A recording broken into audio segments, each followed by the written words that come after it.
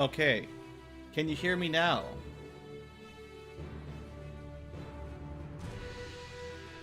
It's, I'm trying again. I'll give chat like 30 seconds to refresh. Alright. Yeah, alright, good start, good start. So what I'll start over, it's fine. What I was saying was I've changed some audio settings, and I was hoping for chat to catch me up on audio balancing issues and stuff like that. Little did I know you couldn't even hear me asking, even though it looked like it was working. Alright, I fixed it. Okay, let's start over. Let's just clean slate, a little bit late start, no big deal. Symphony of the War. We're gonna start an actual Let's Play recording with episodes and stuff. It's, if you've never seen Symphony of War, it is a indie studio, small team. I guess I'll do this during the intro, but effectively, if you're in the stream, you get the preview as I stumble along here trying to get this set up. Super Nintendo approximate era sprite-based game. Small studio. It's like a mix between Fire Emblem and Ogre Battle. It should be fun. Now that I'm saying it for like the second or third time, it's all sounds weird to me, but let me know if the audio balance is weird. I've been trying to tweak it so that on my mixer it looks okay, but clearly my mixer wasn't what you were hearing. And I can change audio just fine, so if you're wondering, the goal here is for you to hear me a little bit louder than the music and the game to be still audible without having to crank the speakers up.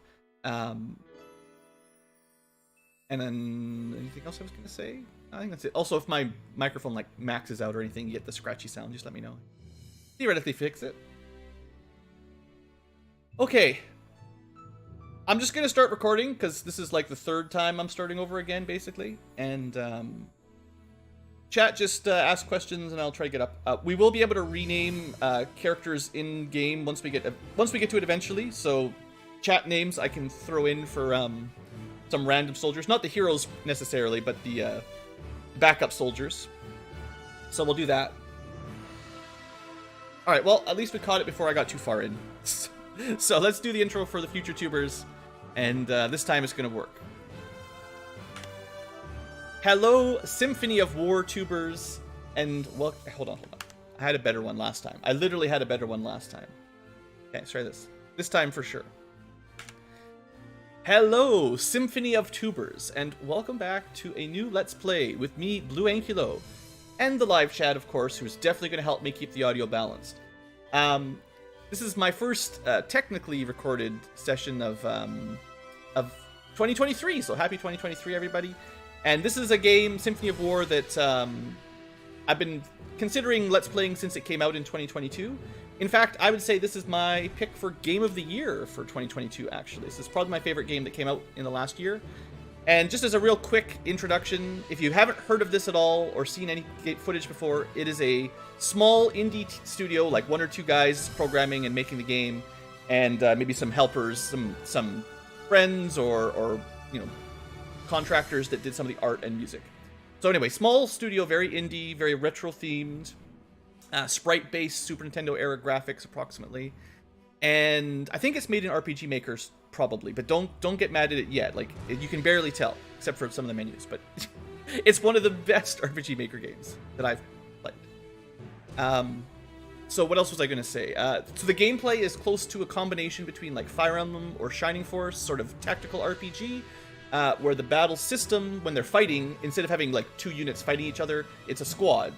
So it's a little bit more like Ogre Battle style, where you got two groups that fight each other somewhat independently. You don't exactly choose who targets who. So it's kind of a cross between, I would say, Fire Emblem and Ogre Battle, which is pretty dang cool, and I hope they make more games like this.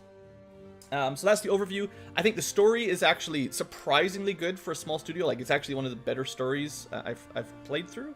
So I'm going to be taking it relatively seriously as we play through it and do a bit of voice acting and all that stuff, but you know, I think it holds up, really. So one thing I was just going to point out, this is version 1.03. I haven't played since 1.0, so there's going to be some things I probably say that are incorrect because I just haven't caught up on the changes for the updates yet. There's a few tweaks and changes that I'll learn as we go.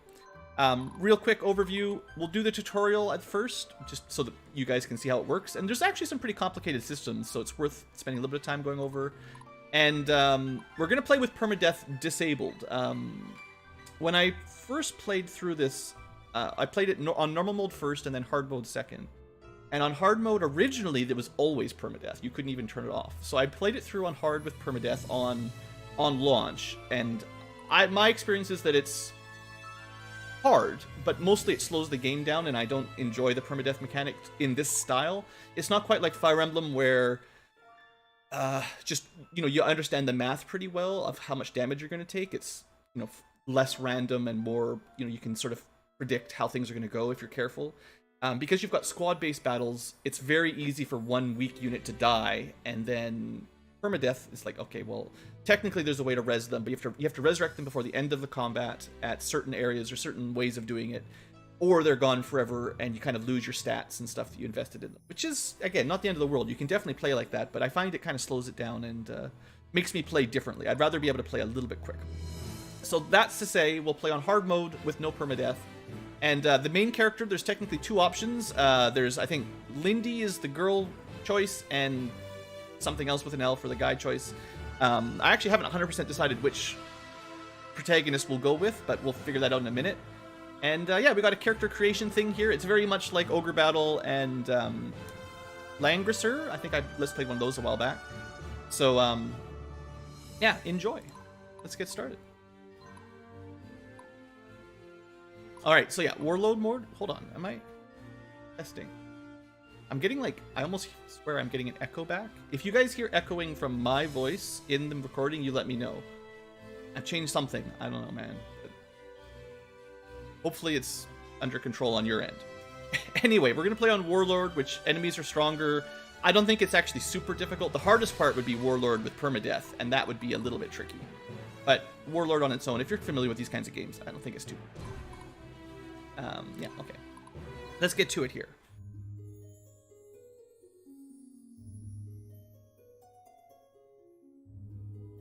Ah, there you are, child of destiny.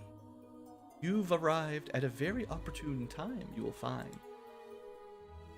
Let me look into your heart. Who are you? Will your journey be marked by virtue, or will this land's people remember you as an adversary? What most leads to the downfall of great civilizations? So we actually get like random starting questions. Technically, if you were, so future tubers that are watching on the video wouldn't know, but live tubers, when we were just testing this out, they actually start up with a different question. Now, the way I remember it, these questions aren't super relevant, and I think I actually heard somewhere that the developer wants to build upon the character designer a little bit more in the future, either fix it or in the sequel, which is something they're working on, to make this a little bit more relevant later on in the game. So we'll do it. We'll take it seriously, but it's no big deal really. So I'll try to play these properly. What leads to the downfall of great civilizations? Well, if there's not enough money, everyone society falls apart if you can't afford bread and stuff. There you go. What must you give up? You must give up your most valuable possession. I mean, what is my most valuable skill? None of these are super good for me. What? I wouldn't even consider faith a possession. None of these are really possession. Well,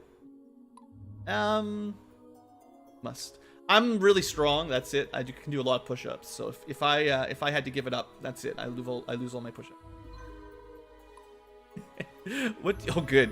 What do you look for most in a mate?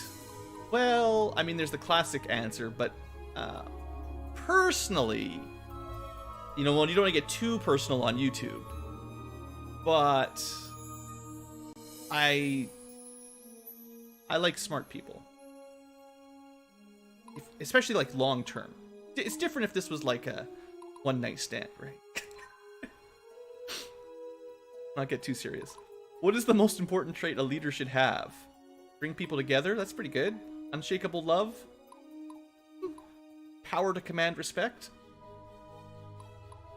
I think if you want to be a leader, you got to bring people together. I do enough of this stuff. I mean, I guess like a military leader. If you're thinking militarily, maybe. But even then, bring people together, right? You got to bring your army together, or else you're just gonna quit. You were blessed with a child. Oh no! If you could wait, if you could choose their fate, you only get 3 choices. Your child must either be the next a famous musician. Who should they be? The next Justin Bieber, a great general. Like I don't have any good generals off the top of my head, or a devout follower of the faith. Well, spoiler alert: Blue's not super devout. You know what? I said I was very strong earlier, so let's just make sure our kids are strong too. And then, yeah, we get to play male or female. And, I mean, we got blue hair either way, so I think we're okay. The first time I played through as the guy. The second time I played through as the girl. I'll play as the girl. Don't you guys get any bad ideas in chat, though? Lindley. Default name. Play as the Ankylass. Sometimes we play as guy, sometimes we play as the Ankylo. Ankylo or Ankylass. Either way is good. I have chosen. That's it. I'm in charge. Thank you. What an intriguing soul. Go, and I will see you here again when the time is right. Maybe.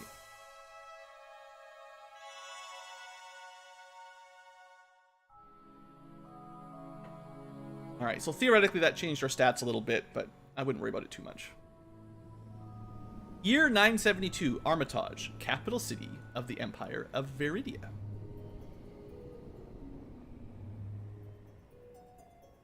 Cat Tankulo, oh yeah, next time.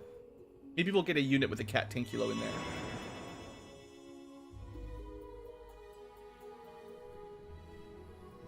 Some random blowing coming down here on this building.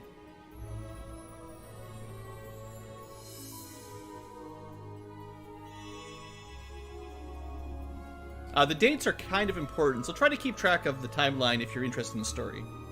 By the gods, the child survived! Definitely wasn't the glowing light from the sky or anything. And the father perished fighting for the nobles, just like most of the young in this town. The mother prepared names for this. This one shall be named Ankylas. She's so beautiful. May she live to see a better world.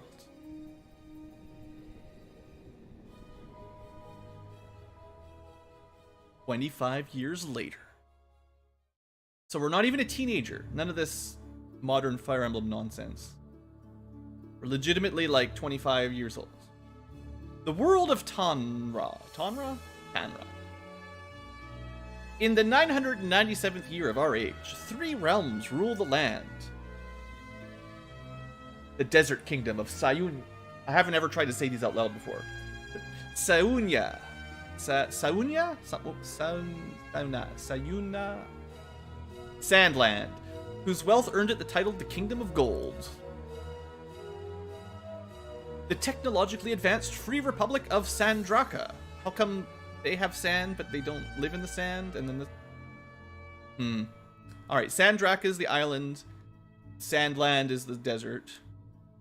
We're getting there. And the hegemonic empire of Viridia, the world's military and economic superpower. Which nation will be the bad guys, everybody? The green, technologically advanced island? The desert people with money? Or the giant blue empire? One of them will be the villain. Let's start in the empire. 1 generation ago, multiple bids for the Viridian imperial throne plunged the land into war. This is known as the War of Viridian Succession. The long and bloody war ended with the coronation of Empress Florina. Wasn't she pretty? The long and bloody war ended with the coronation of the Empress Florina. However, it left deep scars in people's hearts as resentment against the excesses of the ruling class rose to the boiling point. Common people who had lost so much were forced to endure increasing hardships as the empire sought to rebuild. This guy's pretty cool, you can tell because he's got an eye patch. 25 years after the end of the Succession War, a man named Antares, a battle-worn general, kidnapped the Empress and formed his own army in an act of open rebellion.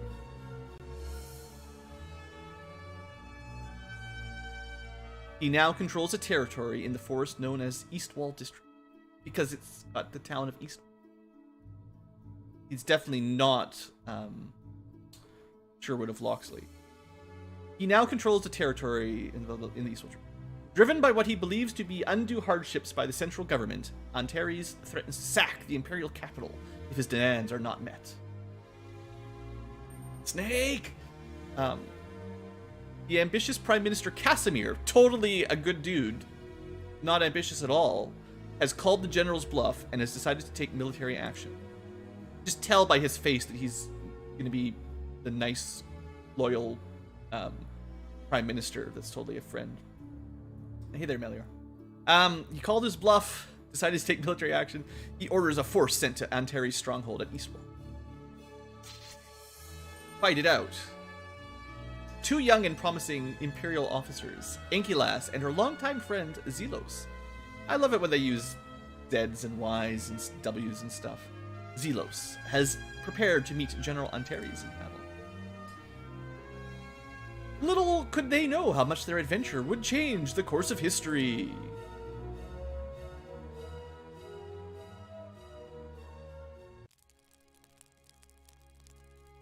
Imperial Army encampment. Hanging out in Eastwall. So cozy. I need some voices here. Zelos. I mean, he's a big dude. Look at them shoulders. Let's raise a glass to my friend, Ankylas.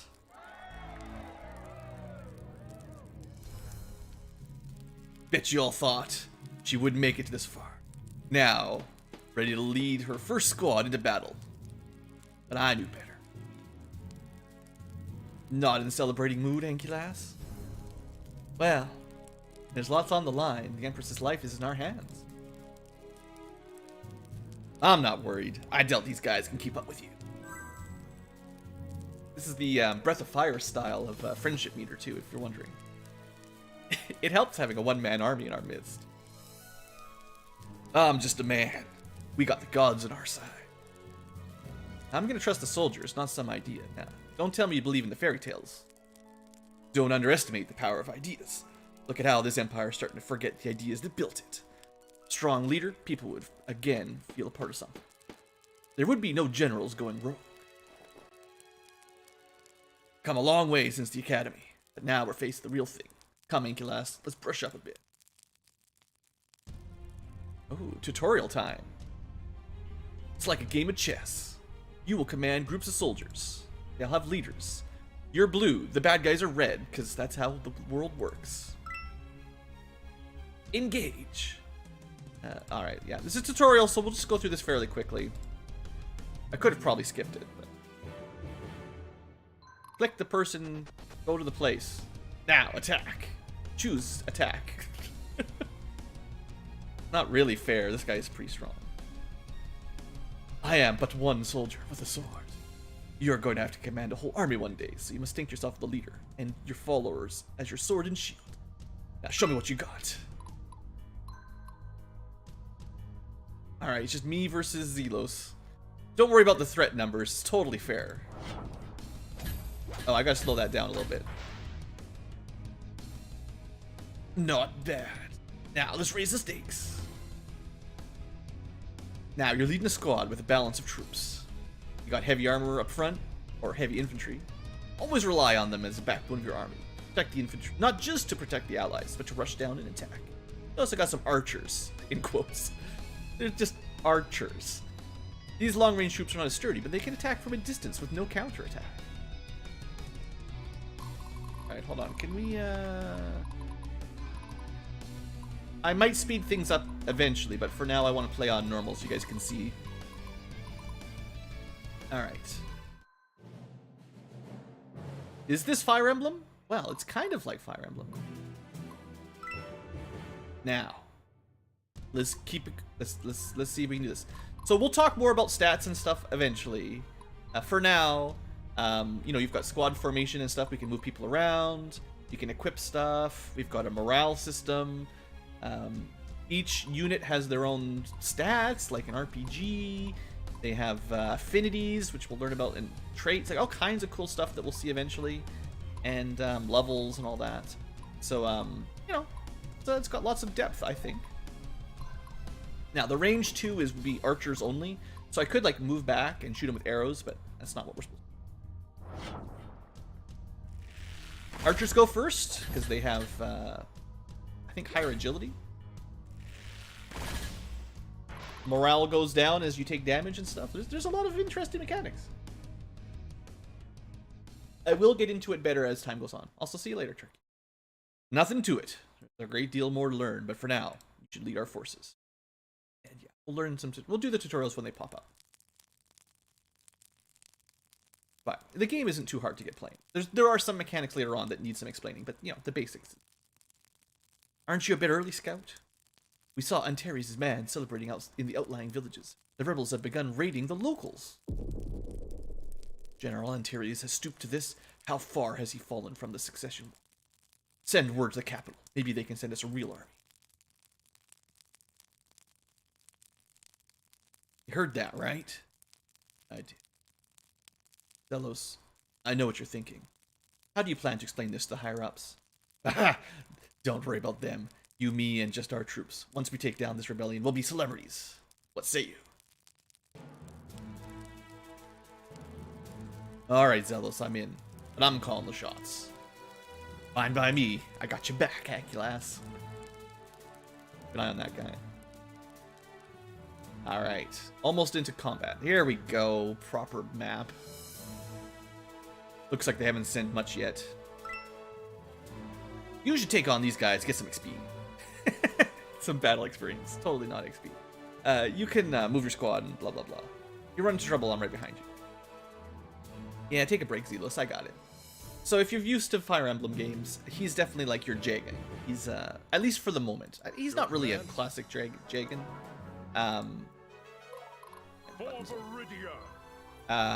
He's got a small team. He is just the nature of a small group. He is like a promoted class, so he starts as an advanced class. That's why he can hit like 3 units at once. So he's way strong on his own. But he is only level 8, so if you look at some other characters like me, I start with a baby squad, and we're all level 1. So, you know, you want to give the XP, if you can, to your hero. I don't think we can reform in the middle of battles, so once we get to camp later on, we'll talk more about that. There is... Yeah, you can turn on that kind of like everywhere enemies will attack later. You can see, this is actually a new feature that wasn't in last time. You can see tiles that count for ambushing, which we'll get into later on, and charging and all that stuff. But yeah, the main thing will be, I don't think the guy, I'm not sure if this guy will actually attack us, but for my people, we'll just move for over. My homeland. We'll just get going. There's only 2 archers. I'm sure it'll be fine.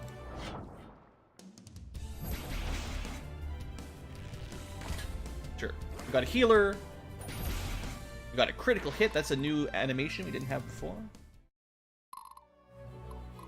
Okay. And, oh, there is also support bonuses.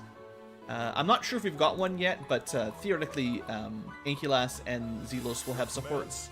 So they'll be able to buff up their stats in combat as well. There's a lot of mechanics to look into.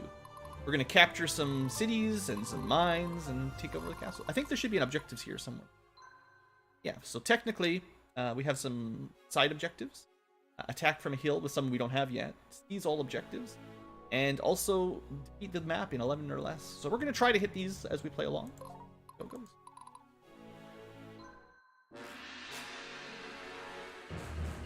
Ah, he did come to attack. I wasn't sure if he would.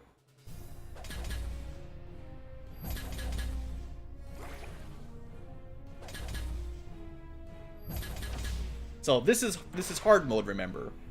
Supposed to be hard. Doesn't seem. I think in terms of optimization here, I'm gonna let Zelos kill this guy, and then Blue's gonna seize the building. Can I do? Oh, there is an option eventually to force enemies to surrender. We can't do it yet, so you can see they have like the fearful morale, which means if you try to get them to surrender, you'd be able to probably, but we don't have the ability to do that. So later on, we'll have an option to not kill everybody. If you... I like the critical attack. That's nice. Didn't have that last time I played. We took some damage, but we can heal it back by having support units like the medic heal. When they can't attack, support units can greatly keep soldier losses. Yeah. Healers are good. You know the drill. You played Ogre Battle. Now, capture that town.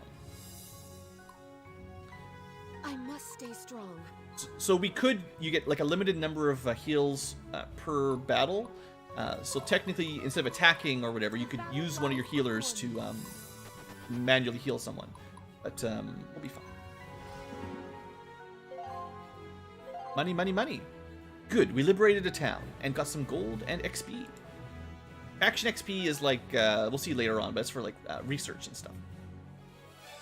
And we will need gold and stuff later.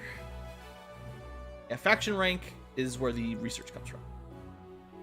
And also reputation, of course. But yeah, basically better shot prices, better recruits, apparently intimidates enemies. I didn't remember that, but mostly new tech. And the person, this is actually, I'm glad we're mentioning stuff like this. The person who captures has a chance to increase their leadership stat.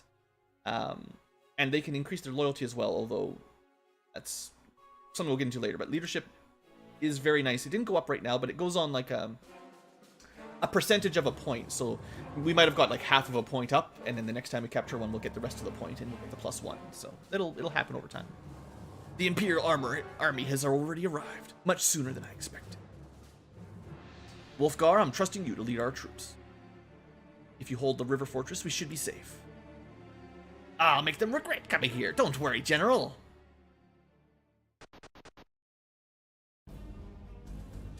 Looks like we made it in time. You ready, Sybil? Are you kidding, Jules? I've been waiting ages for a chance to prove my mettle. Come and get me, rebel scum. Come and get it. Alright, so 2 new heroes, Jules and Sybil. Your squad's got tougher soldiers, so you should stay in the front. Mine will provide long-range attacks from a safe distance. Like this mountain. That's high ground. Alright, we'll do that. Don't worry.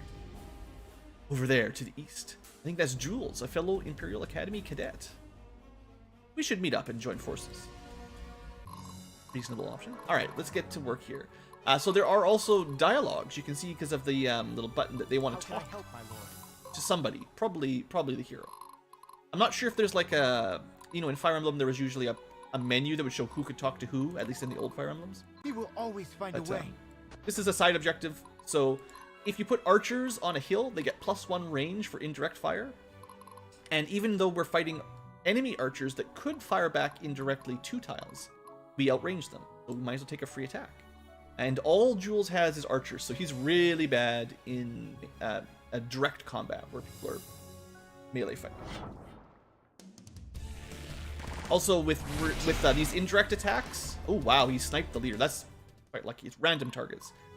So this unit is already like significantly decreased power. Stay strong, everyone. He's got a custom sprite. He didn't have this last time I played. What was I going to say? Something about this guy? I can't remember what I was going to say. Oh, when you attack at ranged, you only get 1 attack.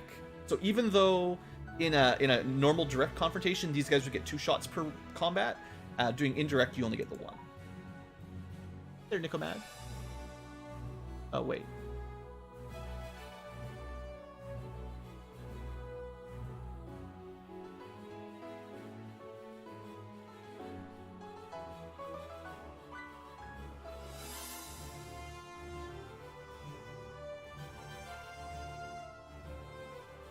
I see. Alright. Might not be a bot, but yeah. Alright, hey there, Rob. Another Rob. Yeah, I'm doing okay. Just, you know, standard... I'm just getting started. Having enough time to do things. So we've got Sybil here. She's a priestess, so she can heal. And then she's got our first mage, the apprentice style. So we got a couple spearmen. We'll talk more about what all these classes do eventually, Here comes but Sybil, ready or not. for now, let's just be aggressive. Good crits. So mages do a ton of damage, but you might have noticed they didn't get an attack on the first round. They have to like prepare their spell. So in combat, they sort of separated into rounds, and they basically have to sit out the first round, and they can be interrupted, I think. Sure. So although he does a ton of damage, it doesn't happen until halfway through the fights. They're tricky. They're definitely tricky. I'd say they're a bit weak early on, or at least they used to be very weak. I would say, like, the last time I played it, mages in the first part of the game were pretty bad, but they may have been rebalanced a little bit since they were really strong late game, though. It just takes a while to get there. Okay, but we didn't actually get to... Time to act is Right, so the last time we finished capturing, this is all part of the same turn, so... Turn 2 done. Gonna move on. Alright, archers coming down, spearmen coming to the bridge. Good spot. If you can take the river fortress, the path will be clear. Forts give defense bonuses and also allow archers to shoot farther like a mountain. At both sides, though. Defensive terrain. Okay, so we've got a small unit, sword, spear, and healer, 3 archers, and 2 swords and a spear. I think Ankylas can probably take this guy on. There's a chance that her... ready. Actually, I'd actually prefer to move Ankylas front and center, just so it was less likely they focus fired McLean down. Let's start with the right side first, anyway. We'll see. Time to end this. Oh, you can also have a shuffle. So this is like some Fire Emblem games where you can push or shove or pull. This is actually a very important mechanic later on, but you can swap positions with shuffle. We'll see opportunities for. In fact, I might use it this turn. Actually, I could have like Ankylas attack and then have Zelos switch or something.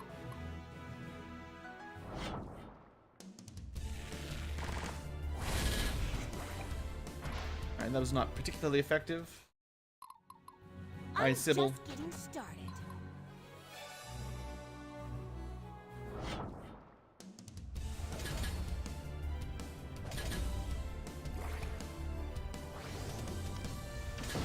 There's the big hit. Yeah, so healers get, you know, 1 heal per battle at the moment. Mages get 1 attack, but the healers go early, the mages go slow.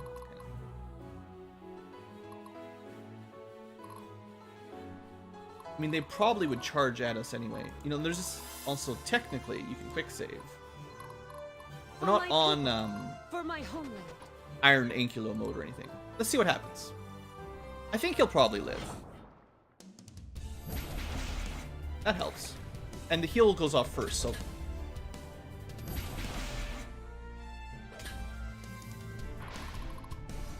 Hey, there we go.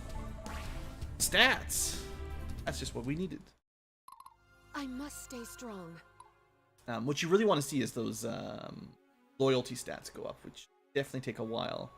But when we're building our squads, having loyal units is really nice. So I could swap Ankylas with Zelos. I don't think we need to. Here goes nothing. We could put him in the front. I guess I could have started with this. That would have been smart. I forgot he had 2 archers. Okay, technically a slight misplay.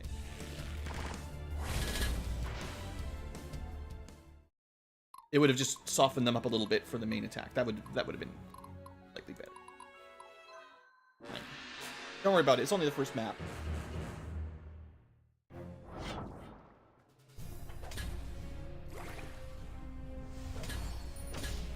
Critical hit. Oh, and a surrender. Right. If there's only that's a good point. If there's only healers left, they just auto surrender. Ooh, going archer duel. Actually, okay, yeah, only 1 round because it's indirect fire. But yeah, that was. Okay, kill yourself, please. I think you get the heal. Yeah, even that's one nice feature there. The battle doesn't end when everything dies. Your healers still get a chance to heal. Nice. See that town? To win wars, we must secure objectives. Towns, mines, stables, militaries. Towns like this provide, or gold mines provide gold.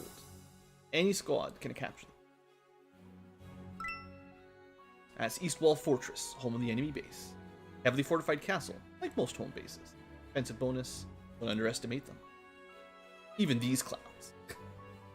There will be times when we are operating out of a home base. When that happens, you must defend it. Yeah? If an enemy reaches our home base, force us to surrender. Alright, so can... The battle lies before me. I think I'm just gonna send Ankylas over there quick. The time to act is now. Ready. They want to talk to her anyway, and this is a good matchup.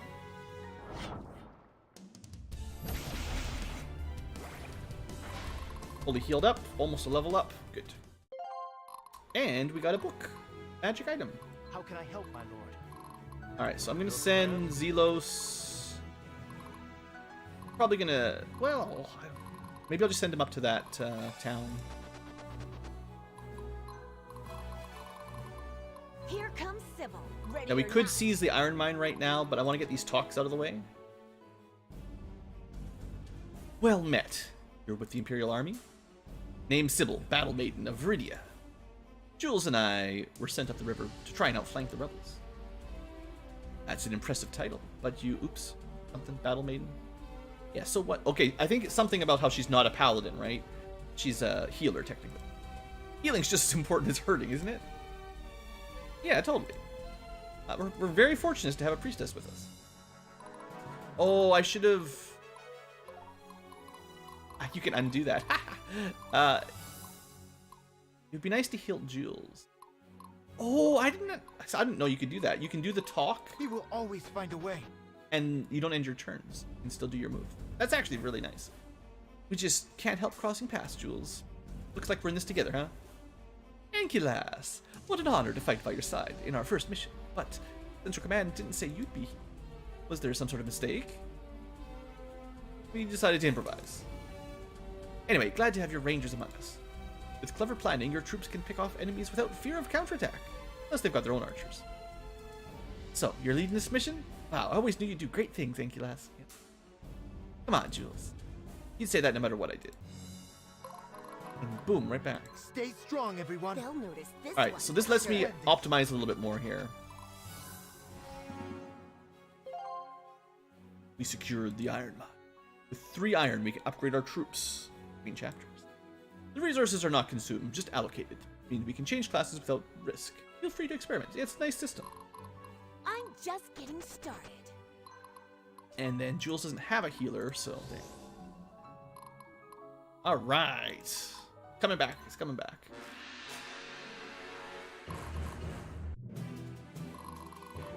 For my people. Ooh, For my night's coming in. home. So there is a day-night cycle and weather cycles and stuff that go on. I don't remember I them must stay strong. being super influential, but they definitely... If How can I Jules help, attacks, even from the mountain, he'll get a counterattack.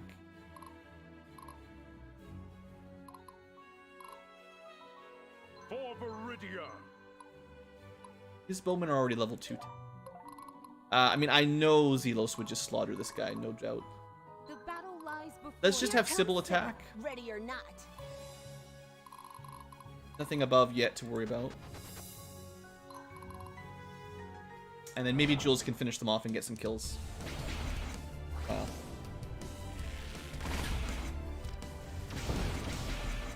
Yeah, there's one guy left. I feel like the mage does more damage than they used We to. will always find a way. Could stay here, but might as well be a little bit closer for later.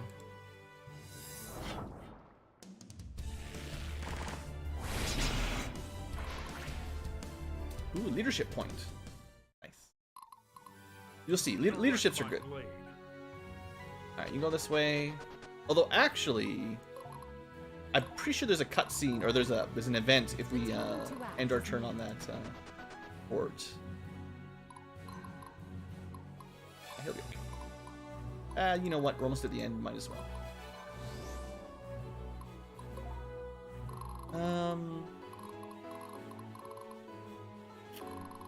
I'll just send Zelos. We don't need him to kill stuff anymore. So remember, the goal here is to beat the map in 11 turns, so we're trying to go fairly quick. Ah, it's raining! Well, that's bad for archers. We got him on the run now. The river fortress is ours. Time to take down the local rebel commander. Okay, so it's just end of turns on it. Damned Imperial dogs. They are really this ruthless. The rest of you, get up there and stop them. Our cause will not be snuffed out.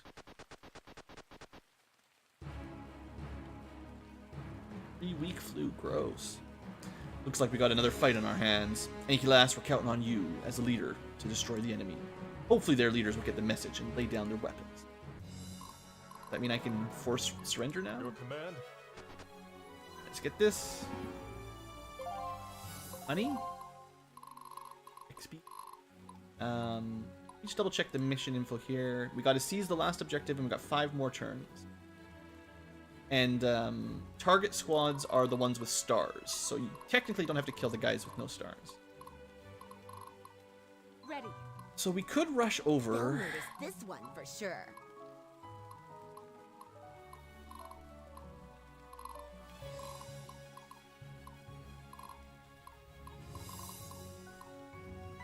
I'm just getting started. I think we'll be For okay. my people. For my homeland. We've got really good morale, you know?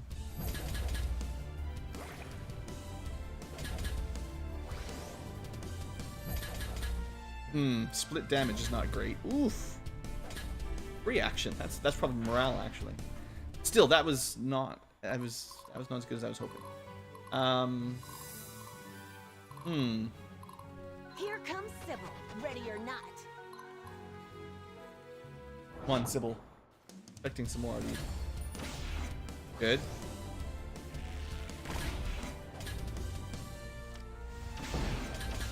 Okay, that was a much better round. Unfortunate, but...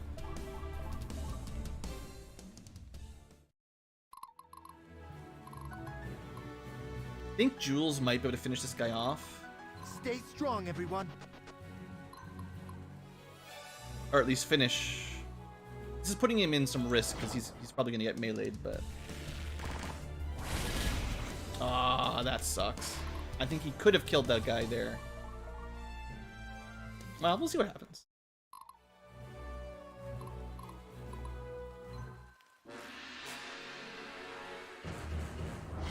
Jules. Not good. Well, good thing there's no permadeath, or that would be... I'm not sure if permadeath would have applied on the first round. One of our heroes already down. He wasn't in a terrible situation. It's just, yeah, not great.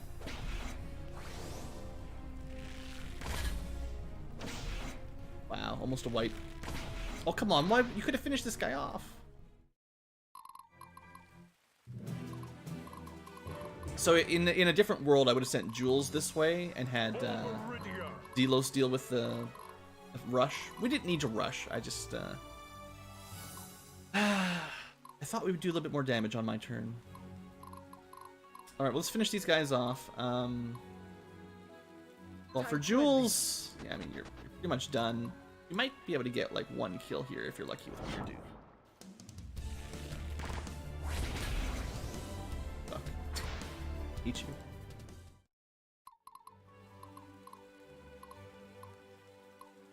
They'll notice this one for sure. I'd like to prevent him from being completely wiped, though.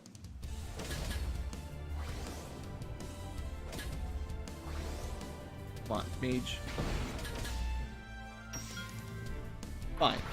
In the end, we got it. I must stay strong. Alright, not perfect. A little bit rusty.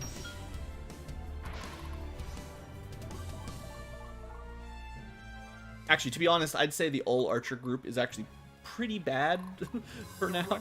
That's not a very good design for the moment. I mean, if we had a larger army where you could actually block it, like, you know, if you had like, I don't know, 5 or 6 melee, you know, direct combat units, and then you could put 1 or 2 archer long range indirect behind them, then it's okay. But in such a small group, all archer is not ideal. He doesn't have a good use on this map, really, I don't think. We could have like put someone on the fort and then had him shoot the bridge and play defense, but plays defense. So we do need to grab that. How many turns have we got left? Are we going to be able to make it? Here goes nothing. Kill this guy with Zelos.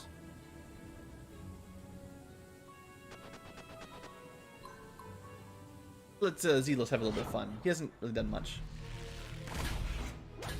He's super strong. 0 damage, 0 damage. Alright, that's perfect. He just softened them up. Ideal. Good job, Zelos. How can I help, my lord? Now, if I let this guy kill stuff, he will get experience. But Jules will not. So it would... Well, I guess he could catch up to level 3 or something. That's fine. We will always find a way. It's like playing Final Fantasy 1. You want to get all your... Oh, they had... I forgot the counter. You know, that was my bad. They're redo turn. There you go. Fine. Don't worry about it. Here goes nothing. That was silly. I forgot they had archers.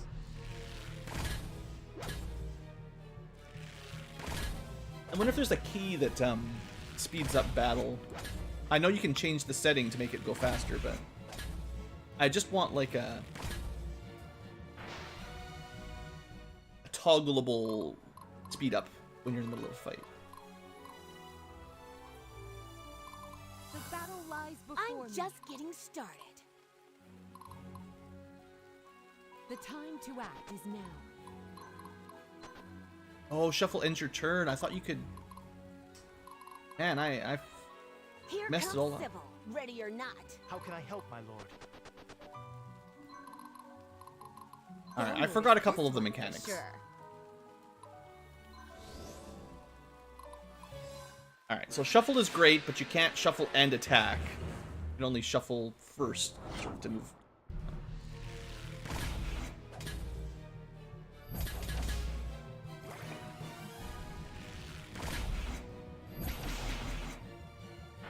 So close. Oh, come on. One more free action. All right, let's see what happens if We Jules will always find a way. captures while he's dead.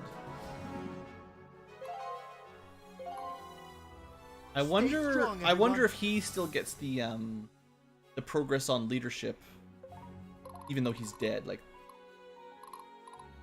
mission info. We actually still have a couple turns. I definitely went quicker than we needed to. I was a bit too aggressive. I should have spent one turn to let them come at us and then pushed up. We had definitely enough. Ready. Okay, For I'm a my little bit people. rusty, For my homeland. and this is supposed to be hard mode. We'll just. Actually, I'll do it. Like, I want blue to seize.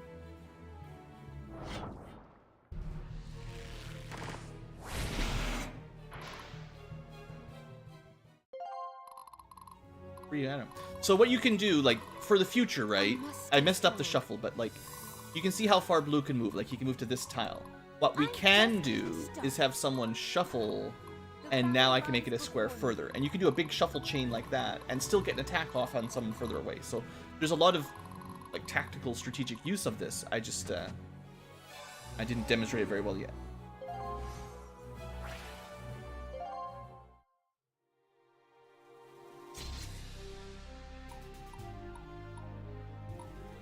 Alright, we got all the options, or we got all the objectives. We got a rank S, don't mind Jules, and that gives us more rewards. So you definitely want to get these stars. They're definitely really good for powering up your army earlier in the game, basically. That's definitely good. And surrenders also give you bonus bounty and faction XP. Once we can force surrenders, we'll try to get lots.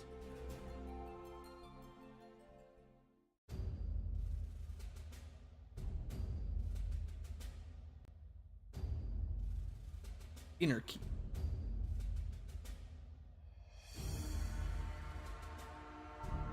The Imperial Army has certainly wasted no time. We've got to escape to Centurion's Rest. And you think I will just willingly go with you? Pfft. You will. We both know that snakes in the capital cannot be trusted. You're much safer here, away from their schemes. Antares, you are going to get yourself killed. You don't deserve this. I've already given my life. So too will my men if we do not escape immediately. Please, we must go to Centurion's Rest.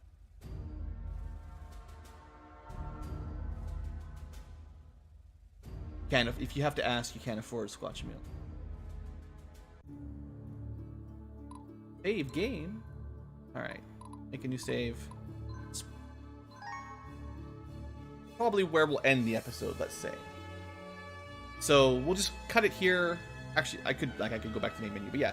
Let's end the episode here for the first episode. We've done the first introduction, the first tutorial battle, and we'll continue along next episode for more Symphony of War. So future tubers, thanks for watching. Hope you've enjoyed, and we'll continue along next time. It's going to be a little while before we get like the campaign, like the preparation army map. I don't think we get it until at least a few chapters in. So we'll see about that once we get to it. Anyway, hope you've enjoyed. Hope you're looking forward to the game. I'm having a good time, and I'll see you for the next one. All right. Now, I'm glad it's not coming back to you guys, but there's definitely some audio feedback I'm getting. I can tell when I talk loudly, so just a sec. Test. It's coming out of my main speakers.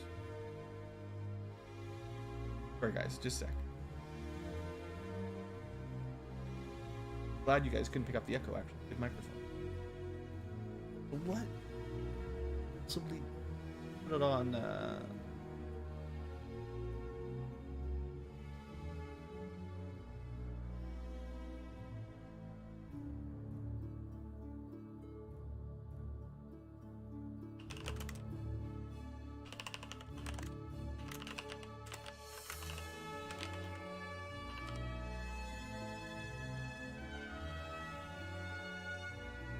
Inculo. If I talk quietly, it's... Well, I'm probably going to blame Windows. That's probably Windows' fault.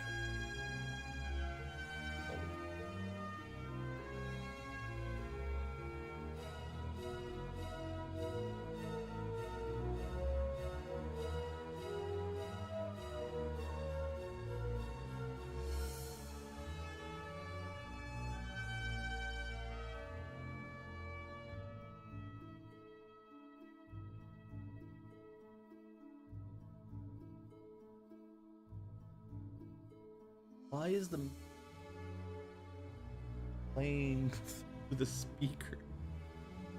That's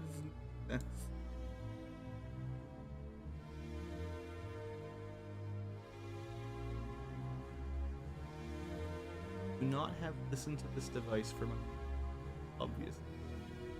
That is not past.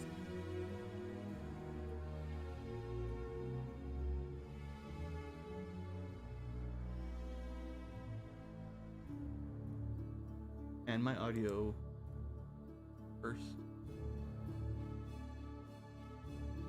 Main speaker. Using my headset. I could mute them.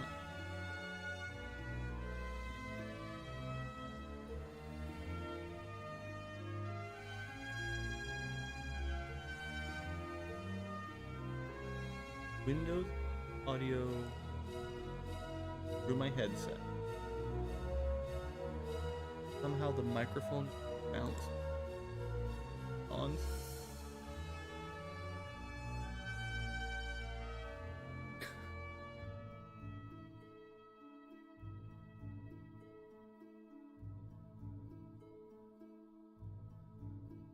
The OBS do.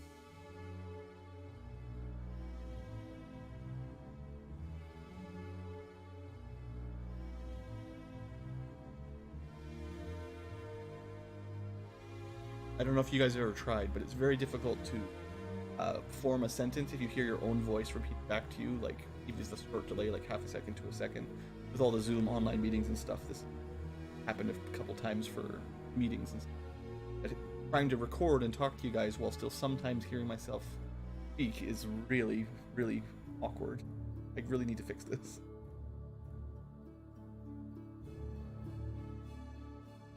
Okay. Can you still hear me? Not.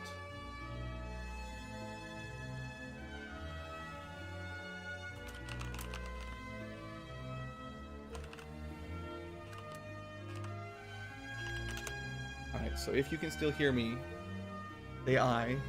If you can't, then I'll change that again. I have a feeling people probably can't hear me.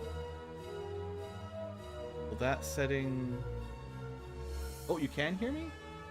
Okay, that's good. Maybe I fixed it. I swear this is what made people not hear me last time.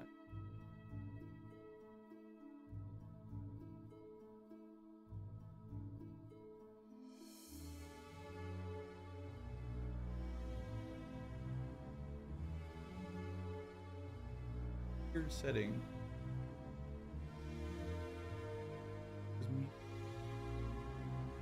Alright, I think I must have just tweaked a setting somewhere wrong in OBS. It was sending it to my speakers.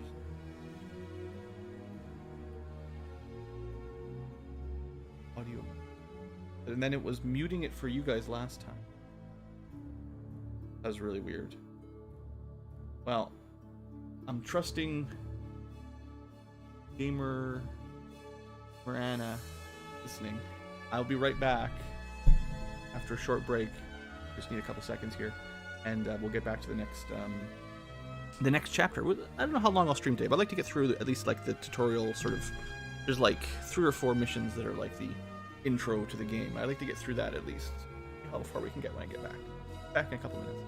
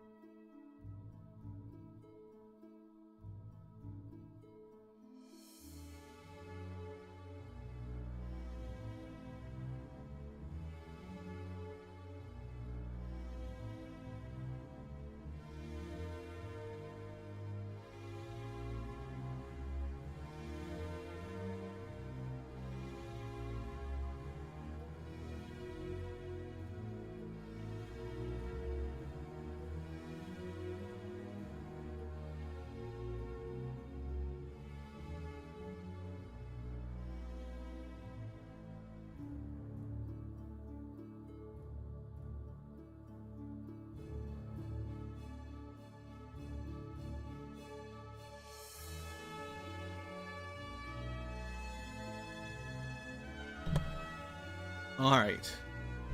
Well, let's get going here again in a second. Let me just, I realized I can test myself. So what I'm going to do is make a short audio recording that I can play back myself. So if I can hear myself right now, in a second when we play it back, it's working.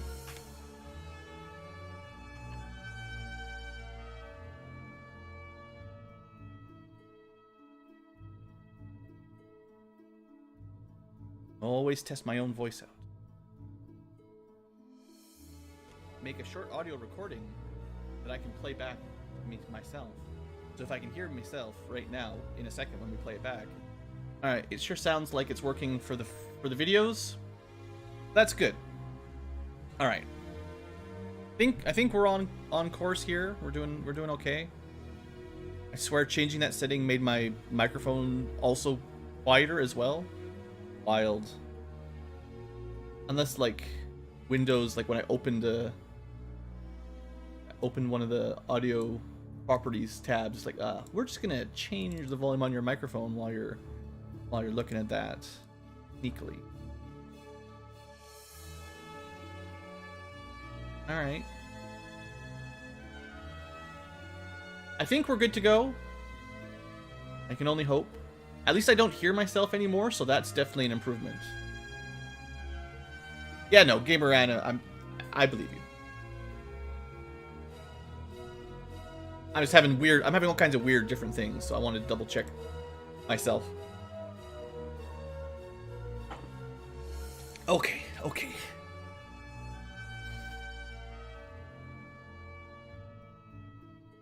I wonder if there's like a... Like for episode formatting, if we end the episode at the save file when I'm saving, that's probably like I like to cut these episodes. Like I'm just gonna skip this real quick. I'm actually gonna go back to the load screen just to double check because I think we can do this a little bit more cleanly for future episodic content. Yeah. So we do actually. Sheesh, I forgot about that. So we actually get straight up into the supports. We got the whole thing right here. So next episode we'll have to spend a bit of time doing some squad ops because that's pretty fun. All right, we got a lot of stuff to explain then. Okay, good to know. Yeah, okay, we can rename after chat and stuff. I mean, we'll have to do it live. I'm just trying to think of the best way to do this. I mean, I can also save it here. So maybe for the next episode we'll finish a mission. Read the dialogue, and then end the episode at the deploy screen. That way I can do some fiddly stuff between episodes. That's probably smart. We won't worry about it this time, but yeah, I think that'll be the smart way to play it.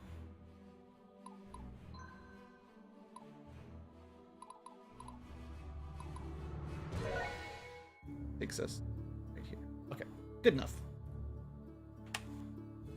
Hello, Chapter Tubers, and welcome back to Let's Play Symphony of War, the Nephilim Saga, with me, Blue Ankylo, and 90% less echo. Last episode just had some weird audio issues, having all kinds of weird things going on. Anyway, hopefully it's still working and fixed. Welcome back. We got our second episode. So first episode kind of covered a lot of the tutorial and introduction story for the game. Now we're gonna actually get to the camp screen and do some party or some army management before we get to the next battle. So that should be fun too. More things to learn. But we do have a bit of story first. With Eastwall Fortress secured by Ankylas's army, General Antares retreats deeper within the forests, with stronghold at Centurion's Rest.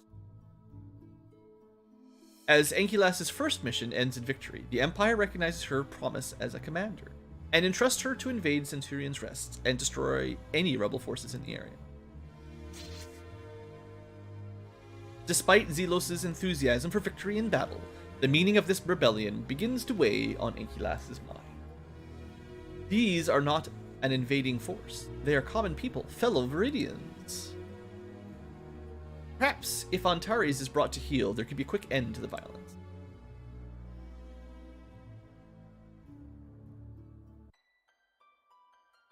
The village of Eastwall. The people seem relieved to see us. The fighting has left their doorstep. Things can get back to normal. We have some time before our next mission. Eastwall will be our home base for now. We can trade with the locals, maybe recruit some of them. I'll be at your blacksmith. I'll be at the blacksmith, giving my gear a touch-up. Catch you later. Hey, Ankylas, let me show you around. No need to rush. We can relax. We can talk and get caught up and yada yada yada. And as Zelo said, this is a chance for us to make improvements to our squad. Alright, so tutorial time. Resources. Gold. Iron, horses, gems, lights, orbs of light, black rocks, red rocks, and scrolls. Faction rank. Faction XP. Every rank gives you some research points. Stuff. More tutorials. He's very chatty. Deploy when you're ready to go. Thanks. Alright, so first thing I'll do is the tech tree, because we've got 2 scrolls. So you spend your scrolls to improve like passive bonuses for your army, basically. So as our faction rank goes up, we'll get more scrolls. I did not understand this the first time I played it. I wasn't sure how I got these exactly, but every time this levels up, you'll get more scrolls. That's just the rule. And then we can spend them here. So they also have kind of trees, so you gotta like, this is a requirement to this one, and you can't take a level 2 until you take a whole bunch of level 1s. Like you don't unlock level 2 until you've done a bunch of level 1s, and then you need the direct upgrade to get to the ultimate techs. And it's a nice little tech tree. It's not super complicated, but there's some good stuff. So let's just have a quick review of what's here left to right. Unlocks recruitment slot for apprentices. Does that mean that might, I don't remember that at all. Because apprentices are the mages. I'll go through the screen in a second here. This guy is an apprentice. Unlocks a recruitment slot. Interesting. So maybe, I think the idea is the basic recruits, you have like a healer, an archer, a girl fighter, and a guy fighter. Maybe now there's a way to unlock a mage as well, because usually the last time I played it, you had to try to get archers with good magic stats and turn them into mages or apprentices. Maybe there's a better way now. So that might be a change that I'm not familiar with, if that's new. Sounds like it might be. Mentorship. Non-leader units and squads gain leadership up to 10 below the squad leader. This is not super important unless you plan to change your units around. Leadership only matters for the squad leader. It controls how many units they can have, basically. What types of units. This just lets the leader of a squad teach the rest of them how to be leaders. So if you want to split the party up later, if you want to do like reshuffling of your squads, this is nice later on in the game. More merchants. That's good. There's a lot of really good stuff to buy at the shop. Zone of control. I haven't seen this make a significant impact, but this means moving around my units costs the enemy some more movement. To infantry specifically, I guess. I don't think that's super important. Support classes like healers, more HP. Army stables, we don't even have any cavalry, but There's charge attack, which are really cool. This lets them do them in 6 tiles instead of 7. This one's kind of tricky. 3 weapon power for each unit type in the squad. So if you have like a spearman, a swordsman, an archer, or a mage, the weapon power goes up, kind of +3 per unit. So you can get like pretty good benefit out of this. And +3 makes a bigger difference early on than later on. So getting like +6 or +9 to a whole squad early on could be good. I don't remember this being amazing, but it's... target leader attack type. So this is like Ogre Battle style. As we rank up here, we'll have options on how we do our attack. So that we can just let them do random targeting or strongest, weakest, leader, you know, stuff like that. Defeating the leader causes morale damage. So morale, this is a complicated subject, but morale affects all of their stats. High morale means they get boosts to everything, and low morale gets debuffs to all their stats. So morale is relatively important. You could ignore it, but it does make a difference. Constricts get an extra level and start with half class mastery. Maybe we should just pick this up right away so that the first thing we recruit are a little bit better. We'll talk about class mastery in a second too. Artificer, second artifact slot. Oh, so squads equip artifacts. This doesn't matter early on too much until we start getting more artifacts to equip. Crossbows. Some people like crossbows. Heavy infantry get max HP, so your swordsmen get a little bit tankier. 5 armor for heavy infantry and heavy cav, and light armor for +5 to all the light infantry. So from the things that I looked at, I think early on, let's pick up, you know, better recruits, and maybe...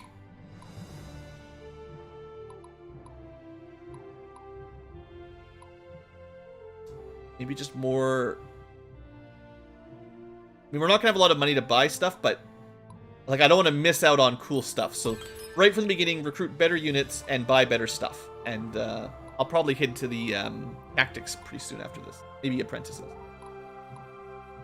Okay. So that was our tech. We'll learn more about that as time goes on. Let's do market next. So there's a shop. You can see we've got 4,000, so we can buy some artifacts. You can also buy resources, which might be worth buying because you are limited a lot in the classes based on these. So, like, we couldn't even... I think if we looked at it, for instance... real quick here. The apprentice, the mage... he does require 1 gem. So, I don't believe we could even recruit one of these right now. Because we don't have any gems for it. So, if you wanted to recruit a second mage... you would want to be buying stuff like gems, basically. It's fairly straightforward. So then... affinities, I'm not going to get into that a whole lot right now. Some affinities are better at other stats. Like, they change your overall stats.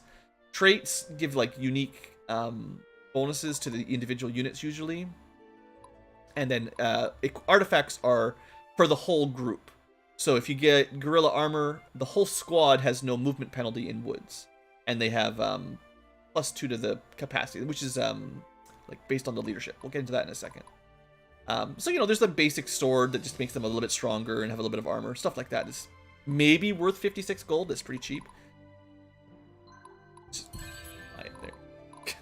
Medal of Valor. Oh, this is improved. This used to just be like +1 leadership. This is +3 leadership. Okay, so early game, this adds more leadership and has a soft cap and stops working as it goes up. Okay. So leadership, I mean, it's a good enough time as any to mention leadership. So Ankylas, she has a 38 out of 55 capacity. Where does the capacity number come from, and what do those mean? Her capacity total is her leadership stat. So raising your leadership raises your squad capacity, and each unit in the squad adds to the used capacity. So Emmerich over here, where is it show? Capacity 10. So generally, most units start at 10 as their costs to use. I think someone is loyal. Okay, so Tabitha, our medic, has the loyal trait, which you gain by fighting in the squad and capturing stuff, which is -2 to capacity. And you can get this down to -4, and then there's other ways of getting -2s as well. So you can actually get units down to a capacity cost of 4, which, well, you could fill up a lot of units into a squad. You're not hard limited, like an Ogre Battle game, to 5 small units per group. You could have 9, one day, which we will definitely try to get to. The other thing that uses capacity is the artifacts. So if we wanted to equip that sword we just bought, or the sword we just bought, that will take up 1 of our squad capacity. Or we could use this mace. The mace gives us more strength, but makes our magic weaker, and the sword gives us a little bit of armor. We don't have anyone with magic, so it's fine. So basically, we could add 1 person to the squad with no problem. We wouldn't have been able to add 2, so that's not really going to happen. Let's just have a quick look at our 4 squads and see, like, so Ankylas could use a new unit. Zelos could add 2 more if he wants. Jules could add 2 more, and he's got this thing called Archer Captain, which lets his units have -2 capacity by base. So when his units become loyal and trusted, or whatever it is, they can go down to a cost of 4. So he is, like, you know, really good at having archers. So he could have, what I say? If I wanted to add units, he could definitely add 2 more to get him to 46. Archers would take him to 42. So 2 more of anything, but easily 2 more archers. And then Sybil cannot add another unit at the moment. So that's kind of the basics. Or on the other hand, we could give her some, if we had, we don't have any right now, but if we had, you know, those Medal of Valors, you could try to raise her up to equip a, to increase her capacity with leadership. So that's kind of like the basics for now. There's also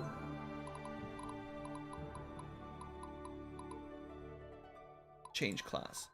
So once a unit maxes out their class points, they can promote if they have the minimum stats.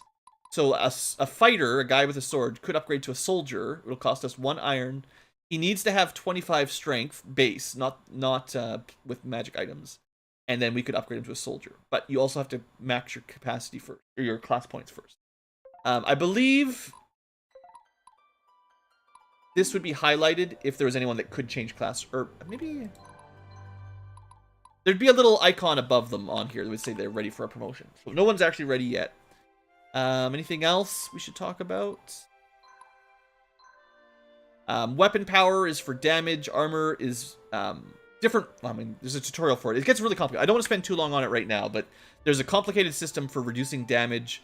Then you've got your physical stats, strength, magic, skill, and leadership. There's traits.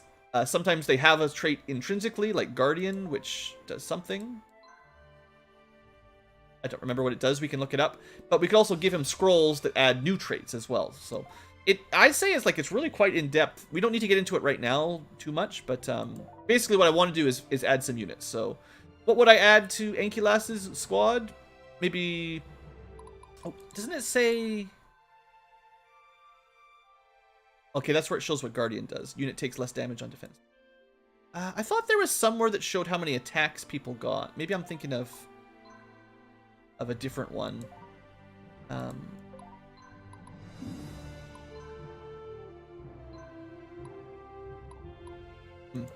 Maybe not yet. Anyway, we'll probably learn... We can show it off best by just playing the game anyway. So, let's recruit archers. Now, one thing that's interesting is stats are generated randomly. So if you've got a lot of money, you could recruit a whole bunch and just keep the ones that are better. Because once you recruit one, they're instantly replaced by someone else. So let's get 2 right away. But you can see, even just with the 2 guys we just...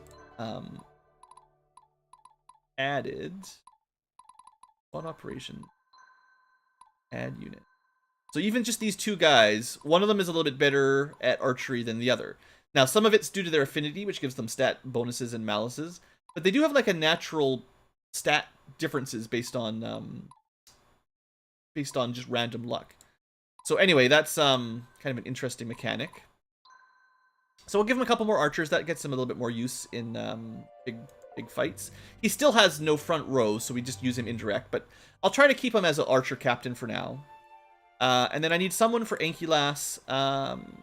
She's got 1 healer.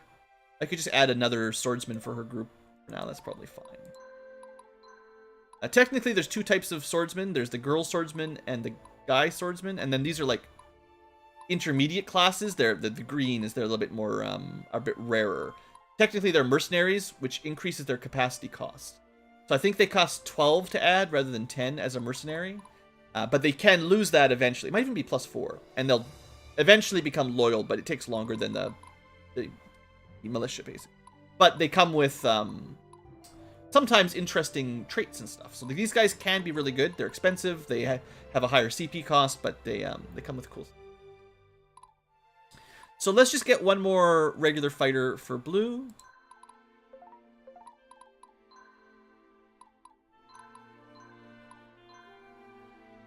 Go. Nice front line there. So this is like all melee group with a little bit of healing, all ranged. Sybil, we could move around, but she's got... I do kind of remember like one of her problems is she doesn't get a lot of leadership. People don't like her. Her whole story is she's not a great leader. She's not very personable. So it is kind of natural. You might want to actually put her as a secondary character that's not a leader if someone has higher leadership than her. Although 47 or 46 is still decent, but you know, there's going to be people that have much higher. And then Zelos doesn't really need much help, but we could give him somebody. He's like invincible, basically.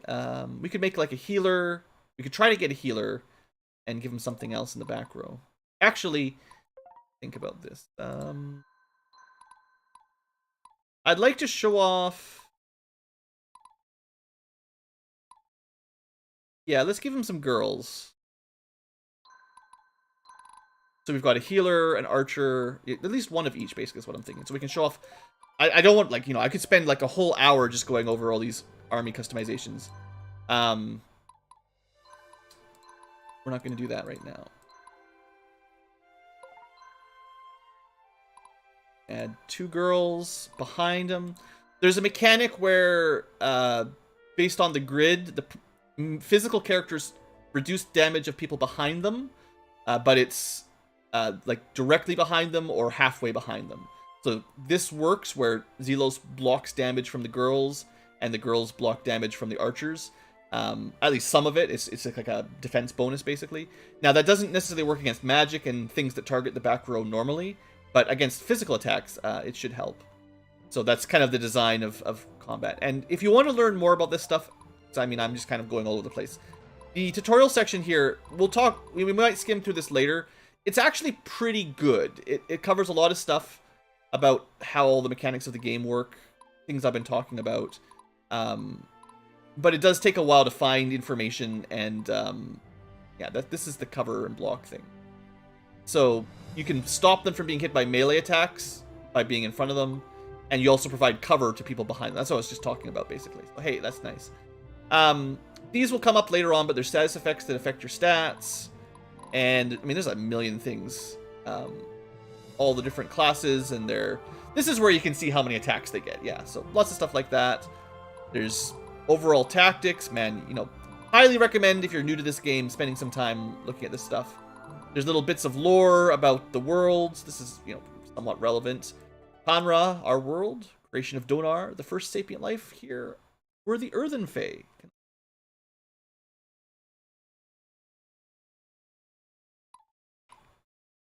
I remember this being a problem last time too. Page down. Plus minus. Okay, you just have to click inside of it and then you can go up and down. So the Earthen Fae who populated our world in its primal state. Now Tanra houses humans, Skyborn, Baraktor, Demirians. Our current story takes place in the human lands.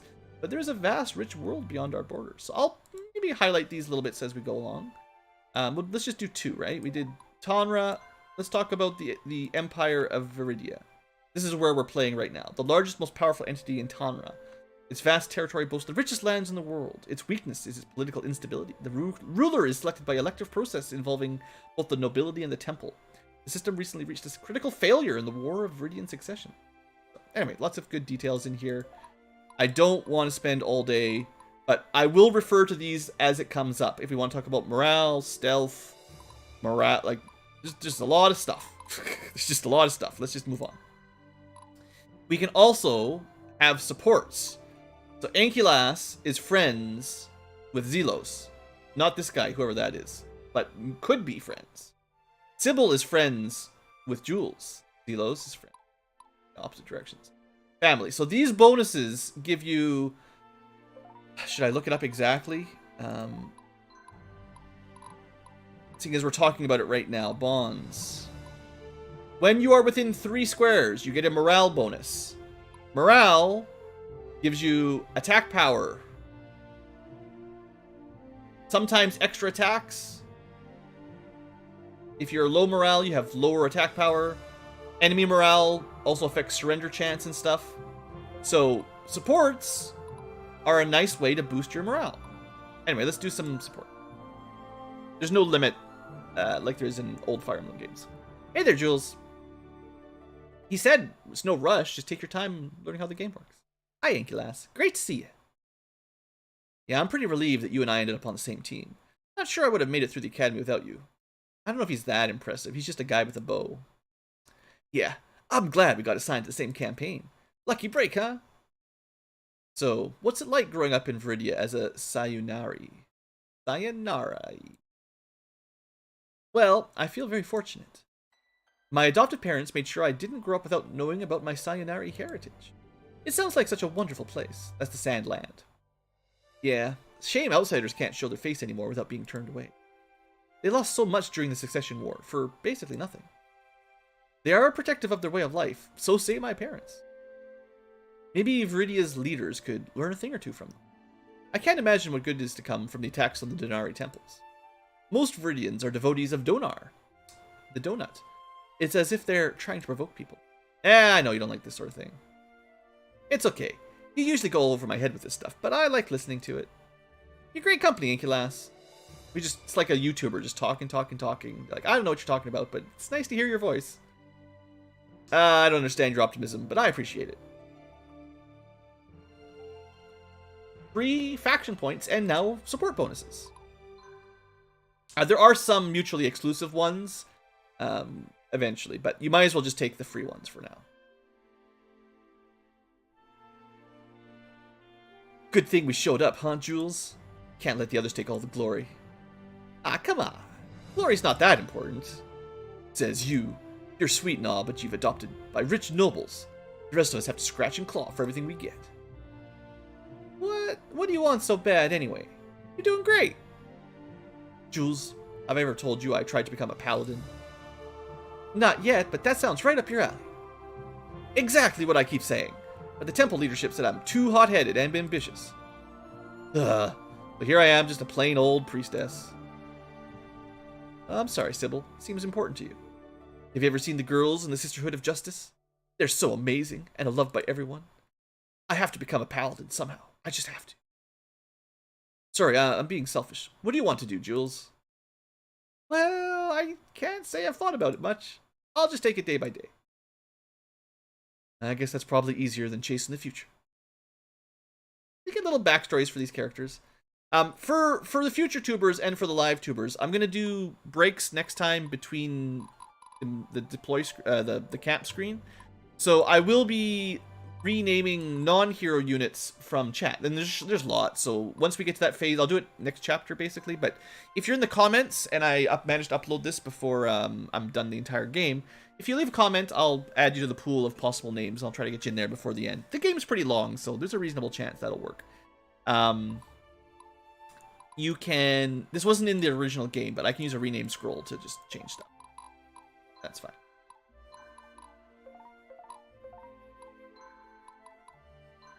Oh, there's no really back. Okay, just delete his name entirely. Anyway, it's fine. Okay, let's get... Okay, hold on. Geesh, Blue just spent 25 minutes at the camp screen. I will definitely be doing a lot of this in between episodes in the future. Because I'm not even really done. I'd like to spend some money... Because these reset every map. So I'm going to buy this. That.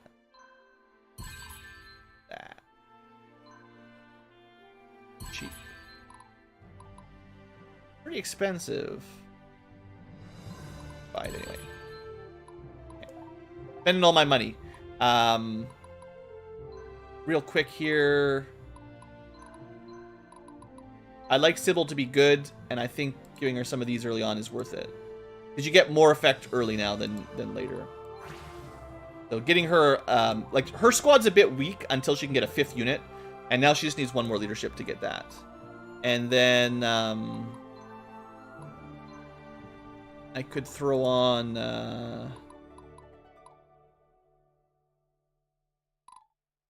So she doesn't really need skill effects like critical hit rates and dodges. None of her units are really good at that. Whereas Jules is more focused on skill.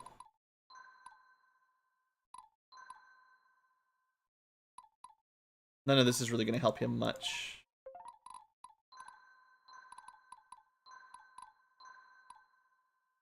Here, a little bit more strength and armor for Big Boy. Alright, good enough. I try not to miss too much stuff. I don't want to rush through it, but I got episodes recorded. I got to actually get progress going. Damn, are we already too late? Our base at Marienburg is under attack. Looks like we don't have time for the rest of the army to catch up. We got to save that base. Got it. Meet with the base defender, eliminate rebels. Attack. Alright, good. At least we get to the battle. But this is, again, these early battles are pretty short, so it's better for me to explain stuff now when I can still spend some time talking about it and still end the mission, finish the episode when I end the episode, when I beat the mission. One thing I like to check is challenges. Seize the trade town, the Denari Temple, and everything within 10 turns. Even faster than the target.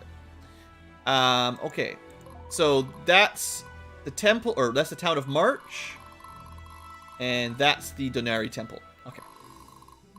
So it looks like we kind of got to... We could split our team up and go two ways. So we've got... this is our first time seeing a couple... I can't hover over them and show them off right now, but... Oh yeah, I can. Double click. So it's the first time seeing skirmishers. These are light infantry. They can do some ambushes and stuff. If the whole squad is light infantry, which it's not, there's a very... I'd say somewhat complicated designs format of how the movement... This is the type of unit. It could be cavalry, heavy or light cavalry, heavy or light infantry, mage, flying. There's a few different types. And they affect movement, ambushes, charging, like terrain bonuses and stuff. Anyway, these guys would be light infantry. There's just not enough of them to turn the squad light infantry. We probably won't have to worry about that too much for a couple maps, but keep an eye on stuff like that as we go. So if we move up, we'll be in range of more units. Time to end this. I think we just open with Jules and then finish with somebody else and make a line so that Jules is safe. And now he's got a bigger group, so he should be doing a bit more damage, and they don't have any counters, so... This is pretty good. He actually dodged one of the attacks. Could have killed that guy. One thing I typically do in these sorts of games is I try to keep everyone's level fairly similar. You do get less XP when you're higher level than your enemies. So, Zelos' units are level 2, for instance, but he's very high himself. And then we recruited a new level 2 here. So. They'll notice this one for sure. Ready. And there is technically a way to get blue all the way up there to attack that guy if we wanted, because we can shuffle someone over and have him rush. But then we probably couldn't block Jules from enemies, so we probably won't do that. I'm just getting started.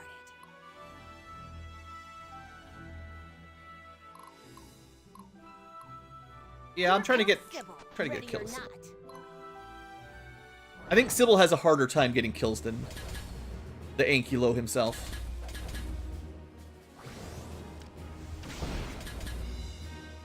Even that, she only got 1 out of 4. Not that impressive. For my people, for my home. All the way up. I think if I just go up to here, I can make a line. Lines are generally good because you can only get hit by like one enemy at a time rather than getting surrounded on all angles.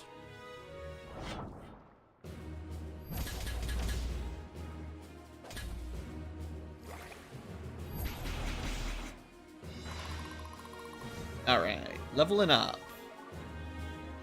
I think level up gains are slightly randomized as well. Direct my blade.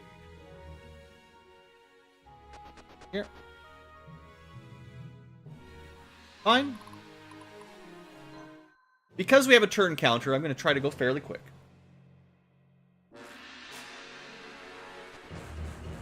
Oh, he went after the boss. Right, so I was supposed to defend this castle, but yeah, one attack's not going to cause a problem.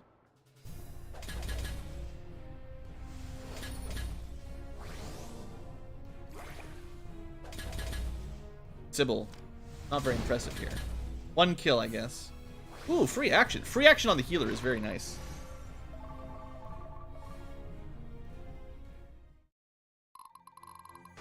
Alright, you're coming down, but locked in. Everyone else is holding position. We are going to deal with our first enemy cavalry soon. Ankylas, the battlefield's got a lot of woods and forests. Woods, being rough terrain, slows movement down a bit, but offers some protection from arrow fire. Alright, so we want to make sure Barnabas doesn't die. I think... How can I help, my lord?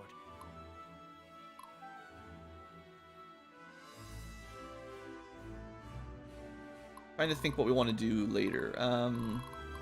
We're probably going to want to send Jules this way through the mountains and terrain. The open field is probably not really his specialty here. We'll always find a way. So we'll let him soften this guy up a bit and then plan to go to the west. It's I would say, a good game.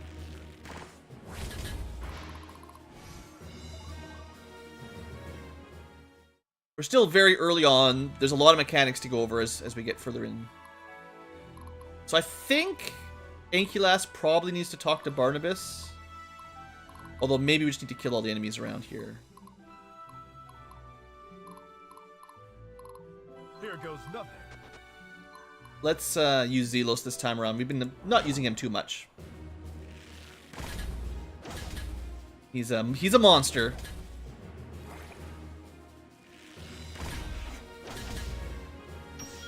Yeah. Doing that Jagan thing where you steal all the XP. Right. Then... Kinda just want to make sure all these guys are dead. Oh, they actually have a invisible board. They actually can't come down. This is an interesting kind of mechanic. They are not allowed to attack us. I'm just getting started. Anyway, Sybil's got the spearman, so she's probably the one that we want to fight cavalry anyway.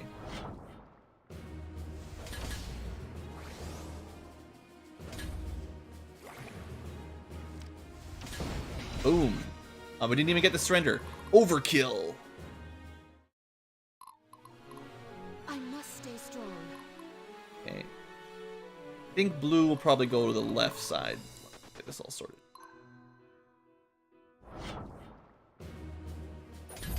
Critical hit.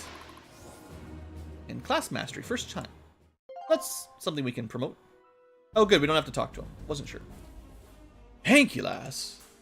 What the world coming to with you Siv Mahad now? I gotta remember, he's got like a country accent. Gotta work on that. Well, it's the least I can do, Barnabas. I owe you the world. Ah, everything you got your own sweat and grit. Wasn't my doing. It's an honor to fight by your side after all these years. Can't wait to show you what I've learned. Barnabas is great. Let's plan our approach to Centurion's Rest. If we go to the right, looks like we're facing 2 squads of Cav. Cavalry are fast and powerful, but fall to spears. They're guarding stables that we could take as a source of horses for ourselves. Ankylas, look out for the walls! Those archers on the walls are protected from close-range attacks, and their arrows will be much stronger. If we can break through the ramp, then we can take them out. Or I could try to shoot them on the ground, but... Or we can go left, more direct route. They got 1 fort over there guarded by a pretty tough squad. Taking it won't be easy. Ankylas, left route is connected by roads. Road train allows all units a high degree of movement. Why not both? More objectives to capture, more reward. Split the party. Alright, and we got Barnabas. This is our first cavalry unit with more movement and the ability to actually do charge attacks. Now he is even more Jagan-y than Zelos. He starts at level 20. It's going to be a long time before he gets any level ups, but he has a knight captain similar to the archery captain and mentorship, which lets him I guess teach leadership. So his unit could train up and be other squad leaders very quickly because of his natural traits. So that's kind of cool. He's just got a couple low-level cavaliers for now, but we'll look at them later. I think... School is in session. And he's got some great quotes. Like, school is in session. I think they have Canto as well. Let me double check here how this works. No. There is something like Canto, but I forget when it triggers. Not for seizing, anyway. Alright. Let's move along. These guys gonna charge? Yeah. Ooh, straight at us. Now, because we have Spearmen, they actually resist any charges.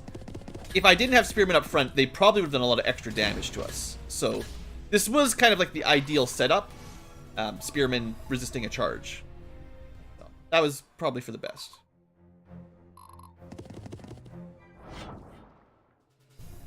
Also, Light Cav.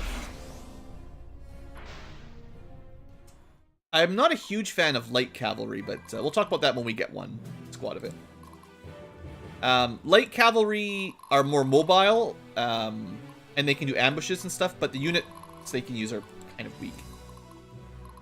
Okay, so this is the strong squad that they were referring to, and they've got some rogues, which have a stealth attack. What is a stealth attack? They attack the rear row when they attack. First round of combat? I don't know if it's when they're attacking or not.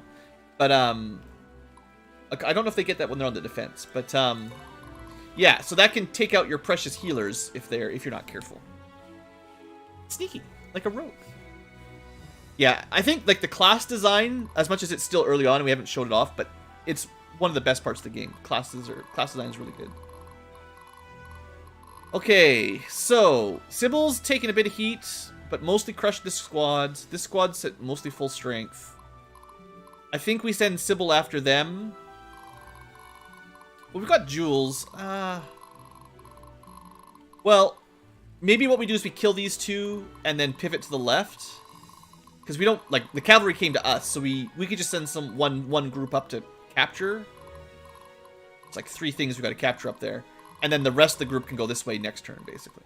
So, actually, this is a pretty good... Oh, we can't do that? 1, 2...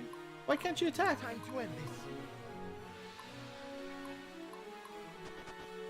I guess we don't get castle bonuses on this castle. I help, my lord. That's odd. Pretty sure normally you'd have plus... Oh, no, maybe it's the rain. Is that a rain effect? Maybe the rain... He will always find a way. Can't see. Stay strong. Yeah, everyone. even from the mountain, we're only looking at... No, that's range 3. But from here, I don't know why we don't get the +1 range on this castle. I wonder if that's a bug. I think we should get +1 range from these. It's blue. Like, there's green for neutral owned, but this is owned by us. Time to end this. Anyway, it's How can I help, fine. my lord? Um... He will always find a way. I'm thinking too hard.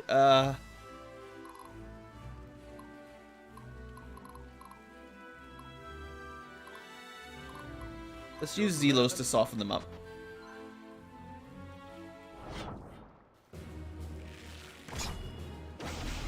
I mean, kill them all. Classic Zelos. At least his units are getting some levels.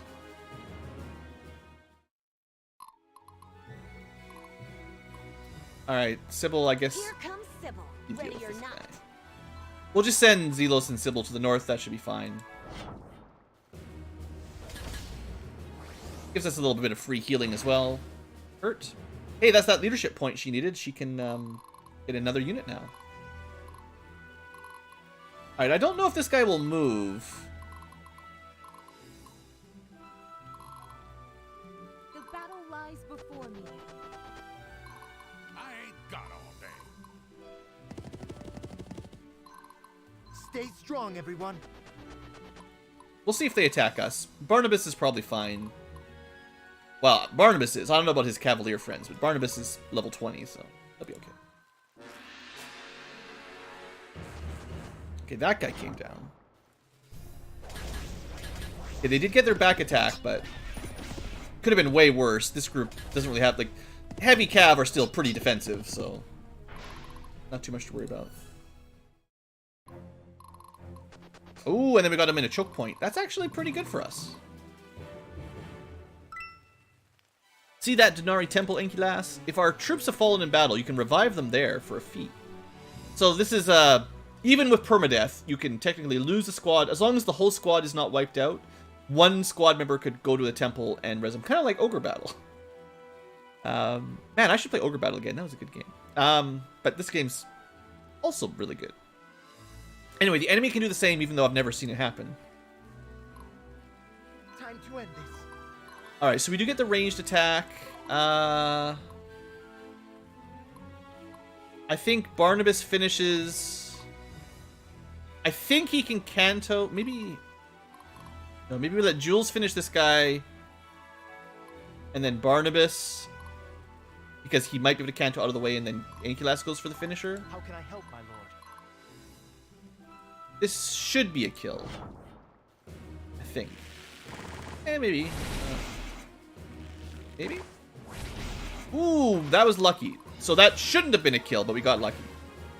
Got that extra free action. And, like I said, that is because of good morale, which is a bit hard to know, but, you know, we've got the support bonuses and stuff. It has excellent morale, and you can see that on the right there. It tracks how much damage these units do, how much damage they take, and then stuff like support bonuses. So, yeah, morale's good. You got a plan?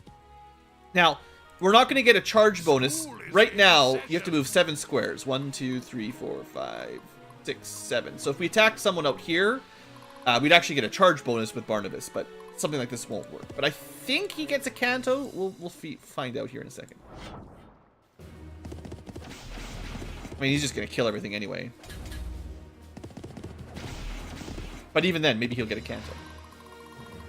There you go. Good horsies. I like the new custom sprites. Yeah, he does get a free Canto. Very good. I'll put okay, you know what we could do? If we want him to do another Canto or a charge attack, we can actually plan this out. So we need 1, 2, 3, 4, 5, 6, 7 at least. So if I put him on this mountain, then next time he should be able to get him. Wait, let me see. Right here. 1, 2, 3, 4, 5, 6, 7, 8. So I think here. 1, 2. That should definitely work. The time to act is now. And blue might just go get some capture points. And these guys, as long as they stay out of range of him, can just freely capture stuff. They'll notice this one for sure. Keep the front row healed up. I think the Denari Temple can also restore those heal charges as well. So if you've used your 3 map heals, I think you can spend a bit of money in the temple and get them recharged. No new game plus mode yet, I don't think. Sometime soon, maybe. Time to end this. Master Sergeant. All right, do we get the charge? No? What did I do wrong?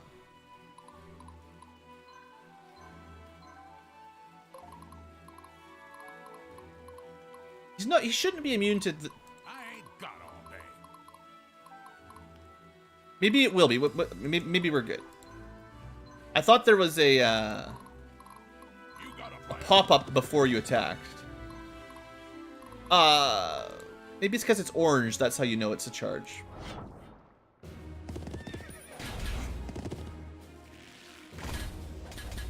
Don't see the effect I'm used to. He's doing okay, though. Yeah, it's a great game. 100%. Might as well Canto out of the way, I guess. Ready. You know what? It's probably better to keep chipping away. We can... We'll probably just have Jules go for these.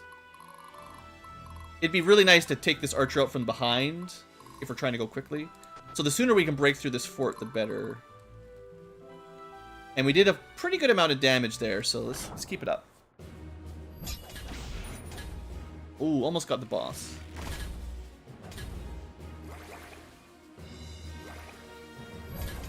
Alright, yeah, we're good now. They can't really do much damage. Excellent, excellent. Alright, Jules. Send you this way for now. It's probably better to have Sybil do the liberating in general. She's the one that really needs it. If she can get some free leadership. Zelos. Direct my blade. I think we've got enough time for her to get all the way up there on her own. And he doesn't... Here goes nothing. He's got really good leadership anyway. He's got 54. Sybil, ready. I mean, I had to give her a Medal of Honor to get her to 50, but... He's just so strong, he doesn't really need it, you know. For Viridia. Alright, and we do need to capture all this stuff to get the bonus objective, but we've got lots of turns left, I think.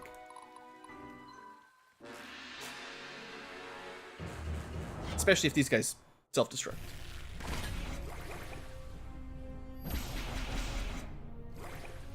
Alright, we might get the archers right here. Nice. Good job. I also really like having my main squad be quite strong. So if I'm going to prioritize experience, I definitely like to give it to the leader squad, the For my Inculas. people, for my homeland. Now, like I was saying earlier, you know, Stay strong. as your unit levels get higher, like we're level 4 or 5 now, if we're fighting lower level characters, we get less XP. It's the standard sort of Fire Emblem Shining Force style 100 XP per level thing, but like a lot of tactical RPGs. But School is in session. so will I get the charge this time? 1, 2, 3, 4, 5, 6, 7, 8, 9. If that doesn't get me a charge, man. I'm pretty sure there's usually a little thing in the middle that says you're getting a charge. If it's working. This is one of those mechanics that I never really totally understood. I think maybe because we're in the...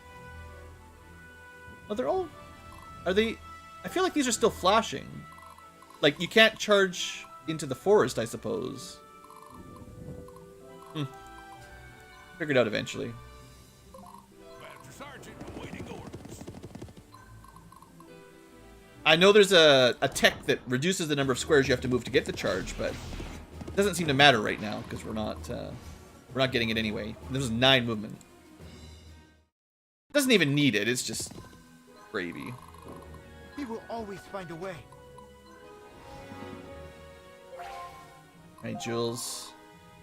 And then we've got the boss coming up. Honestly, we're going pretty quick here. We got ourselves a samurai with some spears, so this is not a good fight for Barnabas, really. Good thunder. The battle lies before me. Sound effects are very nice. Direct my blade. Send Zelos over there to help. They'll notice this one for sure. We'll let Sybil finish getting all the captures. And then, I mean, Jules could help, but they've got lots of archers, so they would do a lot of counterfire on him, and, you know.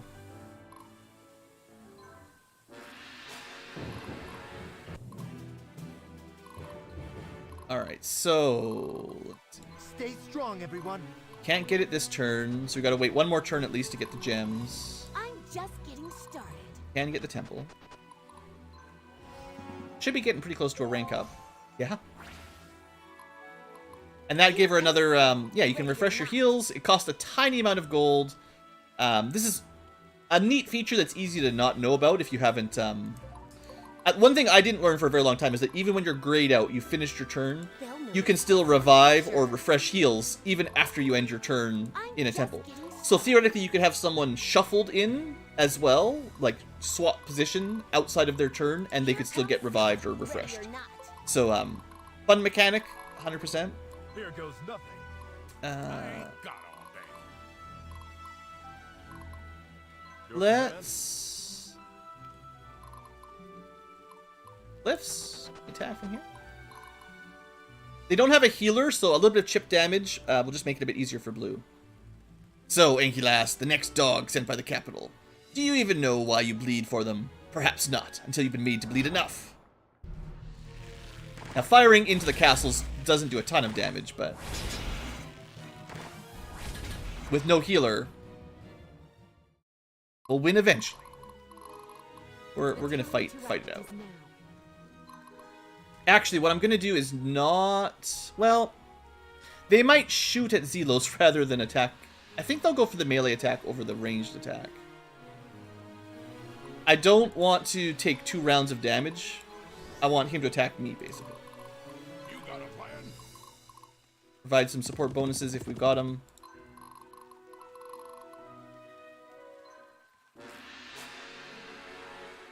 Yeah, he did go for the melee attack. Oof! I wasn't expecting to get crit instantly. Sheesh. Okay, not ideal. That was unfortunate. How many turns have I got left here? Like 2 more, I guess. So that's why, like, if you have permadeath on, it's really hard to get around stuff like that. Like, technically, we could still go back and have him revived, but if you ended the battle now, that'd be 1 person technically removed for your roster.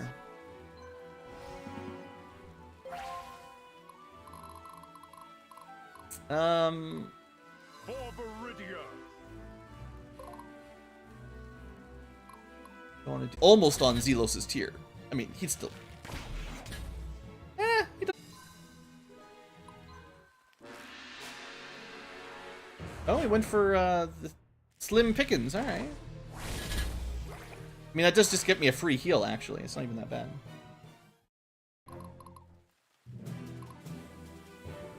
Stream dying? No drop. Whatever happens, we're going to wrap this up, and then it's the end of the episode. And then I'll double check my connection. Live tubers, if you can hear me, we're just going to wrap this episode up one way or the other, rather than put a pause here 1 step from victory. For my people, for my homeland. Seizing with your leader is nice too. More leadership. They've reached Centurion's Rest. Fall back to the keep. Prepare our final defense. Donar, save us.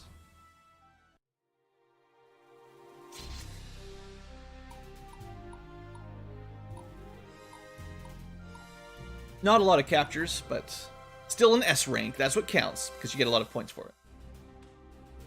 Which is working again. All right.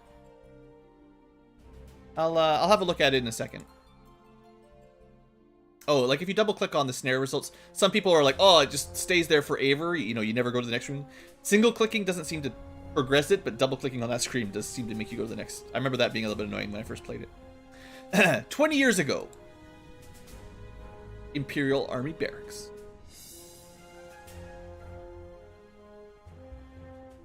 Sergeant Barnabas, we got another one. Get your men organized and ready to deploy. With what resources, sir? We barely got enough coin to keep our boys from chopping my head off into mutiny as is. You telling me we're to worry about spit and polish now, too?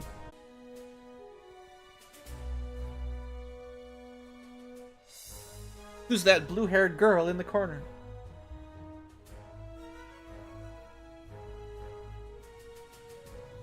I mean, my side looks fine, so I don't know. I can do it, sir. Whoa there, small fry. Who let you in here? I'm sorry, I'll leave. Hey, don't sweat it, kid. Get on home now. Your folks are probably worried sick. Damn, thought so. You don't have any parents. Please, let me clean your uniform, sir. I ain't nothing to pay you, kiddo. It ain't worth spending the energy. It's okay, please, sir. Just want to clean. There's supplies in the basement. Maybe the shields give a bit of shine to them. Looks like I lost my appetite. Guess someone will have to take my lunch so it don't go bad. Nothing special, but it fills you up.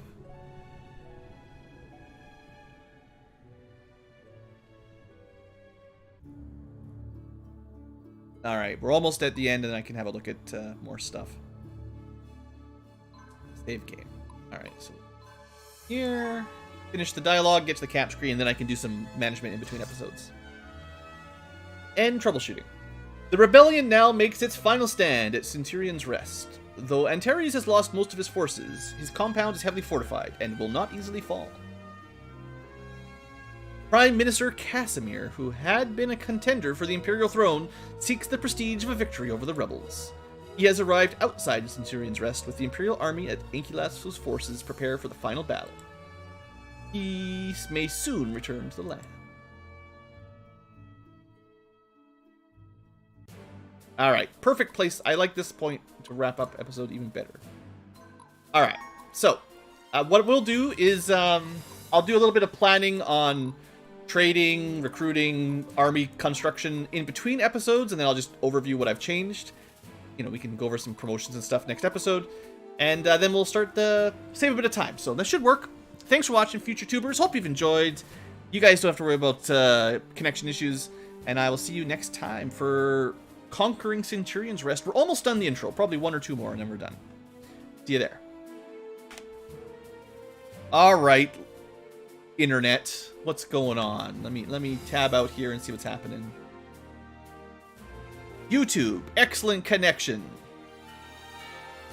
OBS. Don't see any warnings. There was a little alert earlier about... How long ago? About 5 minutes ago it dropped for a second. In the log. But really only very, very temporarily.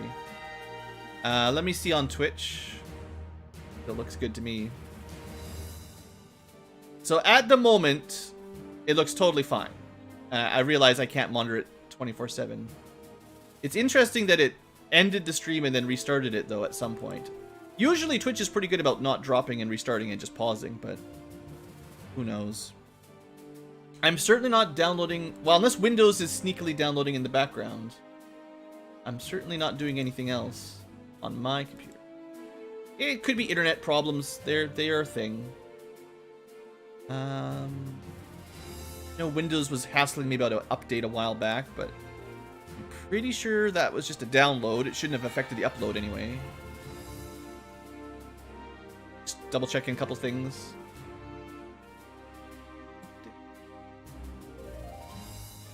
We are not currently doing any dumb Windows updates as far as I can see.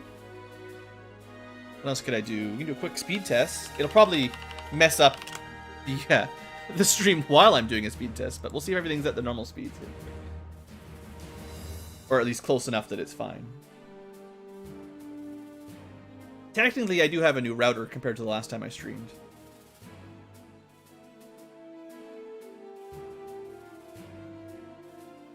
Alright, download speed, 91 megabits. It's about what I normally get, that's what we pay. Lagged a bit in the last 10 seconds, that's just... So other than that, I don't know what would be causing it to drop frames.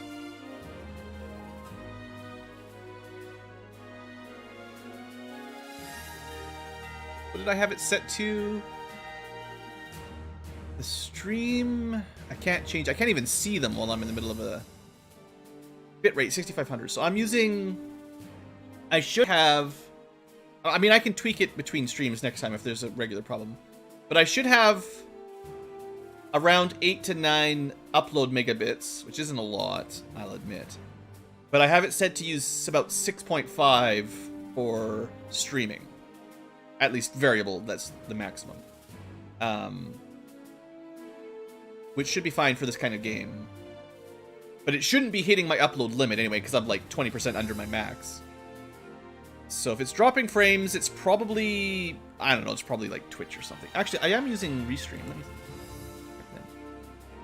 Sometimes Restream is caused... I've had times where Restream was the problem, and then we had to stream only to YouTube or Twitch.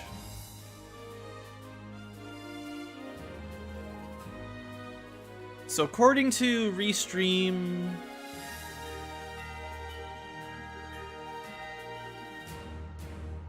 Oh, apparently I'm giving Twitch too many frames. Twitch wants a bitrate of less than 6,000 nowadays, and I'm giving it 6,500. Oh.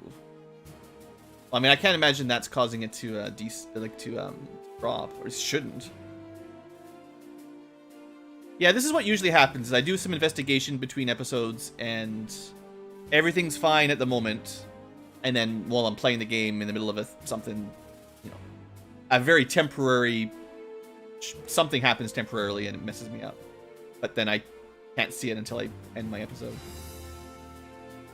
Well, you guys in chat, you let me know if it gets bad. It's probably not much I can do other than not stream or maybe try restarting the modem, but as far as I can tell, everything's fine, same as normal at least. It's usually how it goes, sadly. On the plus side, I can take some names. Let's add some new soldiers first, and then we'll rename some people. No, don't. So let's see who's got room for upgrades. Not quite enough space at Ankylas's, but close to adding a 6th character. Nope. Actually, not quite enough here either. Oh, yeah, not quite enough. Yeah, he needs 8, so plus 1 point to Jules, and he can have 6. We can definitely add 1 more to Sybil.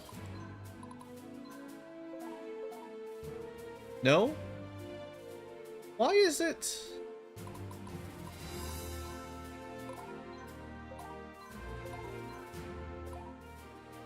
Oh, I just didn't unequip the armor. I tried to unequip the armor, but okay. I see what I did. Unequipped, I right-clicked, which is go back, but I didn't unequip. Okay, so she can add a unit. She definitely needs someone offensive, because this group doesn't do very much damage. Maybe I'll try to get another spearman. I could try to get another mage. Double mage, maybe. And Barnabas could add at least 2 more. Alright, so we'll add 2 to Barnabas. And I'm probably just going to make him a big heavy infantry squad for now, or heavy cavalry squad. That'll be fun. And then... I mean, I can also make a completely new squad, to be fair. The game does assume that you're making new squads over time. So, these are just hero-led armies, but I could definitely add units, or remove one of these guys and have them lead their own squad and recruit some newbies for it. That's definitely something we'll do soon. Maybe not this time, but soon. So what was I going to add? Okay, first off, tech, right? Do the tech tree. So I think I need to find out. I need to see how this works, because I don't think apprentice training was in it the last time I played. So let's add that. And then let's get mentorship. The earlier you get this, the more leadership points you're going to get for your new squad leaders. I think that's probably okay. We've got the merchant. Support classes HP is definitely nice so your healers don't die. Easier charge attacks. I am planning on making an actual cavalry squad now. Mixed infantry. I actually don't like mixed units. Just I actually like them to be more 3 spearmen or 3 swordmen, but this encourages you to mix them. Target leader might be worth it. Killing the leaders for morale damage is good. Tankier front row with heavy infantry, heavy cav.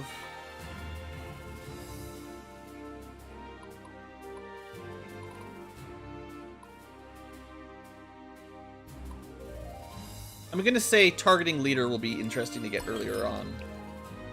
And I'm definitely going to want aggressive and cautious soon, so that's something I'm going to need anyway. I haven't gone over the level 2 techs because they're not unlocked, but some of these are really important. I'll go into them once they unlock. Couple more rank ups, we'll see them. Okay, we'll do the supports once we're recording for the future tubers. So there's a bunch of them. So there's lots of talks. We got Jules plus Barnabas, Sybil plus Barnabas, Zelos plus Barnabas, and the Ankylas Barnabas. And that means they become friends, I think. Yeah, I can put some names in here in just a second. So research is done. I want to find out. Yes. Yeah, okay, this is new. I don't think this was in last time. So now, after I unlock this, they're a little bit more expensive, but we can get straight up. It doesn't even use a resource? That's interesting. I thought, originally, I'm pretty sure apprentices cost you a resource. So, like, bowmen, for instance, were able to promote into apprentices, right? And it cost you 1 gem to become a mage. So being able to recruit them for 500 gold which is a little bit more expensive. But then you don't have to worry about paying for the gem cost. That's pretty good change, honestly. And similarly, the priestess usually costs you gems as well. Interesting. Alright, well, let's get at least one more of those guys, one more of these girls, and then I'll figure out what else I want. I want to get some of the basic adding in here right away.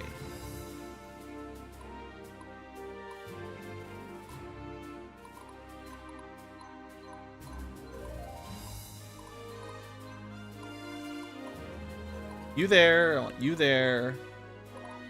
I want to give you... So, technically, there's a start here. This means he can start his own squad as well. Which is something most units militia can't actually do. But double mage? Yeah, it could work. And then I need Barnabas. So he needs, like, just regular sword guys that will turn into horse guys. I could recruit expensive... I mean, this guy's actually pretty good. I might recruit this guy, legitimately, and have him lead his own squad.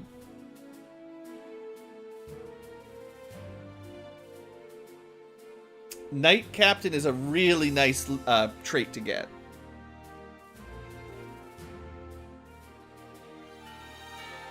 Huh. That's a lot of money, but that might be worth it. But first off, I want 2 more regular dudes that are going to get cavalry promoted soon. So their job is to join Barnabas's unit. They're not going to do much right away. But the unit as a group is still cavalry. As long as more than 50% of the unit is on a horse, the whole unit moves fast and is like horse. Now, these guys are going to cost him 10 capacity for now, but once they promote, once I make it to Cavalier, which, honestly, we need resources plus strength and mastery. They've already got enough strength, which is pretty good, both of them. Anyway, he just needs +1 strength, so that's very likely to happen. Then we'll have a unit of all cav. That'll be nice, and it'll free up some capacity points. And then, yeah, I think I'm going to make a new squad with the light... I'm going to start making a light cavalry squad. I mean, I could start making an assassin, a light infantry squad as well with Salem.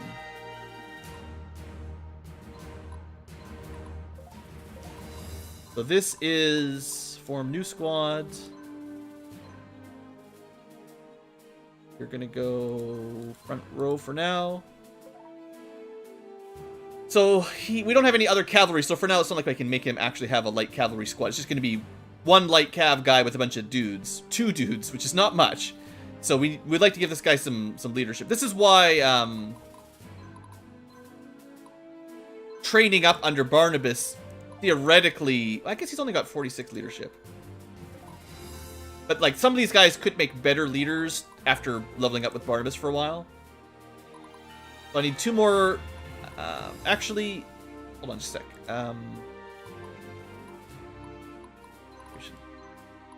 I want to see... Yeah, so regular guys can promote into scouts. That's the light cav.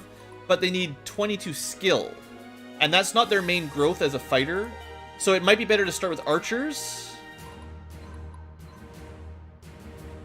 who can also turn into scouts, or horse bows, which is another light cav. But we could make a unit of all horse bows and be really fancy later on. Actually, I don't think horse bows count for the cavalry commander trait, so we have to go for scouts. Anyway, scouts use skill, which bows use... Horse bow use strength, which these guys use a bit as well. But, alright, so we're going to give him...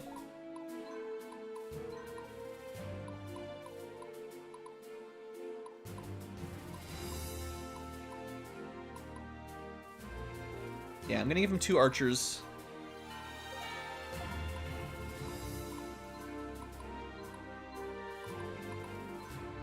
This is not going to be a very good unit right now. But this is our first, you know, non-hero squad, so it's just as... But I saw this trait, so I thought, we have to get that. And I'll make more non-hero squads eventually, but for now, that's just the one. As we start deploying, we'll get to choose how many units to deploy, and there's generally more deployment slots than basic units if you don't make any extras, so you actually are missing out on deployment if you don't make a few custom units. So yeah, let's do some renaming here. I also bought a healer. So one thing that is cool with healers is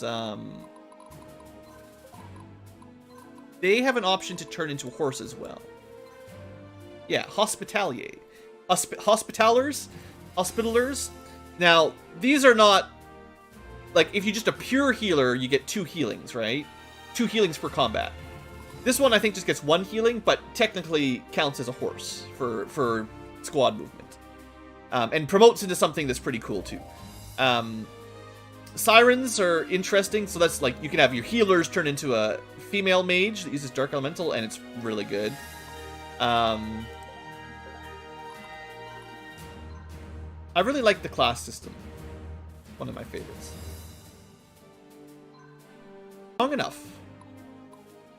Technically, you could promote to Spearman, get a couple levels up, unpromote, and then change to Soldier. Like, it's not really that hard. Alright, yeah. Let's do some names. I'm just going to look at chat. If you have a special request, let me know now. And otherwise, I'm just going to name some people from chat. So we're going to take... Well, we had one for an archer specifically. So for now, you're going to hang out with Barney. And we'll rename more people as we get names here.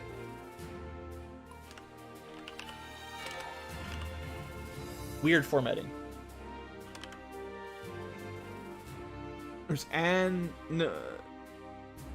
Alright, Blue Ankylo's getting old. N's and M's look very similar. I believe that's how it's spelled in Twitch. You guys can blend it, yeah.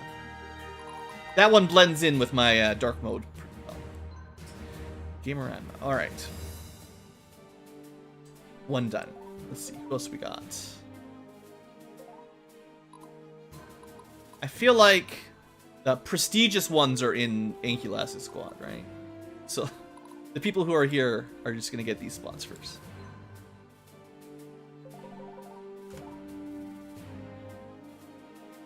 All right, David.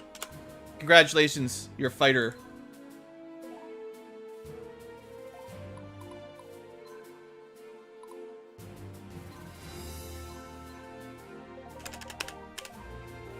We got Rob also chatting.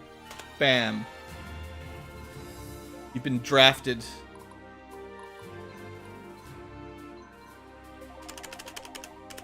Who else we got? We got Dark Angel. There's lots of characters, but we're going to just leave it at Dark Angel so we don't have to go crazy typing.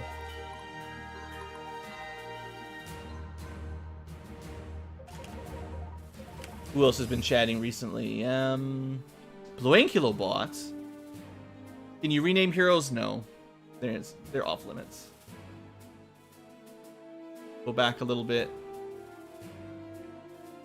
Mostly just Blue Ankylo bot. Well, there's the other Robert. Just to differentiate. Can be in the girl medic back with girl Ankylas. Alright. I'm sure I'm missing some people. Squatchamil, there's one. Let's put you over with, who else is cool? You know what? Mages are fun. We haven't renamed a mage yet.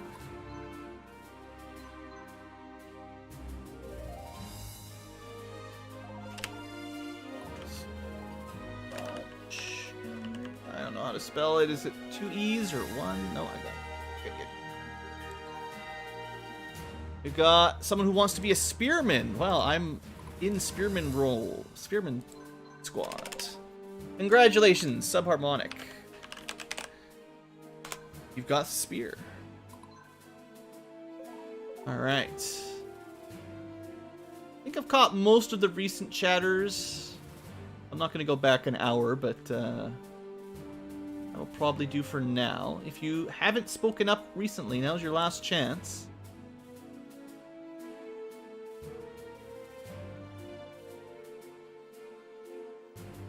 Oh yeah, you know, okay, I remember Melior was in here not too long ago. We'll go Melior, and there was a Daniel. Yeah, we can throw a couple of these names in. They might not be here at this exact moment, but they were here earlier. This one already starts with a D, so Dennis to Daniel, that's easy. And then Melior kind of sounds like a mage anyway. Maybe even a sage. Alright. So we got a fair number of names. Someone asked about renaming heroes. For instance, Jules. You cannot rename them.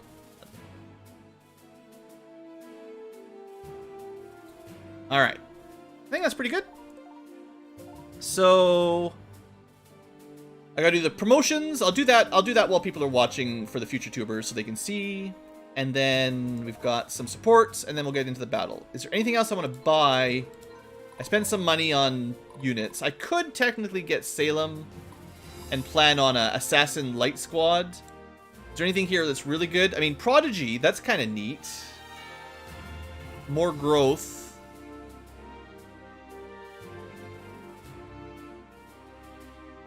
Thievery. Get some free gold. I mean, Prodigy, I wonder if that's worth it. Should I pick up Salem?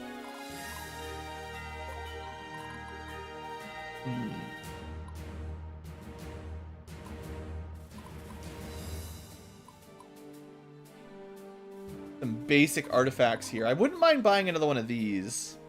Is there anyone that would get another squad?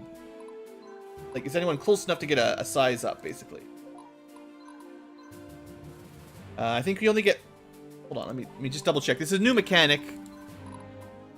It's +3 until 50, +2 until 60, and then +1 until 70. So ideally, you want to give to someone less than 50. Hey, no problem. So using those early on, you get more value out of them. Although money is tighter early on. So I'd only get +2 for blue, which would not be enough. Well, actually, it would be. So if I gave that to blue and unequipped the Crusader's Mace, that'd be 59, and we'd be at 49 out of 50, 48 out of 59. So I could get a 6 slot there. No slots.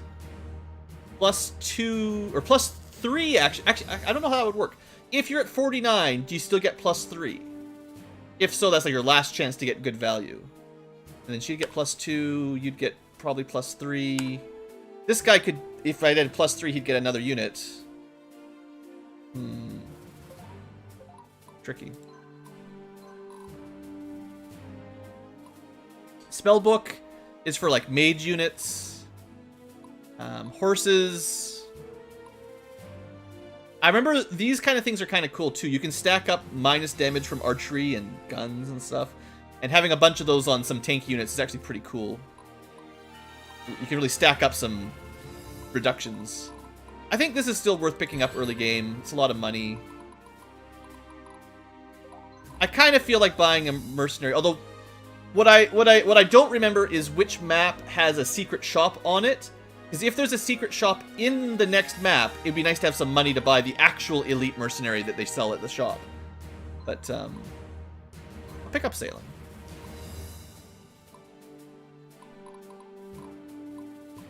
Okay.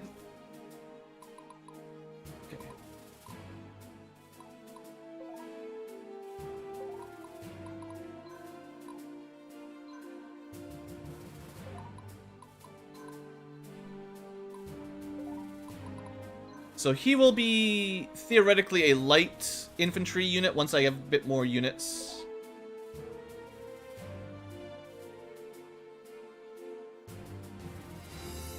I mean, I could buy... Actually, well, it depends. How many have I got left? I want to buy those horses. I am planning on promoting people horse. Okay, you know what I'll do? I'll use that item. I picked up the thing. Man, I'm doing a lot more squad. I'm doing a lot more min-maxing early on than I was kind of planning on.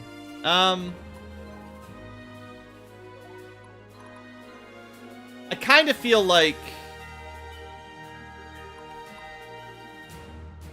we could get a 6th unit for Jules or a 6th unit for Ankylas. 6 archers. I don't know if I care enough. Like, this is never going to be one of our big pounders. Like, more archers is nice, but this is never going to be a amazing squad. Even if I give them 9 archers, it's still kind of fragile. It's very situational.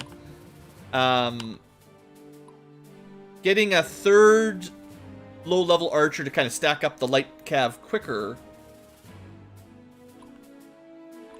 might be worth it. Or just focus on your hero.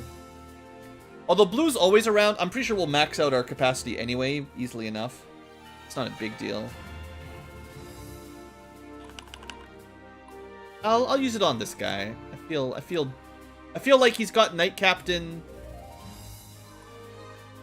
This is someone we can rename as well, I believe. And would be one of our first squad-led chat names. But we need another unit for him then. I'm not gonna give him an healer. Well, let me read that description one last time. I really don't want to mess up. I think melee cavalry units. So that does not count hospitalers, but when they promote to their advanced class, they are technically a melee healer at that point, and that would count for this. But healers and horse healers don't count. Horse bows do not count. Horse guns wouldn't count. Only light cav and heavy cav for now. So I don't want to give him a healer because of that.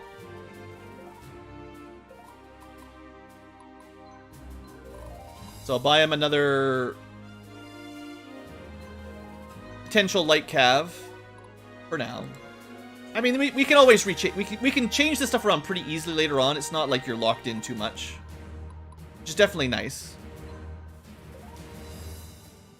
Just gotta be careful with this unit for sure. And maybe I could start making a light infantry unit as well. I wasn't planning on going quite this crazy on the... So for light infantry, there's a couple options. Female fighters turn into sword fighters, which are really good light infantry. So that's one way of going is with the girl militia. They're also nice because they don't cost any resources to turn into sword fighters, and they get double attack. So they're like a aggressive light infantry, really good on ambushes. The other way of going light infantry is generally archers, who aren't light, but will eventually turn into light one day. But they can turn into skirmishers or rogues with high skill. And they're both... Skirmishers are like... I don't know, their niche is very small. They're good in rough terrain, and that's about it. Rogues get to do the back attack, which is cool. But you definitely want skills, so you want probably either of these units rather than the shield guys, or well, whatever these guys are called. They can technically change into those classes as well, but they don't have as high skill generally. They want to, like this, the fighters generally go soldier, spear, cav, and then the light ones, the bows, generally go easier into those ones. Coming back. We're gonna probably turn Robert into a siren, right? What happened? Right, so all that said...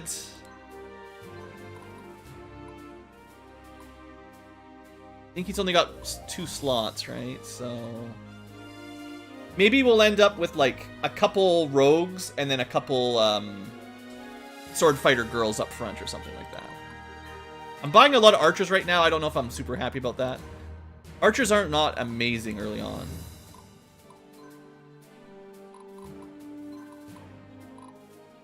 Okay, we're no longer a light infantry squad, but, you know, we've got to get some promotions. And I will try to get this guy Medal of Valor as well to get him sort of caught up a little quicker, just like how Nacer. Okay, that's plenty of planning. These strategy games tend to work like this, though. The in-between, like Fire Emblem and stuff, you tend to spend as much time in between missions as you do in a mission, almost.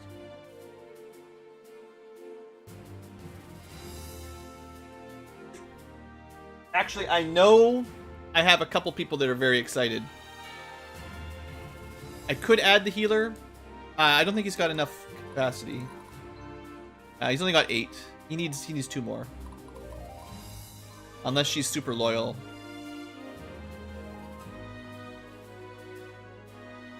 I don't believe I can. Okay. No, capacity 10. Once you get some level ups, maybe. Yeah, so we're pretty light on healers, and I might even promote them to be not healers, which is not... I mean, healers are good. I gotta be careful. I don't want to get rid of all my healers. In fact, I probably won't make a Siren yet. I like Sirens a lot. I need to start adding healers to more squads so that I can turn some of them into sorceresses and keep 1 or 2 healers. Not every squad needs a healer, but like half of them maybe, so they can heal other people a little bit. Something like that, maybe. We'll see. It's still early. It's still pretty easy. We can do a big readjustment later on. In fact, there's a point in the game that almost is designed for you to do a big reshuffle of all your units a few episodes in, so be there eventually. Hello, Army Organization Troopers, and welcome back to Let's Play Symphony of War, the Nephilim Saga, with me, Blue Ankylo. And you future tubers, you definitely missed out on a lot of messing around in the marketplace, just figuring stuff out, remembering how to do stuff. I didn't actually buy a whole lot. Medal of Honor and some units. So the main difference here from last episode is I've upped some squads and renamed some people. We're going to do some promotions in this here fairly quick, and then we're going to do the supports and then get into the next battle. So this is our first time doing promotions. Also, if you see your name here, you don't have to worry about asking for a name. I was kind of planning on going, oh, I should go Siren. Sirens are really good, but I need to keep some healers around. So we're going to... First one's going to be a Priestess for now. And that's just double healing, I believe. So that's even better. And then these classes for blue... I'm just going to give them sword guys for now. We can change these around later if I want. You can see some advanced classes now. David, I'm going to turn into a swordsman when he gets some more strength. But for now, spearman is better than swordman. But he just doesn't have the strength. And then Dark Angel can be swordsman as well. Soldier as well. Alright. Zelos' squad. So we've got some archers that... I think we're just going to keep them as archers. He would make a really poor apprentice. You can see 10 magic. That's not a good start. So we'll just add better archers for now. And you can unpromote if you want. You can go back down to your previous and then change if you like. So we can change this all later on if we want. The resources we spend all get refunded, so it's fine. It's better to promote and start getting class mastery. And then if you change your mind, change your mind. Now, these militia girls, I definitely plan on them going sword fighter. So I guess you could have girl archers. Did we? I don't think we had girl archers last time around. Interesting. Maybe they did, I just forgot. But sword fighter is the one I want. We just don't have the skill for it. Yeah, neither of them. 20 skill is a bit high. I want 4 archers. Just gonna have to get some more level ups. And then our first promoted archer here. I added a second mage to Sybil squad, so that's one of the new changes. Melior was added in. Barnabas has 2 more guys to turn into heavy cav. I found a mercenary called Nacer that I spent a bunch of money on that has Knight Captain, which is pretty cool. And it's going to be a light cavalry squad once he trains up some of his guys. I gave him a Medal of Valor, and these guys just need to get promoted to scouts. And then we'll have a light cav So light cav are like good against enemy cavalry and can do ambushes and stuff. They're interesting. Not my favorite, but I want to have like... My goal here to showcase stuff is I want to have a heavy cavalry squad, a light cavalry squad, and the game doesn't give you any light cavalry squads. I also need some light infantry squads, so I also found another mercenary. Now, the mercenary trait's not a big deal for the leader. It means their CP cost is higher, but it doesn't apply to the leader. So mercenaries make bad subordinates, but they're fine as a class leader, basically. And they tend to come with unique skills, or at least rare skills, like Prodigy.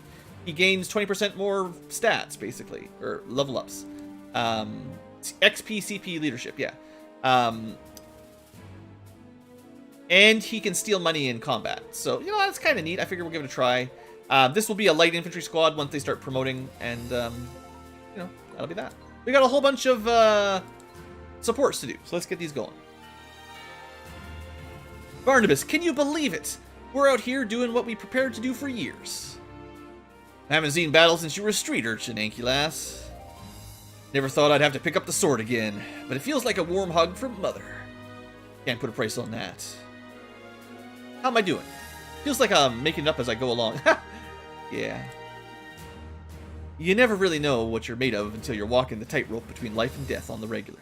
You haven't cracked under the pressure yet. By that measure, you're right where you need to be. Not too surprised. Remember yourself as a young street urchin? It's a bit foggy. That war turned too damn many kids to orphans. But out of all of them, you showed up at our barracks shining as bright as a star. You just keep on going, even without a single coin to show for it. Puts a pauper above a noble in my eyes any day. I guess I've got everyone fooled. I have so much doubt. I don't know why you or someone else much more experienced than I don't take over. You try that, and I'm going back to retirement. All I want to do is bust some bad guys. Lots easier than having real responsibility. I like Barnabas. You gotta fight through the doubt, kiddo. No reason for it. Believe me when I tell you, you got this handled. Also, Ankylass is not that young, like 25. Barnabas is just old. Like me. Thanks, I guess I'll have to learn how to throw you into the front line first, huh? That's a good reason for it, kid.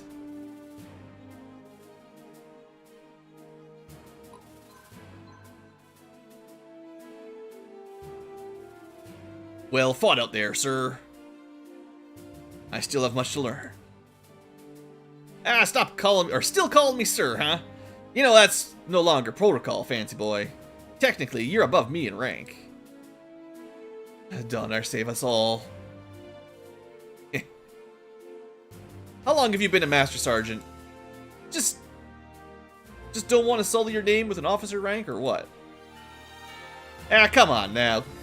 Can one even imagine the likes of me sitting and down the academy, facing and buried in books? I'd sooner take a spear to the gut, kid. I'm an enlisted man till the end of the day I die. Just don't forget me when you're commanding the whole army. I never could. They're friends.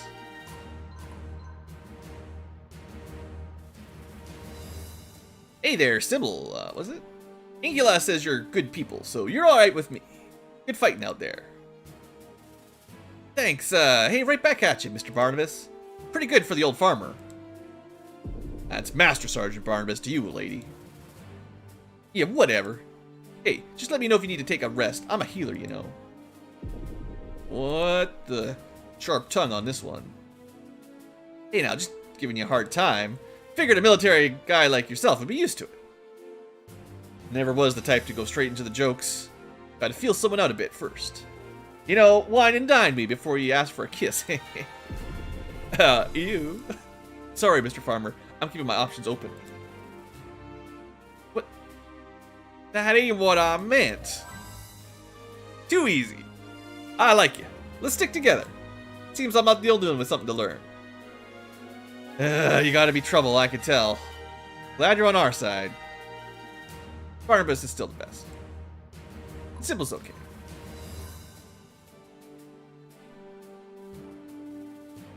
Well met, Sergeant Barnabas. I'm honored to fight alongside such a legend. Get out of here. I ain't a legend and nothing. Nice to hear you anyway. Begging your pardon, but you have such a strange way of speaking. The grammar and sentence structure seem so free. Free? Kiddo, not everyone talks all fancy like the academy. Where I come from, good old Melmund, everyone sounds like me. You ain't never heard someone from the countryside before? Fascinating. What is this Melmonda? You speak quite fondly of it. Ain't nothing like home sweet home. Melmund's a real nice town in the Rimorg Valley. It sprang up from a farming market, all that wheat and grapes going in and out. I got a few bits of ranch land just outside of town. Been in a Fitch family for years. Best damn horses in the Midlands, I tell ya. I treat them like I would my own flesh and blood. Sounds so beautiful. What a happy life you seem to have, Sergeant. How noble you must be to leave it behind to serve the country. Yeah, I appreciate the kind words, but it ain't like that. When I put my horse in for the night and look at my land, always a thought in the back of my mind, someone's fit to take it all away. Guys like me can't rest, not in times like these. If old Barnabas kicks off early, I got plenty of cousins who'll take real good care of the Fitch farm. But ain't none of them can handle a warhorse like me, so I gotta do it, kiddo. Know what I'm saying? I understand from a certain point of view. I cannot say I have much that makes me feel this way. There's my sister, but she is fiercely independent and does not need my protection. I value life itself. I feel grateful to be given the gift of senses, that I may take in Tanra's splendor, and the gift of my friends. Whatever floats your boat. We all need something to keep the old heart kicking. Be safe out there, eh? So, Jules is definitely the, I don't know what the word is, the young, sort of optimistic kid that sees the best in everyone. He's not my favorite. I like the other characters more than him by a bit, but, you know, he's okay. I just, as an archer whose job is to run a squad full of archers, I'm just like, oh man, too many archers. If you remember my Shining Force Let's Play and Fire Emblem Let's Play, it's archers, man. They're not as bad in this game, but I just have a deep-seated dislike and distrust of archers in strategy games. And his unit was the first one to get almost wiped out in this Let's Play as well, so it's definitely standard. Anyway, let's go.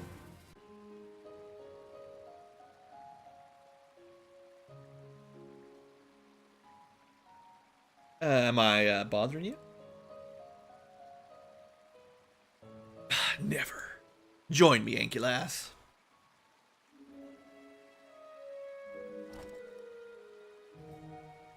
Do you believe these people are common thugs? What I believe doesn't matter. We're just soldiers now. Come on, I know you better than that. What exactly do you think the rebels want? They don't know what they want. They're angry and confused, lashing out against order, hoping chaos will improve their situation. All they understand is force. So force they shall receive. Interesting. What do you think they want, eh? They just want to be heard and understood. The Empire's taxing people to death to pay for the succession war. If we destroy Antares, others like him will continue to speak out and rebel. You know just as I do, an army of lambs can become lions at a moment's notice. Let's not pretend that compassion will never result in a lasting peace. If the roles were reversed, if you were the one begging for mercy, do you think you'd get it? Foreshadow. Yeah, relationships, it's just support bonuses, so it's like a Fire Emblem support bonus. It's not a huge problem if you skip them, but it's a nice, like, when the units in combat are close together, you get a nice little strength bonus, morale bonus. It's certainly not mandatory, but it's nice. So, as we follow orders, as is our duty, makes everything so simple. There's a Crimson Star out tonight. Haven't seen one in a long time. It is quite a sight to behold. Lavos. It's an omen. Of course. Every time we've seen the Crimson Star, something big happens. Real big. Changes the course of history. Think that star is speaking to us, Ankylass? Calling upon us to do as Donar would and fix the world?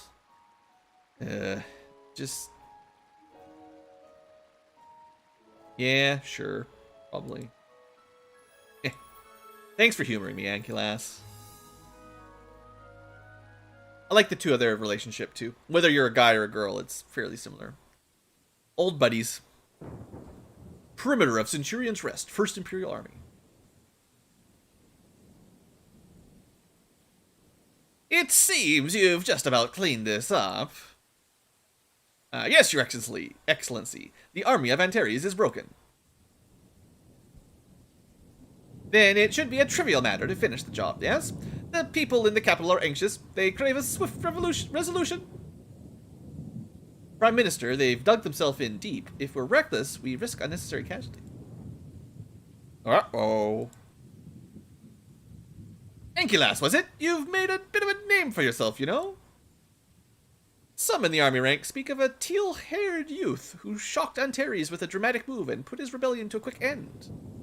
Commander Trehan, does she speak for you as well? Must I summon a bit more patience to spare our men? Their defenses do appear to be formidable, Your Excellency. A more cautious approach would indeed save lives. As you wish.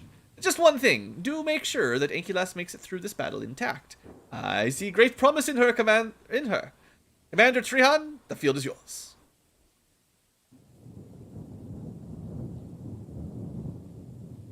Your army has been vital to our operation so far. We're going to need shock troops to break inside. We'll be right there with you. Yeah, we can handle it. Of course we can. We backed him into a corner. They got nothing to lose and every reason to fight to the death. Chapter 3, Crimson Star. Ominous. Zelos got to reach Antares' base before the Imperial Army. Why? You want mercy for the defeated, don't you? Your tale about the Crimson Stars got me on edge. I just have a gut feeling. Come on, you've used that excuse dozens of times with me. True, Ankylas. Very well, I think it's time to force the surrender. Instead of killing them, we can force a demoralized squad to surrender. It'll remove the squad from the battlefield, but allow us to ransom them for gold.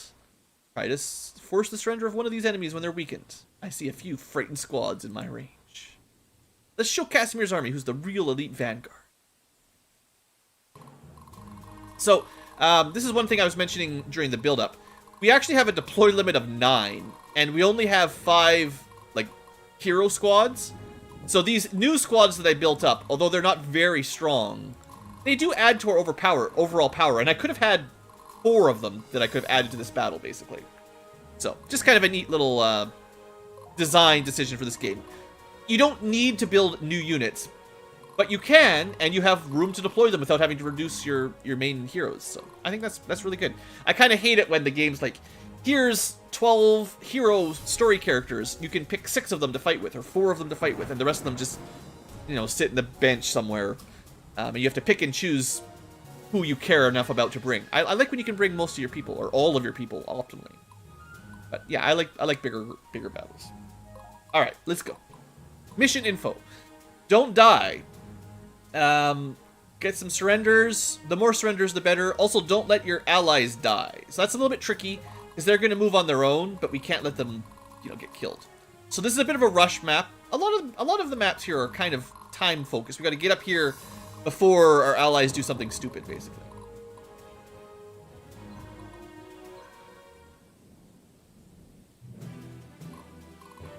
All right. Direct my blade.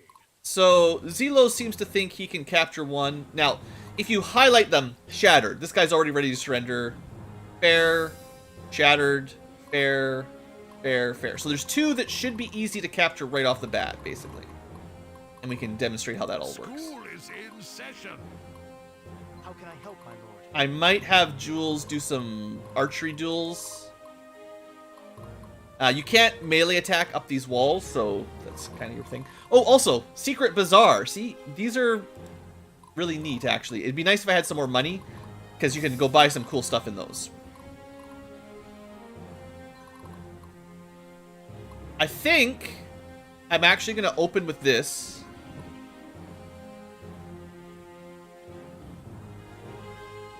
Doesn't really matter.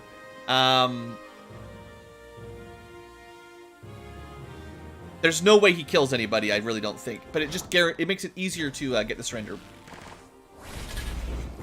Oh, I guess they had a couple healers, but still, they take damage. Their morale is basically nothing. Oh, hey there, Pikachu. Stream is going great. There goes nothing. Force the surrender. You can only do this in direct attacks, and you lose a round of combat if they don't surrender. But there's a very high chance they just surrender. You still get the XP, and they get captured, which adds to our faction points and stuff. And you just feel like you're a nice guy, not killing everybody. I think I'll do the same kind of idea here, where we just do a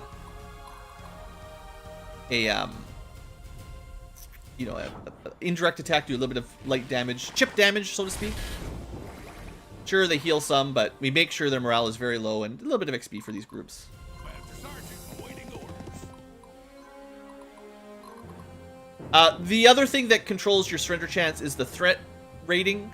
So you want to have more threat than they do, and them to have low morale to have a better chance. This is kind of the basics.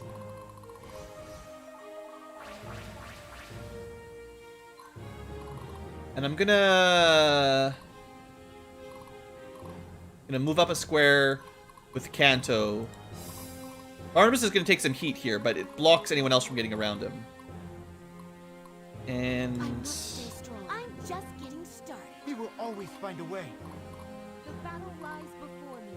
I could get him a little bit closer. I can do some shuffling if I want, but Ready or not, this I think we'll just let Jules Stay strong, everyone. try to target the leader here. He's going to take a counter hit, but it's 5-3. I think they have a defense bonus inside a castle. It's fine. I'm just getting started. I guess we could, Ready or not. hold on. They could...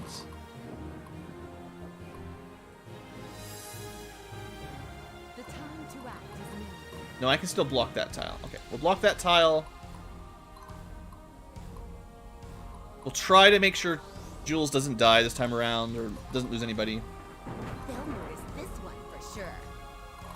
I'm just We can make a line over here, so this should be good. So they can't get past any of these choke points, although they can shoot us. I feel like this is still a pretty good turn. Let's see what happens. Sorry, Robert. I'm going as fast as I can, trying to grind. We actually had a arena medallion I could have showed off, but I didn't. We'll do an arena maybe after this one. Actually, maybe I'm not even sure the arena unlocked, but technically we had an arena medallion from the last battle. So this group should be doing a lot of damage with the with the double mage if they get a chance to blast. That's getting that. I think there's another arena token. I think Sybil with an extra mage will be. That was a good investment, right? Like I think she's a bit weak by default with just 2 spears and 1 mage, but I think double mage. I think that'll keep her relevant. We might get some kills here. Thanks for nothing, Jules. Archers, man. Yeah, I mean that's what the streams are for. If you like the videos, you can come. Wow, 1 shot. What a.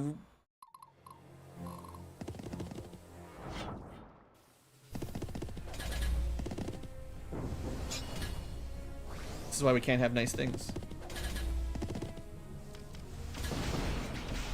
I would prefer Sybil stopped killing everything. This is causing problems.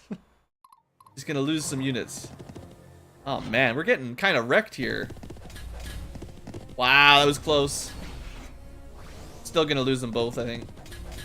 Oh, snap. Okay, that was just luck, really. Good defense against horses. I mean, it's a good counter. Like, we got a hard counter there, but... So we got incredibly good luck with the spearmen, and then just terrible luck with our archers. Just get sniped from range. Ankylas, as we've seen, weather's a factor. Weather can sometimes present new obstacles. Storms make firearms ineffective, and lightning mages more powerful. Blizzards slow you down and make ice mages stronger. We don't have anything like an ice mage. Okay, well, unfortunately, one of our new units just instantly killed. This one's possibly could be surrendered. I'd say...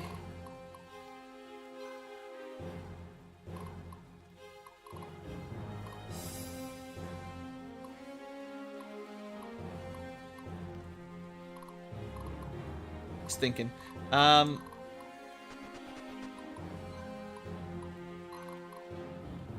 We could try a surrender, but I think we just kill them.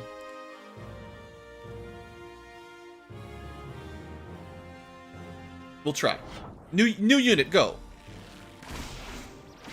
Here we go.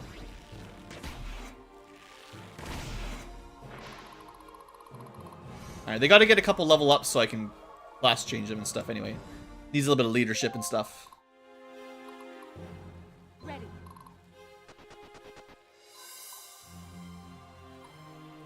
So you do get some stat bonuses. If you go target leader, you do have a higher accuracy at the exchange for some lower evasion. And then your units tend to target the leader as well. Focus fire is often the preference. Although the first round they couldn't target him, but this round I think they'll all jump on the leader, yeah. Or at least if you can, you will. You might be like on the bottom row, you can't move up. There's some rules about who you can attack from where, kind of thing, for melee attacks.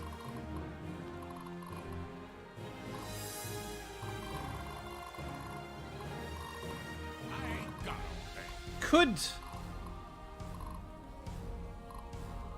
I think as long as you're on the ramp, you can attack on the wall without penalty. And then he can canto even further. And we might even get a charge. Yeah, we finally get a charge. Shock removes one of their turns. So, Cavalry are... Well, they're pretty good, you know? Especially against archers.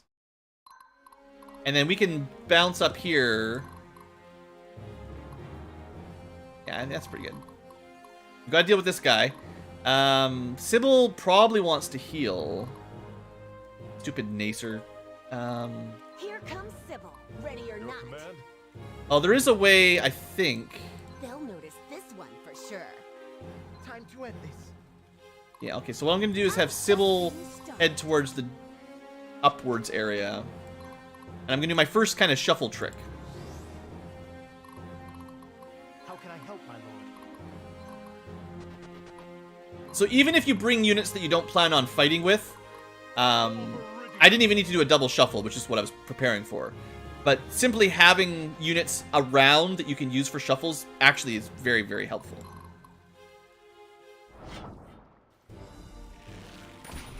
I'd say shuffles are like a mid-level technique that you don't necessarily need to worry about on normal difficulty, but very advantageous if you get some combos set up with it. We will always find a way. Alright, we're doing great. Strong, everyone. Cleared out the outside area and one of the fortification archers already. Trying not to let the green guys die, so we've got to be fairly quick.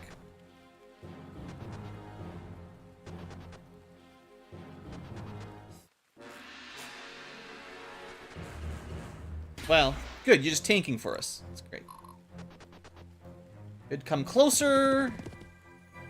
Won't die. Oh, wow. Stealing my XP. Alright, that's fine.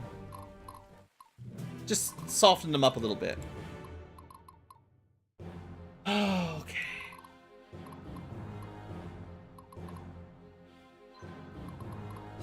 Can't get anywhere to attack. Direct is in session.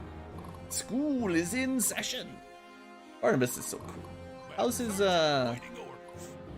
Yeah, these guys need, like, a couple more fights to max out their class, and then hopefully they can turn into horses. Well, we can buy him some horses. I ain't got all day. Focus down the leader. You could try to get him to surrender in this balance, but the odds would be kind of low.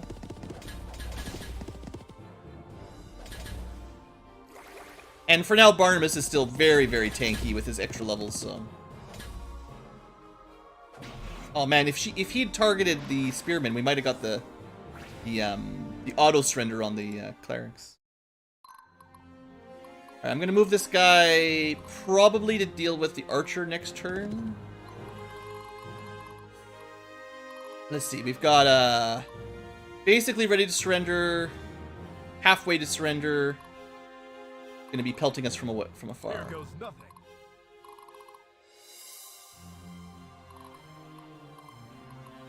I think we go Jules onto the fort. Oh, these guys are actually pretty much ready to surrender. Sure. I don't know if he'll kill anybody with this attack, but it'll be much easier next turn to surrender them. Yeah. Well, bit of healing, but... We didn't kill anybody, so free XP, right? Alright, let's see if I can get... For my homeland. Here comes Sybil, ready or not. Salem, I actually wouldn't mind getting some leadership XP just for doing some captures. Like that.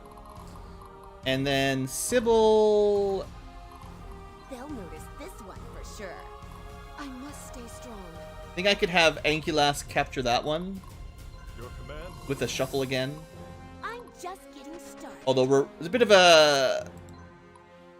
a risk here that this guy doesn't surrender, and then we lose the spearman. But just gotta roll those dice. No problem. Every day Lies before me. I'm shuffling, and it's really cool. Ah, they didn't surrender. So that's okay. We lose one attack. Well, it sucks. But anyone we kill still surrenders. As long as we choose forced surrender, we only get half of our attacks. They either completely surrender and give up, or they fight for one round, or we fight one round, and anyone that normally would die, it's like a non-lethal attack kind of thing. So, still works out if you're trying to get captures. I guess Zelos can do the shopping at this point. There's not much left to do. We've kind of just plowed through here. Still got to capture a couple things, get a little bit of money.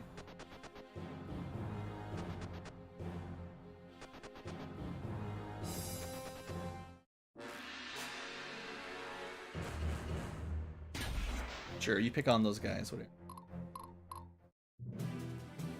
Okay, so I want to actually capture forts before I shop, because I might get some money. I'm very broke. It's a bazaar, blah blah blah. You can buy stuff and hire mercenaries. They tend to have unique mercenaries that are missable. Here comes Sybil, ready or not. Barnabas could hit that, but then we wouldn't be able to attack there. Time to act is That's now. at least 2 shuffles to get through there.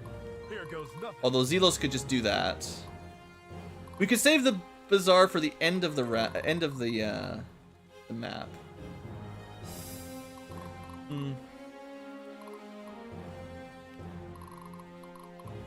What's guarding the cat? Well, a spear. So this is a promote. This might be our first promoted boss. This is a high-level advanced class. Lots of healer, crossbow. That's a pretty strong group. School is in session. 100 gold. Ooh. Kind of hoping to get a bit more than that. Your command? They'll notice this one for sure. Turns out Nacer has just been our shuffler. I'm just Oh no, still not enough.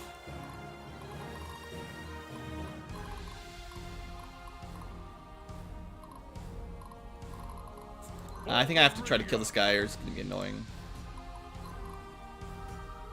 It's in a pretty good position.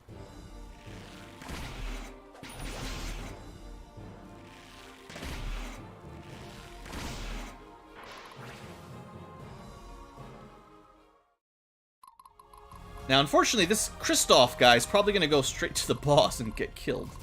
I can't get there this turn.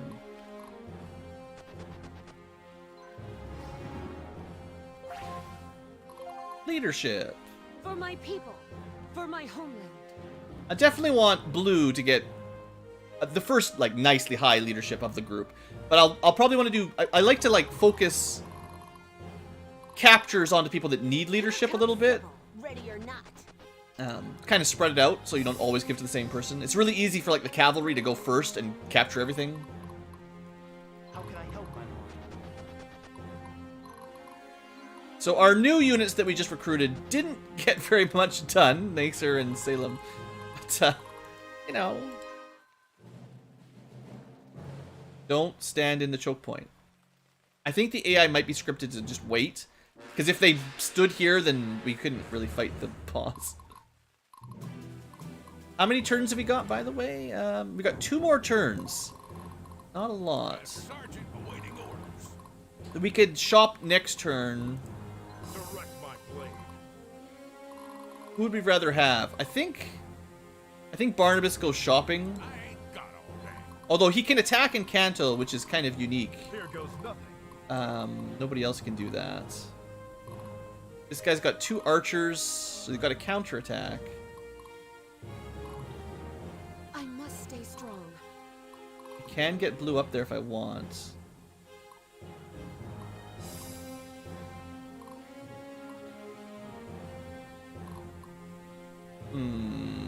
Just trying to think.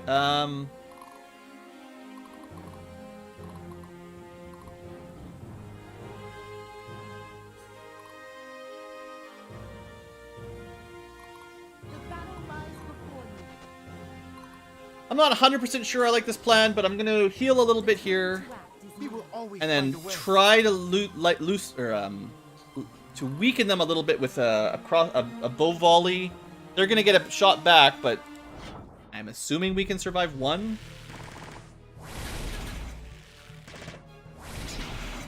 That was not very effective.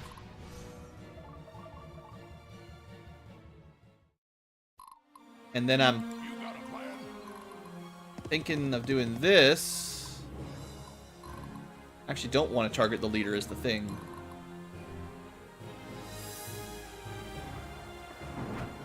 I don't know. We'll see. Crit that did almost nothing. Damn.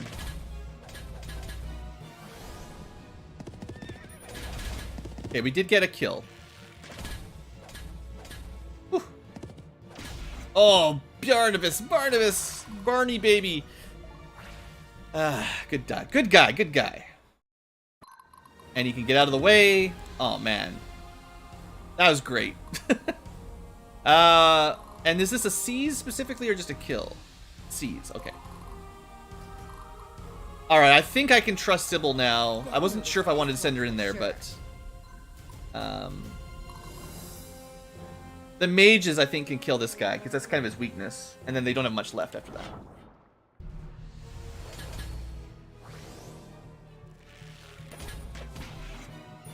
Critical! Aw, man. I don't think we... Well... Jeesh. Good thing we don't have permadeath, because we're getting wrecked. Yeah, that would have been pretty hard to take that fight without anybody dying. I mean, I would have had to wait another turn and... Like, Barnabas got a bit lucky, and then we would have had to wait till next turn and try something else. Dang, poor Sybil's group. Who was that? Melior got murdered? Daniel and Melior. Brutally killed by crits and then no defense up front. Nothing for these guys to do.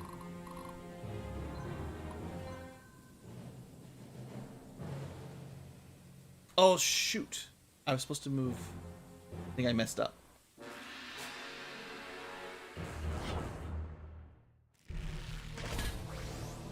Stop killing people.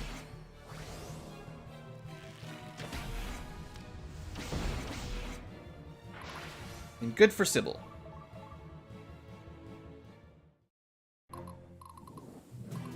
Unfortunately, Your command?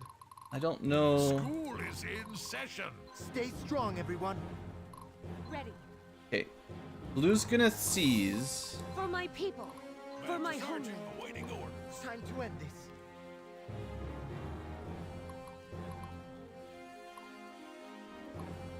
How can I help, my lord? I ain't got 'em. You think one more movement will get him there? I think it will. You got a plan? Oh, you can't shuffle? Stupid We cavalry. will always find a way. So School is in session. this is getting tricky. Here comes Sybil. Ready or not. Shuffle chain. Stay strong, everyone. Direct. Ah, wrecked. Maybe next turn is okay. I don't know. I want to go to the I have to at least show the bazaar off.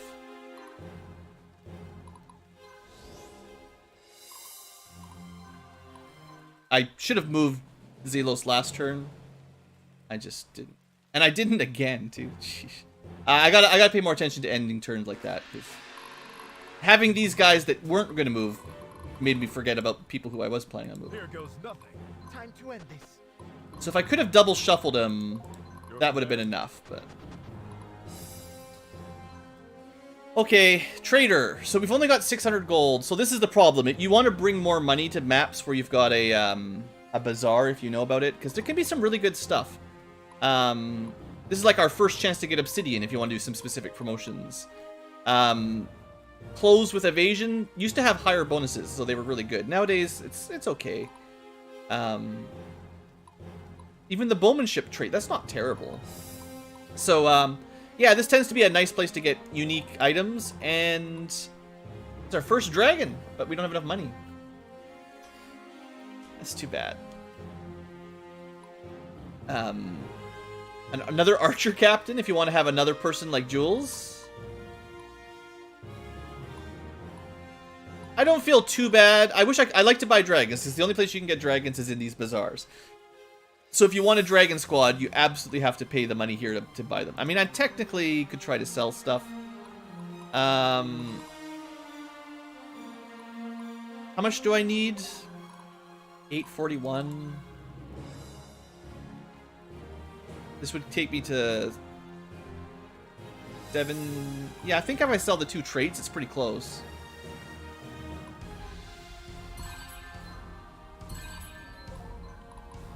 Sure, there you go. We get the dragon after all. That's the only thing I really wanted. I don't think I care about another archer captain. Although you could have an archer captain that went for like horsebow, because I'm pretty sure mounted bowmen count as archers, so you can have a large squad of light cavalry archer cavalry horsebow. And they've got more mobility than a foot archer, so it's a different type of unit if you like that. I mean, you can do blended units, but I kind of like each squad has its own expertise. Anyway, if you bring more money, you can do more stuff. Standard.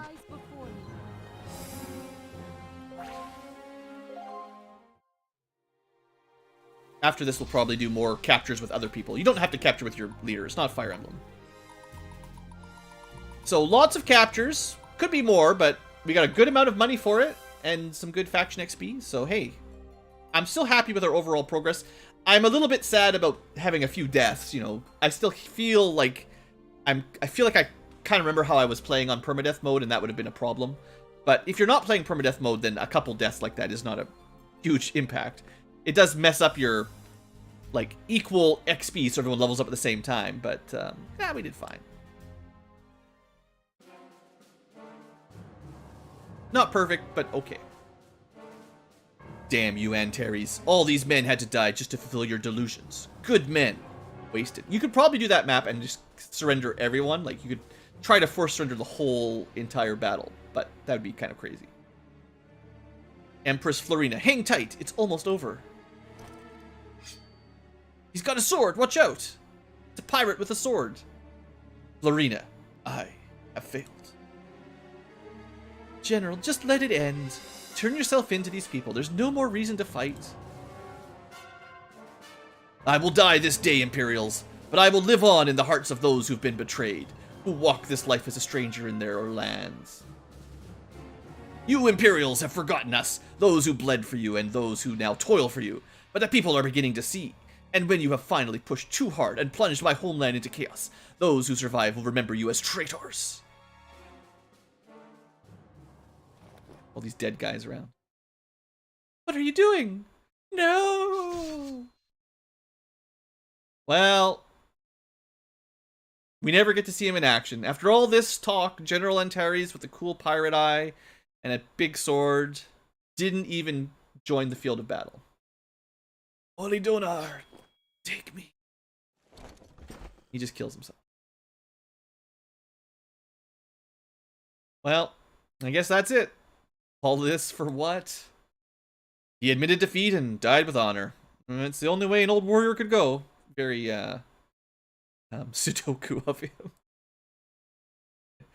No, this is different. There's a chill in my bones. Got a nice little waterfall inside your castle. All this sentiment over a relic of the past. It escapes me. Oh yeah, this is the Prime Minister. Hey, Zelos, what's going on? Stay calm, Ankylas. Ankylas, Zelos, I must congratulate you on your victory. Your key role in dispatching the rebel Antares is noted, and for that you have earned our gratitude. That gratitude will serve you well in what's coming for you. On behalf of the Empire of Viridia, you are hereby guilty of high treason and conspiracy to murder the Empress.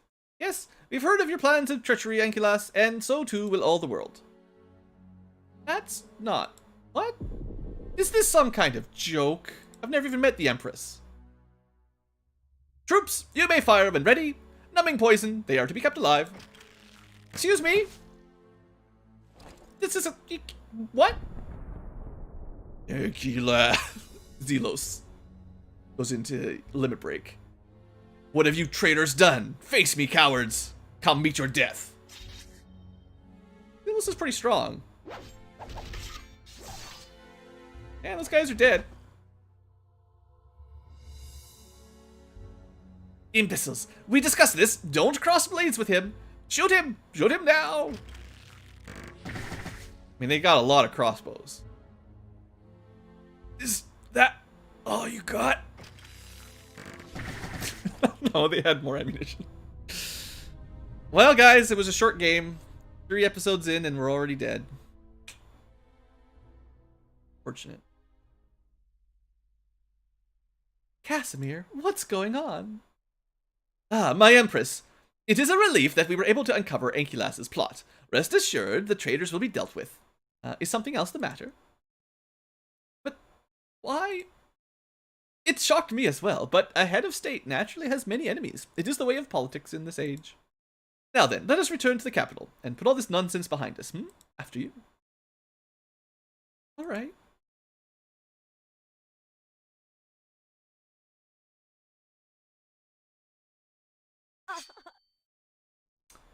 And down goes the Empress too. Florina, assigned as a child the privilege to sit on the imperial throne because of a blood relation that barely qualifies as legitimate. The high seat above all the world. Does someone like you even appreciate the power that it emanates? Someday, this land will have a leader that gives it the reverence it deserves. As you breathe your dying breaths, take solace in knowing that I will take great care of all the people of the land. So, Casimir, I mean, did you see it coming? He has betrayed the army and betrayed the Empress. All to become, well, he's already the Prime Minister, but, I mean, he was in the Emperor. Let's see the resolution here. I won't leave you on the cliffhanger. Betrayal. Prime Minister Casimir has Ankylas and Zelos taken alive, just before assassinating Empress Florina. Using his position, he blames the murder on the Denari Temple's meddling. Aww. Unimpeded by a sitting head of state, and newly bolstered by the victory over Antares, Casimir strengthens his position as Prime Minister of all Viridia. But neither the throne nor the Empire's strongest noble houses are under his control. Before too long, the great dukes of the Empire, Eranor of the Duchy of Rimorog, Lothar, the Duchy of Isanter, and Jaromir Jaeger of the Duchy of Embor, Yaramir, all issue public rebukes of one another, claiming the Empress's murder was a political plot to attempt to gain control of the Imperial throne, as it was. Florida's uncle, Terranor, sends his army to his forward base at Fort Eureka as a show of force. The fate of Ankylas and Zelos remains a mystery. However, fortunes turn in Ankylas' favor as an unlikely hero arrives just in time. Who could be that hero? Is it you, chat? 7 years ago, in the Academy.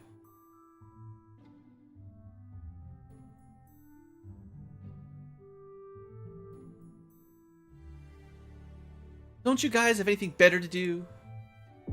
Where'd you get that uniform, huh? You been stealing from the armory, urchin? What should we do with the thief? Probably go crying to Master Sergeant again. I'm watching you, street urchin.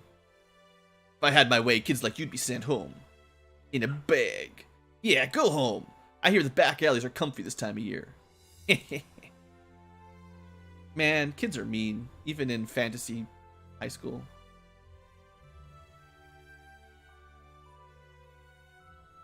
You okay, Ankylas? Hey, Zelos. Yeah. Don't sweat those guys. I've seen you in class. Not enough brains between the three of them combined to make one of you. Well, thanks. Zelos, they're supposed to be my comrades. Yeah, they are. When it comes down to it, we're all gonna bleed for each other. They're just testing you. Gotta fight back. Doesn't matter who. You just gotta show the world you're not to be messed with. You could take those guys. You could take those guys, no problem.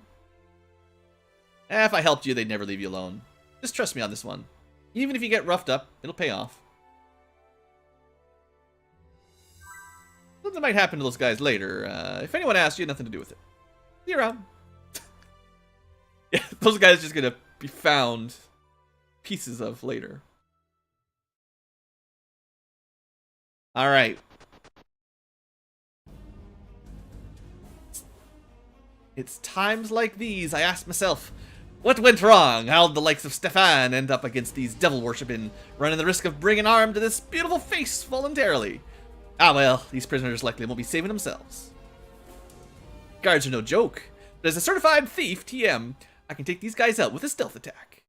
If I'm the one attacking, I'll be able to hit enemy squads from behind. No need to fuss with the heavy armored guys up front.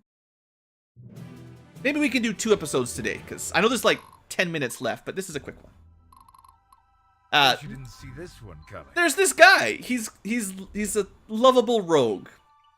He's got a sword. He's a hero. Let's see how he do.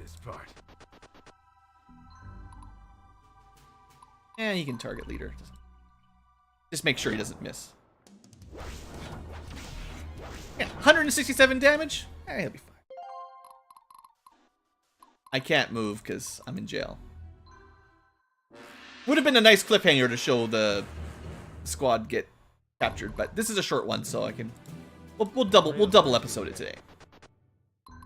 Oh, there is some mission objectives: open all treasure and kill everything.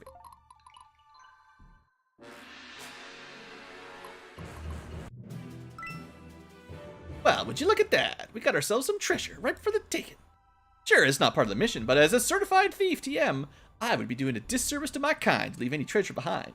It's my moral duty. All I gotta do is walk on it, and whatever's inside is ours. In fact, anyone can grab it, not just me. Stefan is also one of my favorites. Oh, sorry. Did you need something? Actually, we'll just do a regular attack, because he'll probably get attacked on their turn. And he'll probably just evade if we don't Nerf his evade. Bet you didn't see this one coming. I think I have to move all the way in, yeah, to actually free myself. Please kill yourself.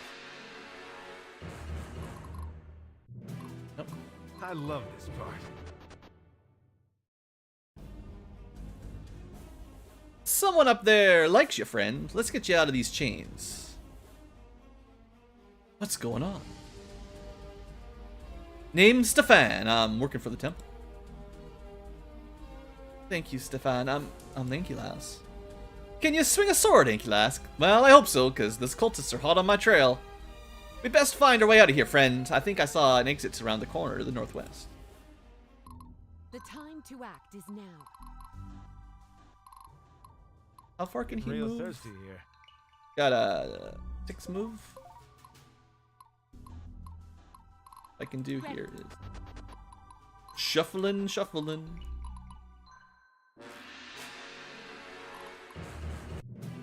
Oh, sorry. Did you need something? We're just gonna use Stefan to kill most of these guys. Blue Ankylas is strong, but not that strong.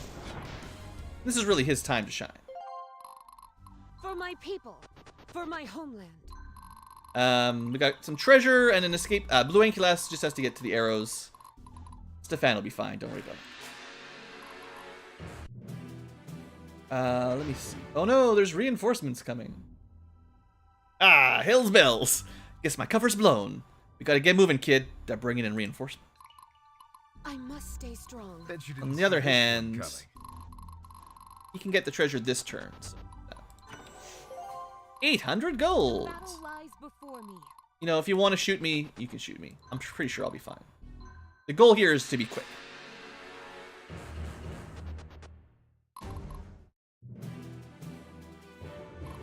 And they didn't attack anyway. I love this part. Chickens.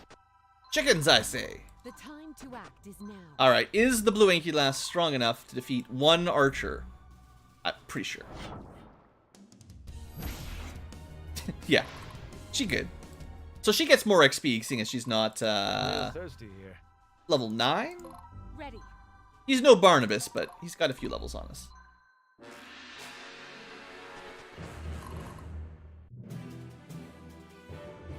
Ah, they keep coming. It's like some cursed Fire Emblem 5 map. For my people, for my homeland.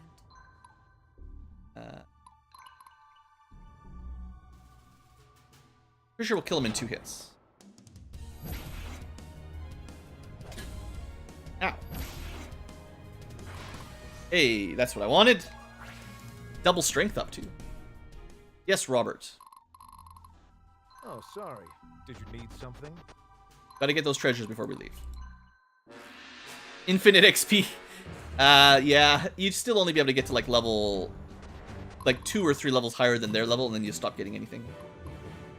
So like they're level 6. So we could probably get to like level 8 or maybe 9 max. Bet you didn't see this one coming. I must stay strong. Also, this is the actual best character in the game.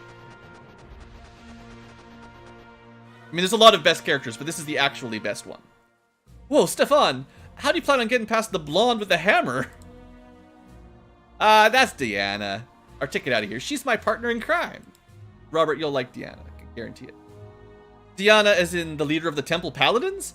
I never thought I'd see her in the flesh. Why in the world would such a figure be here? Let's have a meeting of the minds later, Ankylas. If I were you, I'd just do what I do and let Deanna deal with those guys while I nab the loot. Works like a charm every time. It does. So that stopped me from moving, unfortunately. I'm pretty sure Ankylas will be fine against... I love this part. And Deanna will be fine against all guys. We don't even get to see her in action. But she's got a pretty big hammer.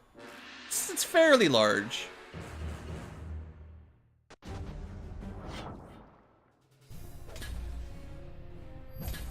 Oh, I can't. Man, I'm taking lots of damage here. It's fine. I thought I'd be able to kill him, but it's not strong. So see, I didn't get like any experience there, did I?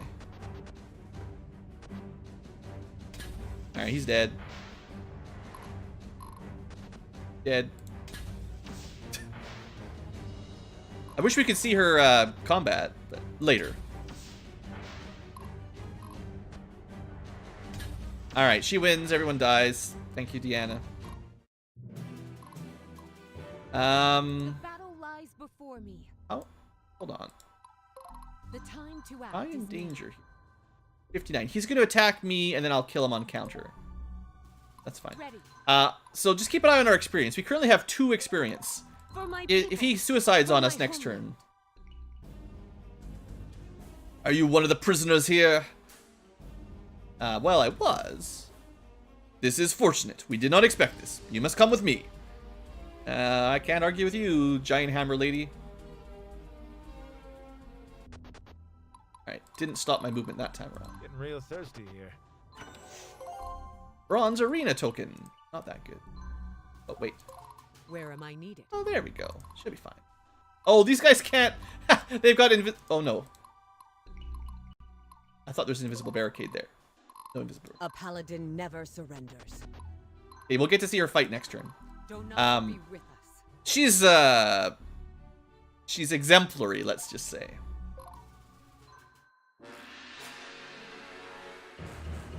Bring it on. Let's see here. Oh no, 9 damage. Wow. But yeah, trust me, we're not really missing any real XP. And it's probably better to get the finish it in 11 turns. This will get us more faction points and gold, which is better than a tiny bit of XP. Sorry. Did you need something? Light affinity. Ooh, that's a really good one, actually. I must stay strong. And the only way to get out of here in Repent time. before the righteous. The battle lies before me. Every day shuffling. There you go. 10-minute mission, no problem. 11 out of 11. Killed everything. Got all the stuff. S rank indeed. This is also an S rank guide accidentally. How to do all these maps in minimum turns. Granheim Abbey is just over these mountains. It's a Donari Temple outpost. We will be safe there. Please keep moving. If the cold does not take us, the enemy patrols will. Am I the only prisoner you found? Sorry, friend. That's it. Zelos. What happened to Zelos, guys? He was with me before they took me. He fought to save my life. Our enemy is clever and elusive. It is possible that your friend was taken elsewhere. What enemy? Long story, friend. We'd best be heading, though. Asking for a bit of trust here. Alright.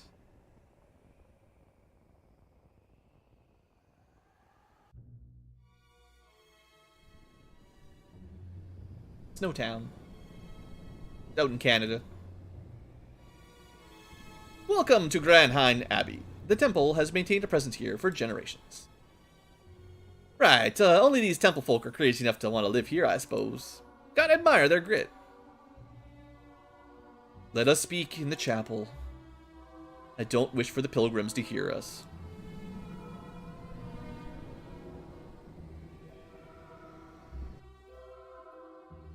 Music is pretty nice, too. So many good things for such a small game. It is a miracle that we found you when we did, Ankylas. Who was my captors? I don't remember anything. The followers of Xanatus. My mortal enemy, scourge to all the innocents of the world. Xanatus? Yeah, that one. Some call him the devil, bringer of death, dark god, you know. Turns out he's got quite the following here among us mortals, cults. They might have taken you away, never to be seen again had we just been a tad slower. Have you heard of the battle between the dark god Xanatus and Donar? No. We'll go overtime for lore. In a time long before living memory, the world was covered in despair.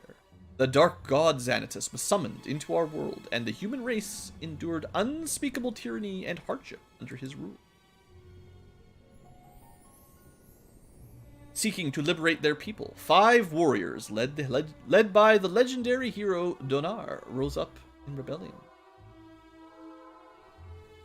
Donar became the symbol of hope, and for the first time, people believed that Xanatus could be defeated, and they could be free. This Shiny Force 3? On the brink of defeat, against overwhelming odds, the 5 heroes received the boon of the heavens. With this new power, they pushed back the demonic forces of Xanatus, and Donar plunged his blade into the heart of the dark god himself, sending him to the void. It was a sword of light, perhaps the Force Blade, and defeated Dark Dragon all along. More than 5 heroes, though, I guess, on that one. With the empire of Xanatus... With the defeat of Xanatus followed the collapse of his empire. The human survivors, guided by faith, planted the seeds of civilization as we know it today, and prospered for centuries. 9 centuries, to be specific, because that was the calendar date, I believe. It's been almost 1,000 years since this all happened. Very convenient. This ancient battle is about to return to our world. Everything has been set into motion, as it is told in the prophecy. This is why the cultists have mobilized. They are searching for the Nephilim. Credit roll. Nephilim? You mean the giants in children's fairy tales. The 5 heroes who defeated Xanatus so long ago ascended to the heavens to watch over us as the gods. Their spirits have seen fit to return to our world, to be reborn into 5 mortals, 5 Nephilim. We of the temple have no doubt. War is coming, and Xanatus is marshalling his forces against us. Come on, Deanna, are you gonna tell her, or do I have to? We just witnessed you in battle. What are you supposed to be, one of these Nephilim or something? Well, he's pretty large. The prophecy is not so easily interpreted. The Temple Grandmaster Oxley believes I bear the characteristics of a Nephilim due to my lineage. But you were the only survivor we found here. They know something about you, Ankylas. That makes you part of a prophecy. Wait a second. Come on, I'm just some random girl with blue hair. There's nothing special about me. I'm just on the wrong side of Casimir's scheming. If you expect me to listen and believe, you need not simply believe. Look.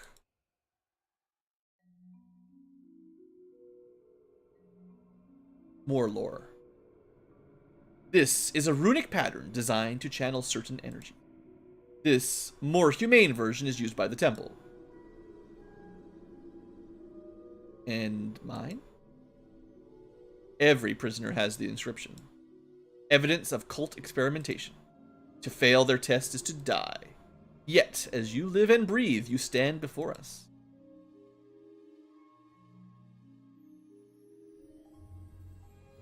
This can't be real. Pretty outlandish, eh? I try not to question it. Makes things nice and easy. What exactly would you have me do? Nothing. Oh, nothing really. Just save the world. It is normal to resist your fate. I cannot force anything. I cannot force you to do anything. Well, she could. She's very strong. But she won't. All I ask is that you put your trust in us and the Darnari Temple, your newest ally. You are now known to the followers of Xanatus. They will be coming for you. I have a small army here in Granheim Abbey. If you would join us, we are planning to return home to our main temple at Lemelin. You saved my life. I owe you the benefit of the doubt. But only so far as your temple. Zelos could still be out there. He can't... He would be looking for me, so I can't just leave him behind. My friend, if you and I are truly Nephilim, I will never leave your side, and no one will stand in our way. It is the fate of Nephilim to reunite as one, else all may be lost. No friend of yours will go unsaved, no enemy of yours will go unpunished.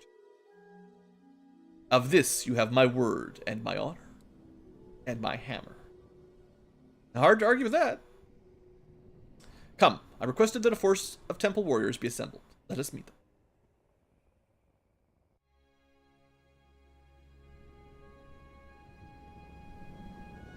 Sister Diana! Oh, I hope we meet your expectations. We have more than enough supplies to make it home. Of course, Abigail. Thank you, sister. You are to serve our new friend, Ankylas, during the journey. Sister? So pleased to meet you, Ankylas. Yes, I am a priestess of the Sisterhood of Mercy. You look familiar. Do you have a brother? Oh, yes, I certainly do. Yep, mirror image of Jules.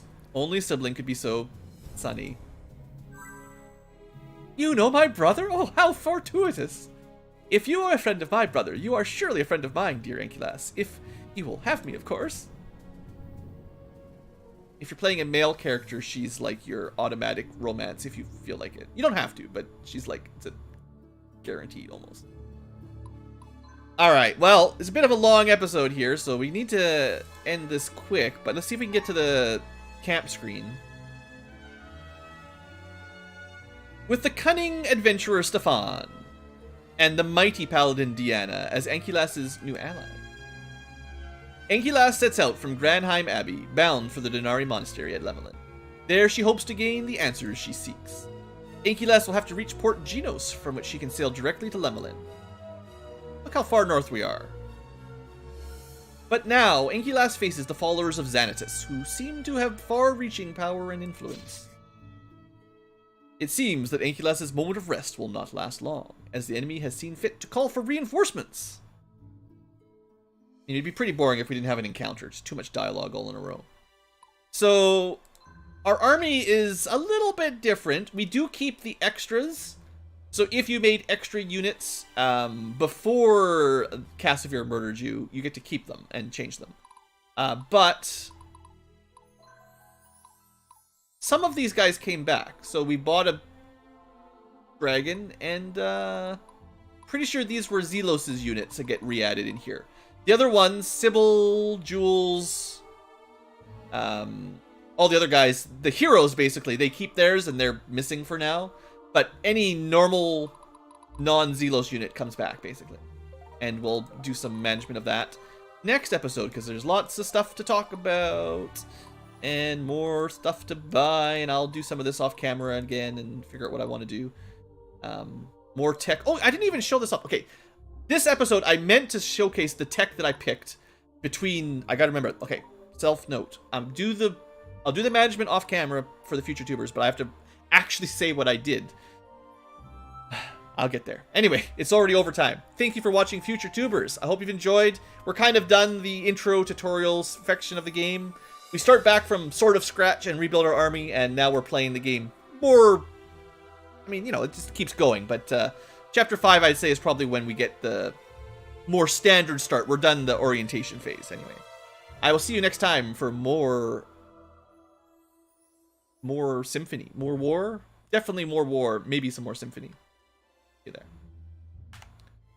Alright, live tubers. I'm going to keep going a bit longer tonight. I want to do 1 or 2 more missions. I'd like to get some of my guys back. And these missions are pretty quick. So I'm going to take a short break. The cat Tankulo is getting real pushy here. He wants his food. So I'm going to go stretch, do all the normal healthy things, and I'll be back in a few minutes to do a little bit more. See you guys shortly.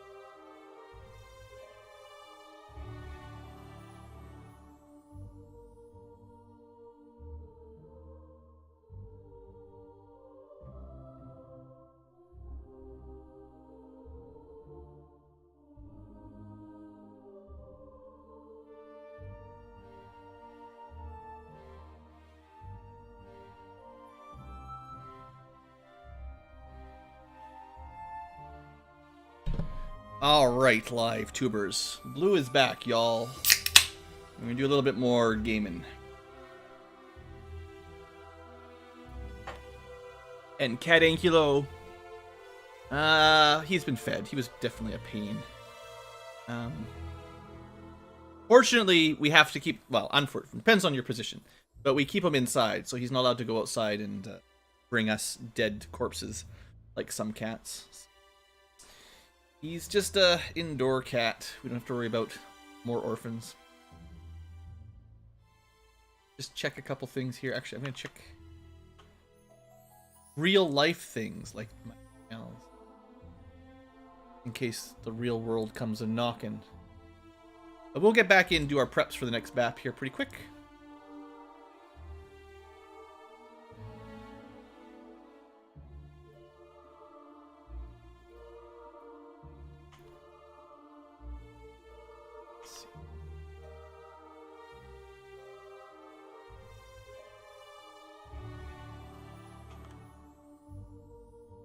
Sorry, just a sec, guys.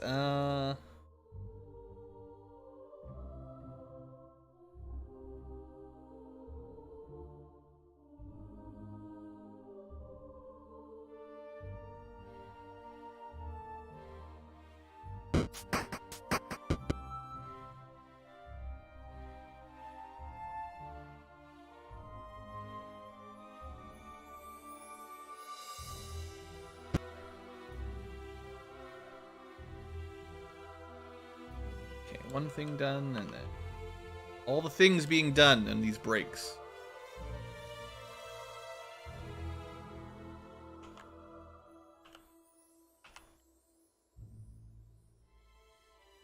Check in with the blue Inculas.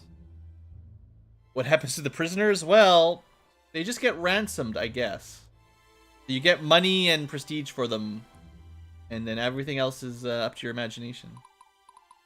Okay, so let's do some preps before the next fight and the next episode.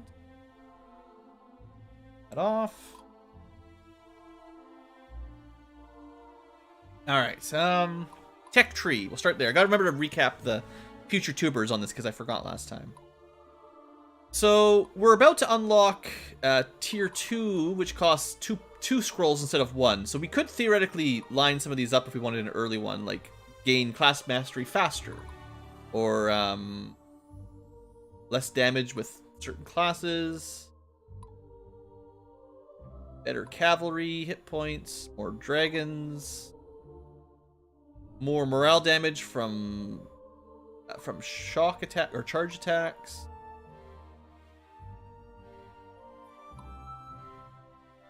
I might want to pick up aggressive and cautious attacks. Those are nice to have.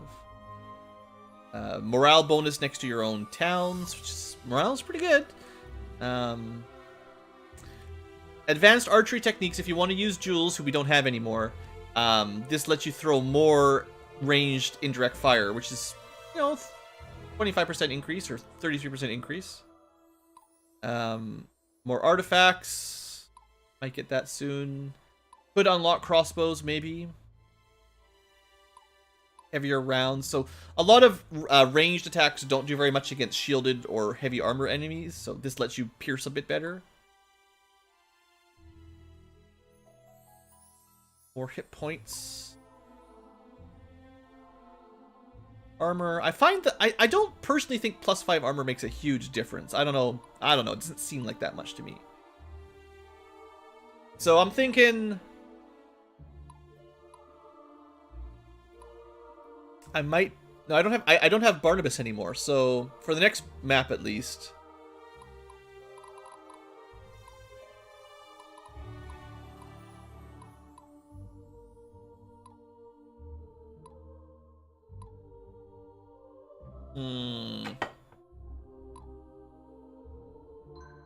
More morale damage.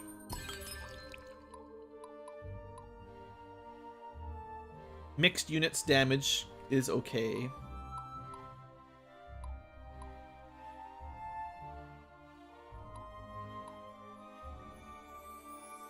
Crossbowmen and rangers. Infantry. I mean, I do have heavy infantry.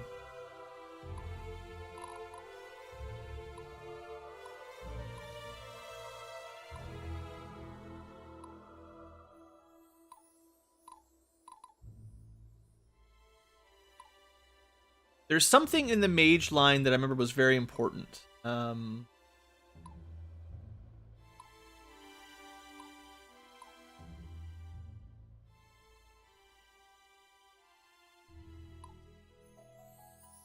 This one. So getting Magician's Initiative is really good because it lets them cast immediately rather than wait till the end of combat. I feel like this might have been in tier 2 before, but now it's in tier 3 because it is really strong. And then you need to master like everything to get to their pop bond stuff. Some of these are just absolutely bonkers, like guns get twice the number of attacks. Yeah. Guns get 2 attacks instead of 1. -1 cost to all materials, +1 range for all cannons. Full loyalty. It's really nice. You start with 8. Everything starts by costing like 8 or 6 capacity to recruit. Every squad leader gets +10 capacity. You get the best dragons. You know, that's some pretty cool stuff up there. Let's just go. I mean, I'm just hard time picking.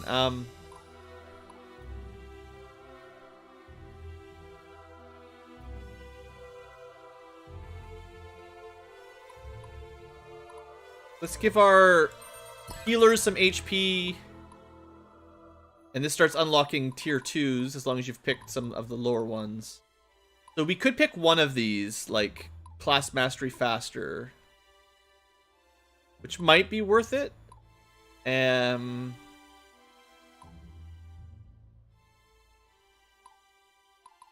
it's pretty early on in the game. It's a little bit of a boring bonus, but it is something that helps us promote quicker. And then one more cost 1. I haven't picked anything in this tree at all. Let's get that extra artifact slot. Okay, so just gotta remember to go over this with the future tubers when we get back. Marketplace. Do we have any mercenaries that are really good that we would think we should recruit? Because we might want more squads. What is Soldier Captain? Oh man, that's so rare. I don't think I've ever even seen this before. Heavy infantry costs 2 less. Dang. I really like that as a leader unit. Like, that's really good. I might want to buy Gunther. I don't think I've ever seen someone with this trait before. Or at least I've never had a chance to get them anyway. Well, that's a good option. And then we have Robert on a horse. But this is not that impressive. It's just a regular guy on a horse.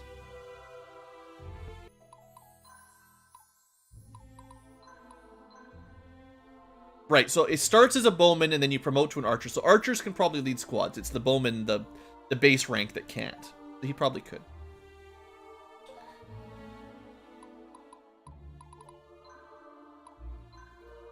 Still cannot get our sword fighting girls, sadly. Not getting that skill ups they need. There are items that permanently raise some stats. Also, light affinity is really nice. For leaders, it gives them leadership and loyalty bonuses. Loyalty is actually good. I think even on a leader. Think here. If I gave this to someone like Salem or even Nacer, would that? He's currently lightning.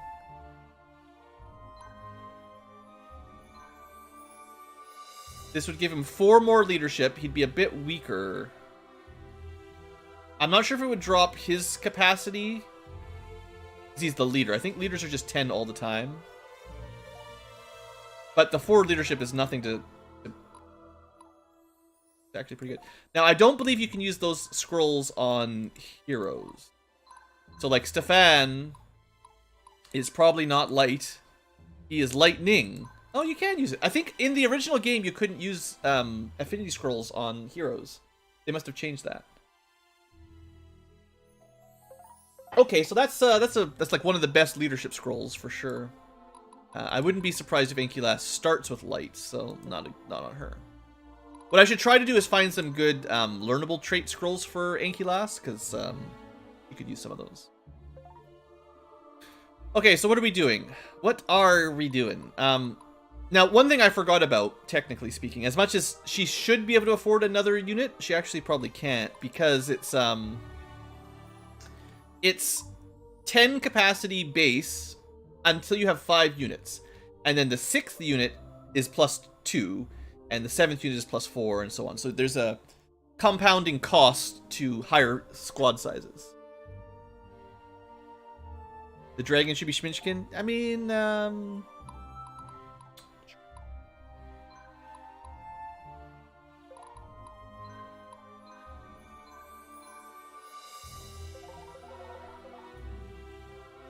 too many deletes.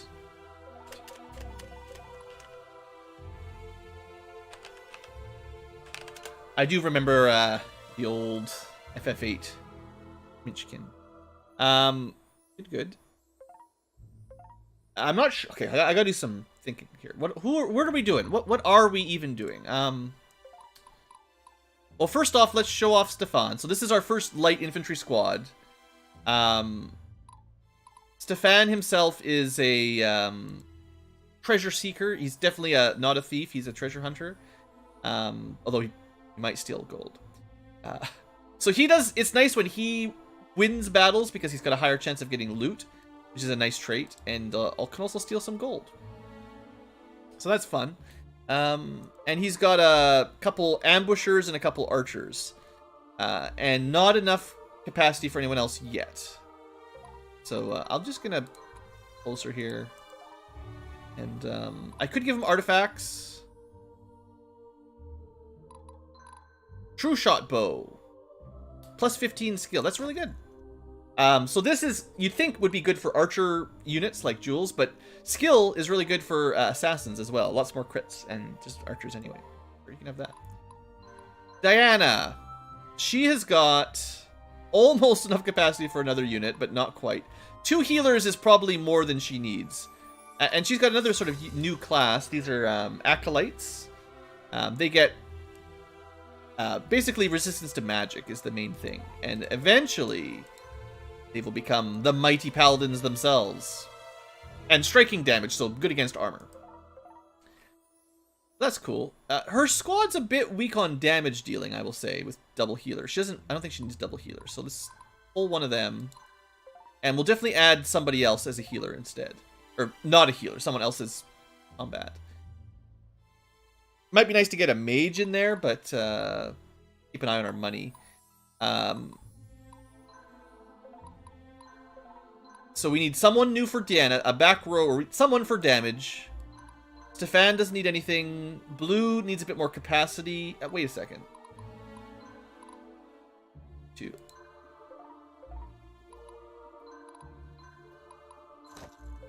Alright, Blue can actually take another character as well. Cool. So we could throw a ranged unit into Blue's squad. The dragons are large units, so they're a little bit harder to deal with. And there is I actually have a plan, like, literally the next hero we get will help out with the dragon a lot. Dragons cost 15 as a default, so they are trickier to throw into squads at early levels. Dragons are kind of special. They're like large units in Ogre Battle.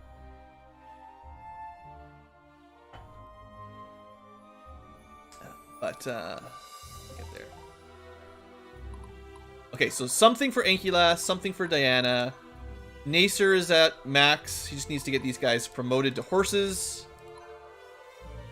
We even have the spare horses. And then Salem.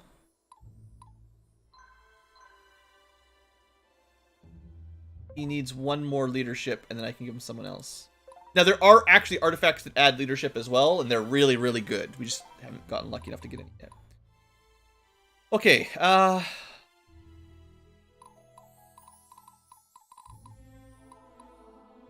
we have... Right, we've got the units...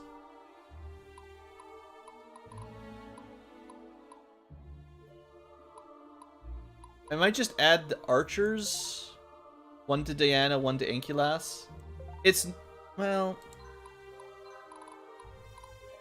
Mages are kind of expensive, you know? And I was thinking of buying Gunther as well.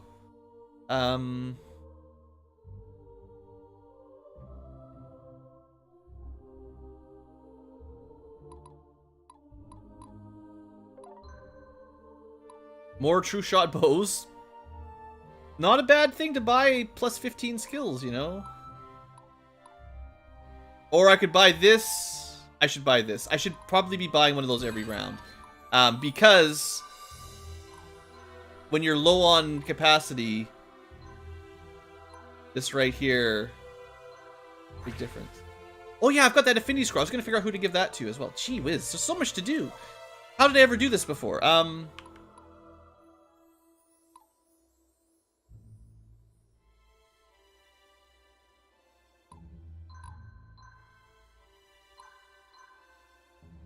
That's plus 6 leadership. If I give this to Stefan, he can have another unit.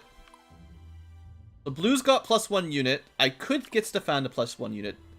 Deanna's got plus 1. She could have plus 2 as well if I use the light scroll, I think. I mean, it lowers some of her stats. Lowers her HP. Only her HP. Earth is like... I think Earth is one of the worst ones, honestly. I think Earth is like just plus HP minus skill. It'd be really nice to get light on most of our heroes, honestly, just to get them bigger squads. Okay, this group is getting one of the planned assassin girls, for sure. I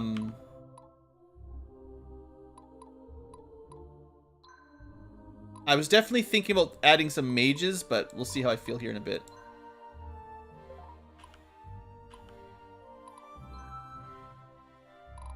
Add some people in. So she can almost take on another unit.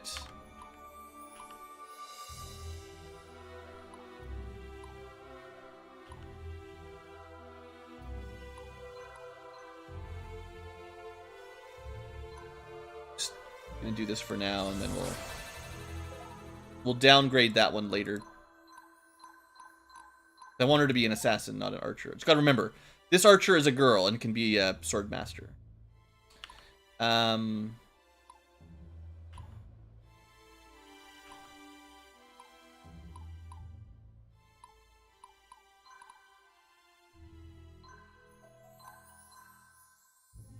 There's 3. So lightning is like one of the better ones because it gives him strength and skill. But his skill is already kind of crazy.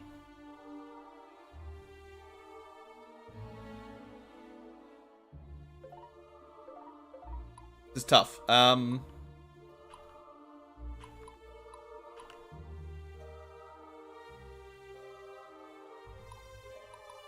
think I'm going to try to make Stefan's squad a bit better, because Stefan himself is he is very strong, but his units, the light units, tend to be a bit fragile.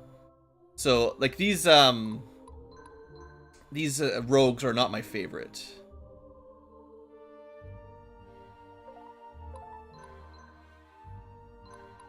They were bows. I could go down and switch them to something else.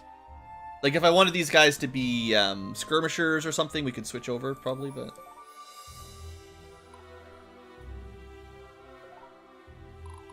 Wait a second, did I give him the light thing and it actually isn't enough to add? Oh, it is. I just have to remove his cool bow that I just gave him. I could give him a healer or the girl. Honestly, the girl assassins are some of the best as far as I'm concerned, because they get like a double attack, and eventually they get really, really good. So once we can get to like sword fighter and then what sword fighter turns into, they don't have much defense, but like they're really good ambushers. Adding one, and it doesn't have to be in the front row necessarily, but I think that'll be fine. Okay, and then the only thing we haven't dealt with is the extra healers that we just got from Diana. Well, one from Diana and one from somewhere else. And I will divide those out eventually. Pretty soon. I want more healers in general, but tough. So then, yeah. So what that means is we got another new unit.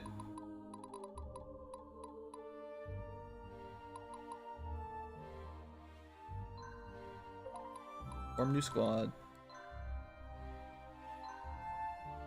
So this guy with Soldier Captain means he can add heavy infantry, which we don't have any right now. But I can order a couple off the market. And he can have like a big heavy armor squad eventually, right? Like that should be pretty cool. I don't know. I don't know if it's worth that much to really be focusing on these -2 costs. I just have never seen one of those before, so I figured I should try. Try to get it to work.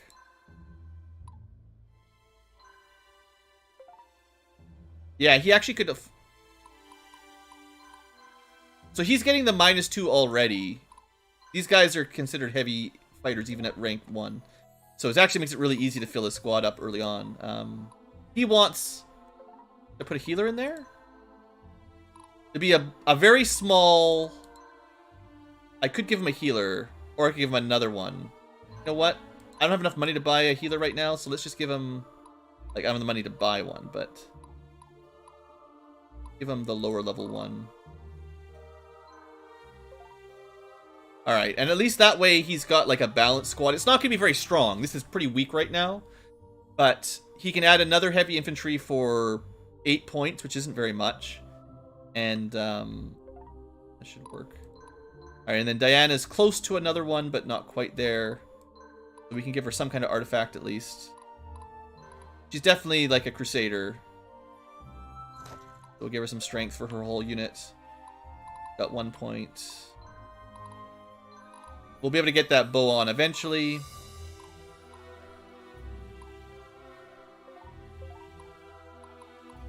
Give 2 to Diana. Have some armor as well. Heavy armor and a big mace. That seems like her style, right? And then these guys have... They can have the bow. Points. I like to try to fill these up at least, you know. A bit of fiction. Nothing special. Okay. Alright, that's a lot of stuff. We've got 3 arena tokens.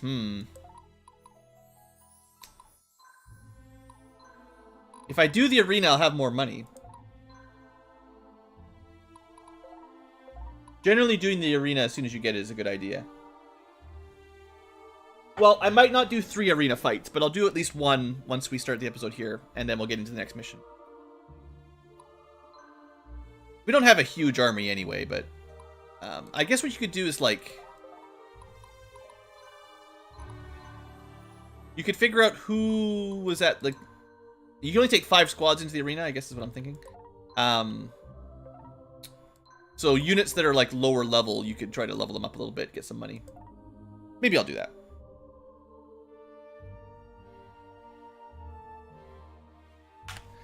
Hello, Nephilim tubers, and welcome back to Blue spends tons of time doing deployment stuff for minimal benefit, but you guys don't get to watch it. Only live tubers get to see it. Welcome back anyway. We're up to episode 5, probably. Still the first stream, so just figuring stuff out a little bit here.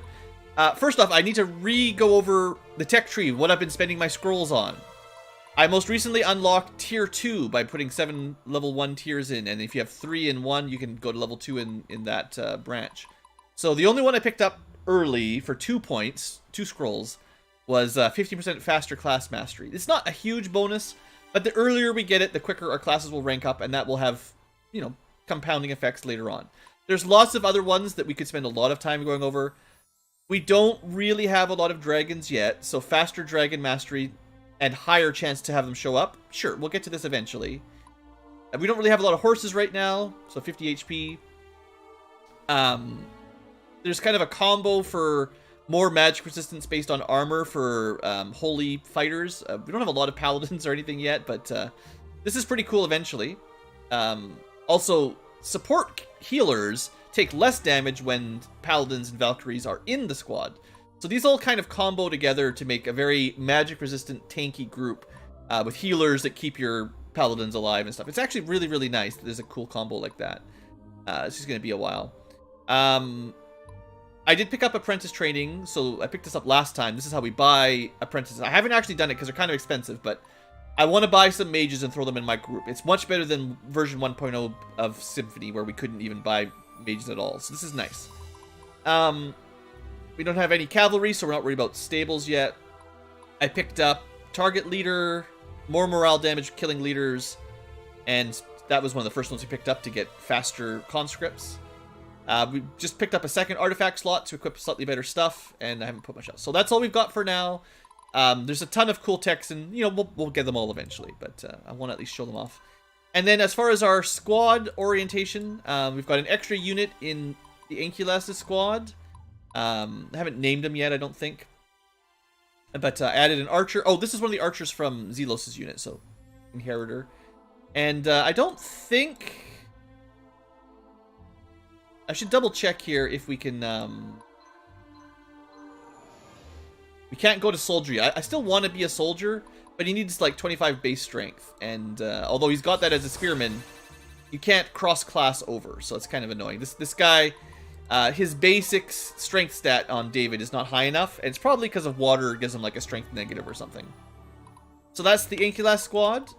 This is a new squad for Stefan, and I actually gave him that light scroll. So he starts with lightning affinity, and I give him light, which gives him a whole bunch of leadership. And with that, he's able to get a 6th unit. And I don't think I mentioned it for the future tubers, but up to 5 units is 10 capacity each, and then less if they're discounted. But 6th unit is +2, and 7th unit is +4, and so on. So there is a increasing cost, and he needed more capacity to add it in. So I gave him one of Zelos' sword girls, who will assumedly eventually be an assassin, or sort of a... What's it called? A sword fighter. And this will definitely be our light infantry kind of ambush squad. Stefan's super strong, but the trouble with these tends to be they fall pretty easy, so he's definitely going to want a healer. I could have just thrown in a healer, but fine. We'll try him out like that. Diana had 2 healers, so we swapped one with one of Zelos' archer. And she's got a new unit we haven't seen before. These acolytes, they come with magic armor, which means less magic damage. So the more armor you stack them up with, which you can increase with artifacts, the less magic damage they take. So they are your anti-magic style class, the acolytes and paladins. Pretty cool. Nasir here still just got the 3 archers, trying to promote them to horse lancers.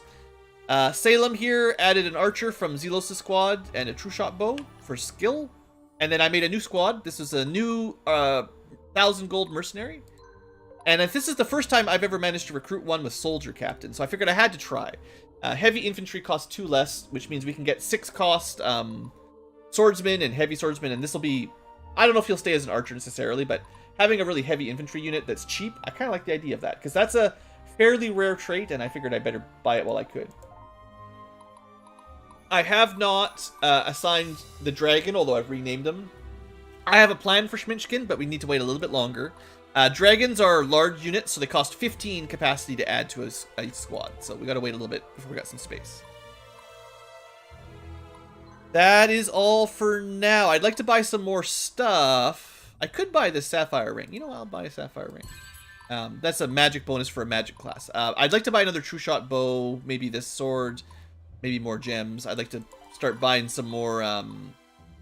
These are the apprentices you can buy now that you couldn't originally. So there's lots of good stuff. Let's do support, and I'm going to do an arena battle or 2 here quick, just to show those off. 5 minutes in of description, standard. Stefan, a moment. Ankylas, of course, although I warn you, I'm nursing my 3rd glass of brandy, so I preemptively strike from the record any incriminating statements. What can I do for you, friend? You're working with the temple as a spy, I understand. Yep, you see, the blonde and I are in cahoots, as they say. You mean Diana? Yep, that's the one. You know, the one that's got a big old muscle where Donar usually puts a sense of humor? What am I saying? She's a big goofball if you let her relax. Want to get on her good side in a flash? Food. Even mentioning it makes her eyes sparkle with glee. Noted. So you're risking your life on the temple's behalf. Are you a devotee? Well, let me bring you back 2 or 3 years. Got tired of the junk peddling, cutting, you know, small time. Got involved with the Tide Reavers, real bad fellas. Let me tell you, being that much of an outlaw is the thrill of a lifetime. That is, until you get involved with, you know, their primary cargo, slaves. Crazy. So what happened? They were shipping slaves to the fungus plantations, of course, of Graydon. a common source of income for those dogs. I, however, was able to help myself to the captain's jewel chest while they were dealing with a policing action by the Viridians. Almost slipped away, but then I saw her. That towering titaness of terror.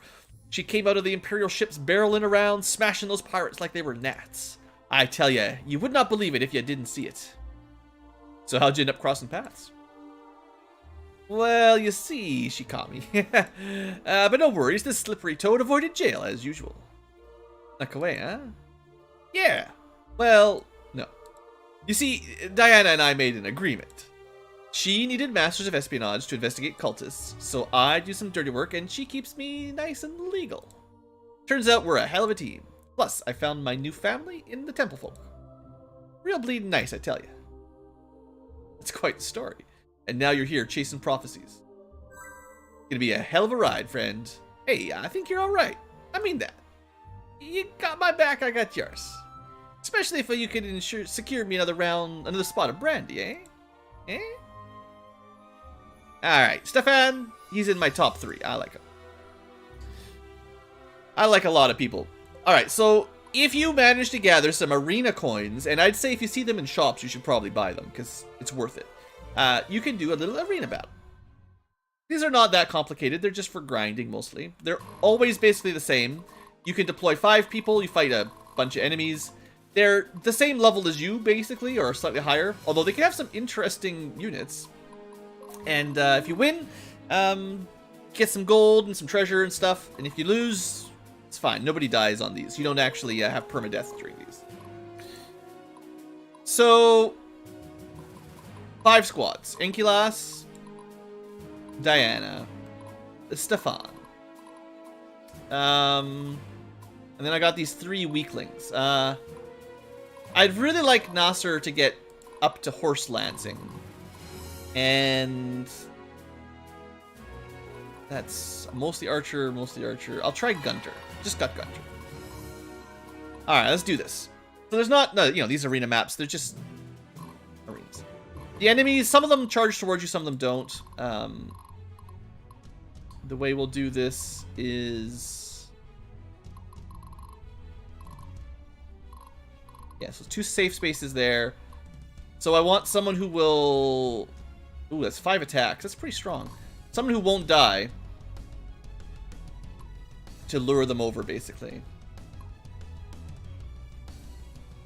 Diana's got a lot of shields. I'm going to put her in the hill. They'll range 2 attack. A paladin never surrenders. And then this one, I'd kind of like them to attack as well. But I don't think the archers move on their own. I think these guys move on their own and the archers wait till you're in range.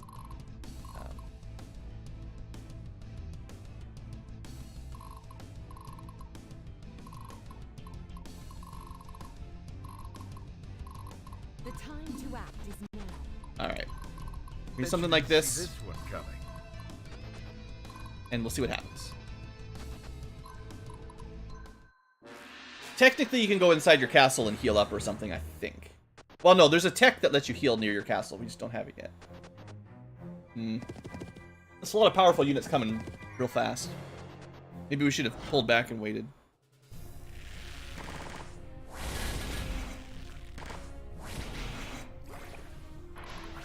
Mostly a break even, and then we did a bit of damage.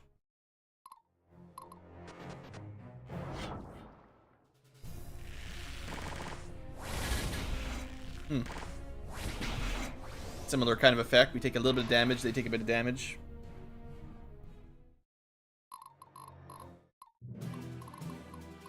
Alright, so... oh, I didn't set up any cool ambushes. If I'd left Stefan in the mountains, he could be actually doing an ambush right now. I actually think we need to pull back. These guys are gonna... this is a lot of power. This unit is very scary. Swordmaster. Cannons are no joke. It's full Cavalier. These are strong units. I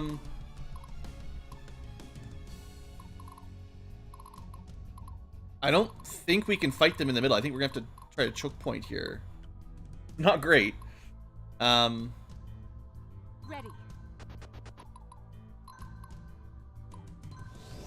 You gotta keep Blue alive. Nasser is very weak in terms of melee. Donar be with us. Yeah, this is more powerful foes than I was expecting for our first attempt on the arena here. We'll see. The mission objective to get the most rewards is to win in 6 turns. I don't think there's any chance we're gonna do that. So our goal is simply to win at this point. I don't think we can do this quickly. The enemy are way too strong right now. Like, this is literally guns. Yeah, like what exactly was I supposed to do about that? Sheesh. So much for experience. Yeah, we can't even see riflemen yet. Yeah, I think you're dead. I guess we're just lucky they didn't fire first. Because if those guys had gone first and then the riflemen, Stefan would have been wiped. I mean, there was not much else I could do there. These guys are just way too strong. Okay, this is fine. Diana's got this.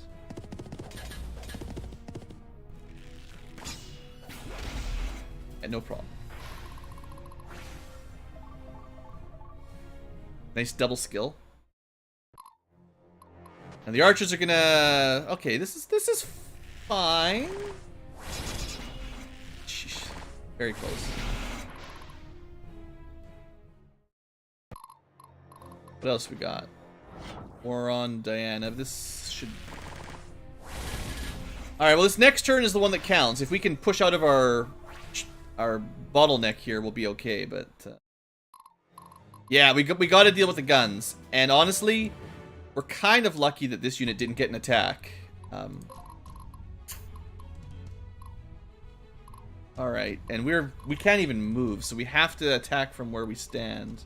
This unit's basically dead. I think we try to finish it off with our unit that's useless in melee. There's not much that Nasser can do. This opens up a square to move. Assuming we kill him. Good. And then... Poor Stefan. I might have to ignore the archers. Oh, jeesh. There's definitely a chance we just get overrun. I think Gunther could take Rolf.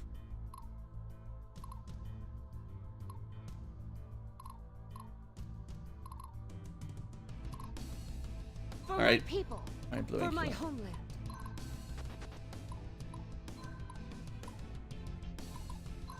If you can kill the leader before she gets a turn, that's what we need. She's up front. Good. That saves us a ton of counter damage.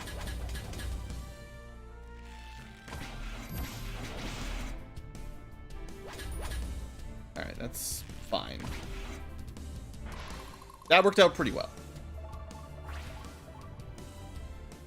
Good old Blue Inkula.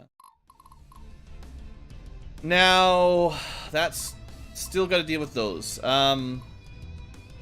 Stefan is just trash. That's too bad. Maybe I guess Stefan goes for the kill here. Yeah, they should get this kill.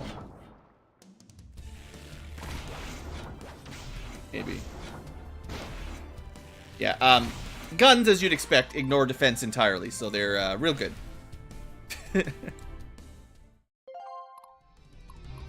He stole some money. Alright, and then I think I have to use Diana against the cannons. Keep up some kind of line of defense here. The cannons don't get an attack when we're attacking them, at least, so... we can kill them all now, then we're fine. Cannons are definitely, like, offensive only, no defensive shots, so... and, that's good. Hey, they're awesome, guy. Salem's gonna be a bit of a problem. I think we just send Gunther here and try to do a bit of, we could heal one of Inculas's units, but I think these ranged units are just gonna tear us apart. We're gonna... too many of them. So if we can kill some here, I think it's worth it. Alright, we've significantly decreased the amount of firepower the enemy are going to throw at us. But I think, like, there's people are going to start dying unless we're really lucky here.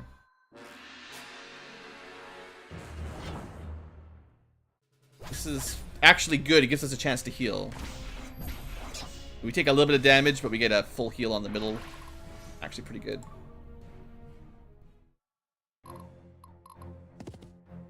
Maybe she can survive this. That's a lot of cap. They're not getting a charge at least, so. And like Diana is very strong, so. Yeah, okay, good. There's a reason I put her up front.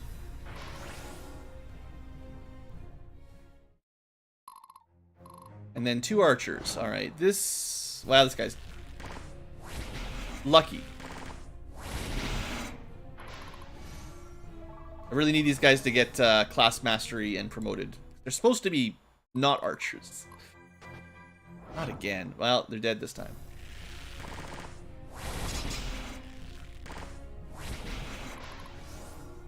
One of them might be able to be a horse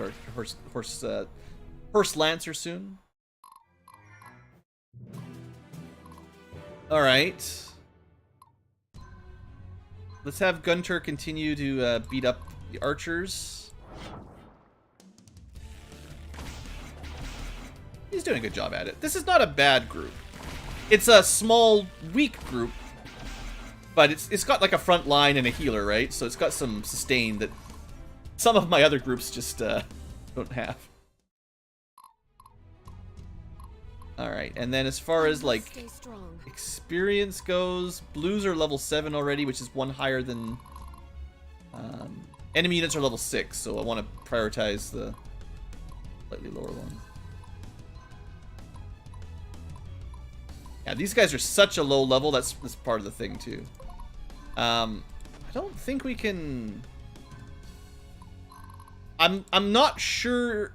I don't think they get rezzed if they're in the But you can switch out, right? Yeah, so we can switch to this guy that we just something at least.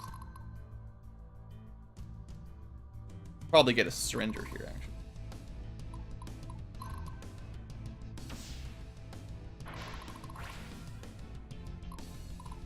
So yeah, you can only have 5 deployed at once, but you can still cycle things in and out if you've got more squads. Where am I needed? So her units are level 7. The battle lies before me. Blue's units are level 7. Oh, sorry. Did you need something? Stefan's units are dead. The time to act is Let's give it to Blue Ankylas. The lastest of Ankies. Cat, are you scratching something you're not supposed to scratch? Suspicious sounds from behind.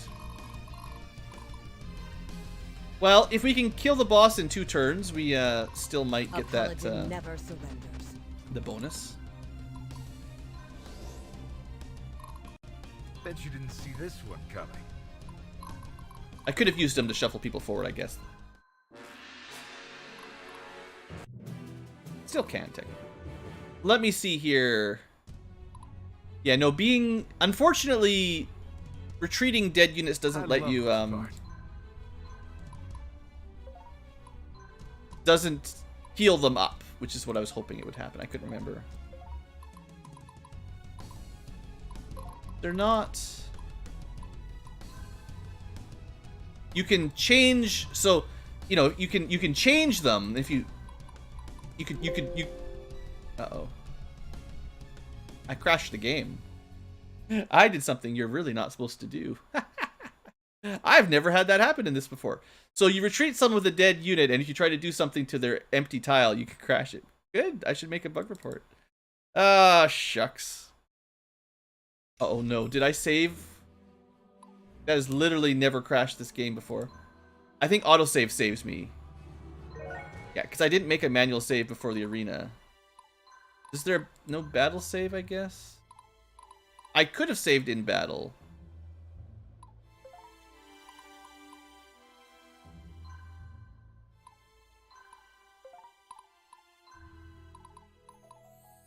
Good trick. Anyway, theoretically, you could remove someone from your what am I trying to say? From your party that was dead and switch them around. Okay. Oh. So the quick save I would have had to make manually.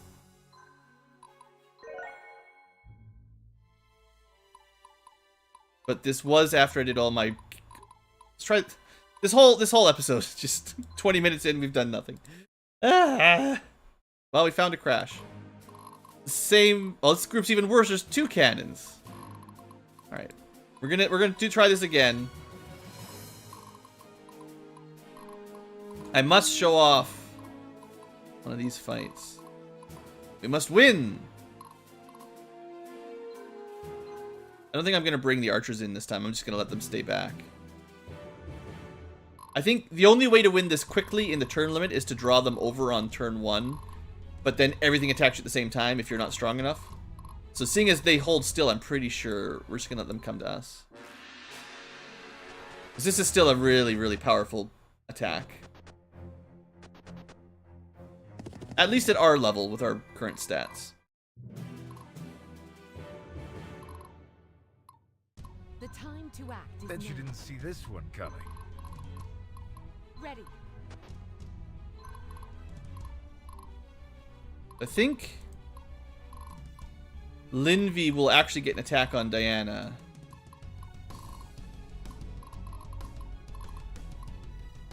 But we'll be out of range of the cannons and most things. Where am I needed? So that's about as good as I can do. We got a line only, as long as we don't kill them, only 1 attack per person. So we shouldn't be losing anything on the first turn. Like last time, where the guns just came over and murdered us. This is still a bad fight, though. The boss here gets a lot of attacks. But if she was somewhere smarter that wasn't in the front row, because she gets a double attack every turn, so she gets like 4 attacks total.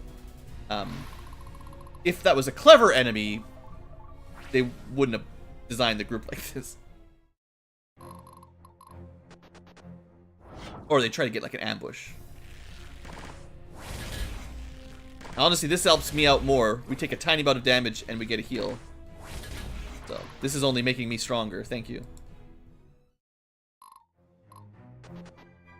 Okay, cannons coming. This is gonna hurt. Got a kill, got a heal. Maybe we live? Hey, we lived.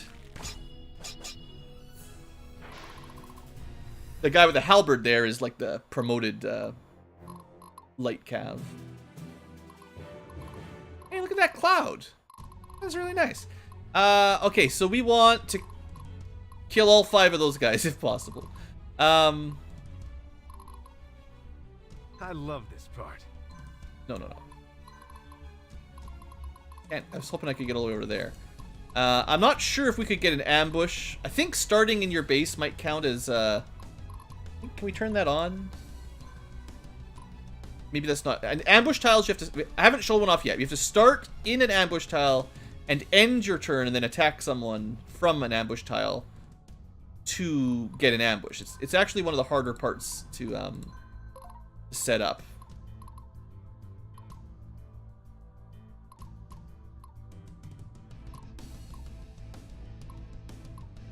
Okay, Gunther's not looking too good. We want him to do something safe.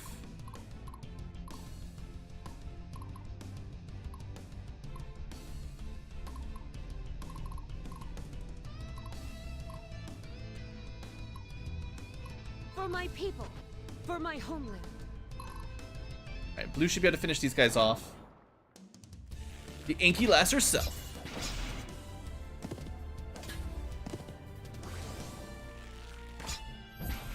Oh, there's also a mechanic where your mages, their magic power kind of decreases over the course of the battle. So your healing and your magic attacks, if you use them a lot, they start at, I don't know exactly how it works, but they start at a certain power and then it decreases as time goes on. A sneaky change. I think Gunther could kill... if we've... These girls don't have really any defense, so I think maybe on turn 1 we kill them both. Got the block. But that turned out. There's evades and blocks and whatever. Kind of hear the ting sounds different. Anyway, that was good. Still a lot of cannons.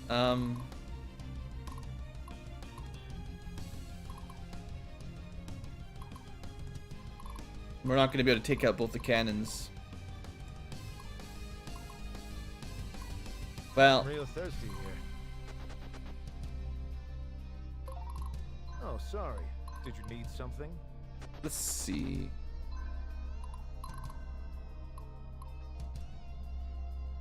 Probably not an ambush. But next turn it could get an ambush.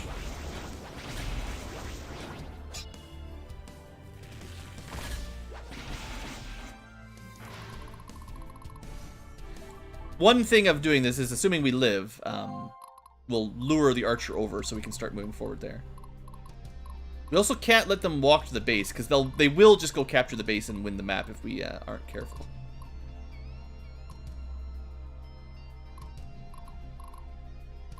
A paladin never surrenders.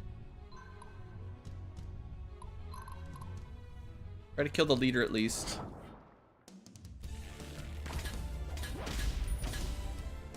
Nice whap. Oh yeah, they're toast. Yeah, that's pretty good. And she just gets better. Contender for strongest unit in the game as well.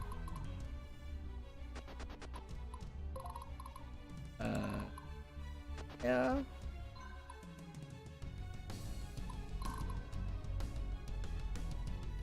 Maybe we could kill some of the cannon, or at least like one cannon.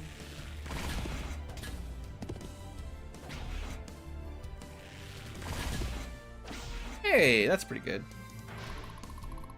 And some levels, Nacer? Cannons will probably just kill them all next turn. Well, this defensive plan definitely worked better than the last one where we kind of dragged them all in immediately. So far, no deaths, so.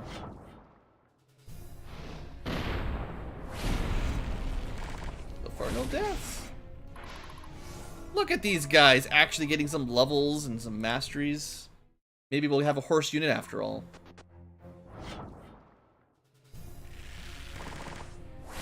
At least we're in the forest, so we have some ranged defense. So this actually works out pretty well for Stefan, as you see. Alright, let me, just in case I accidentally crash the game again, I should use quick saves more often, because if you can crash it, you will. I must stay strong. Alright, so once again, once you're like level 7 or so, you're not getting much XP from these guys. Nacer here is like way lower level, so him getting kills is good. Gunter, it's like literally level 2. Alright. Yeah, so we've got a big spread between our heroes at level 7 and our not heroes at like level 2 and 3. So yeah, we gotta try to help them out a little bit.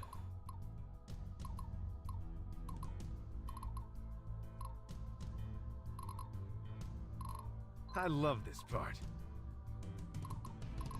So we want...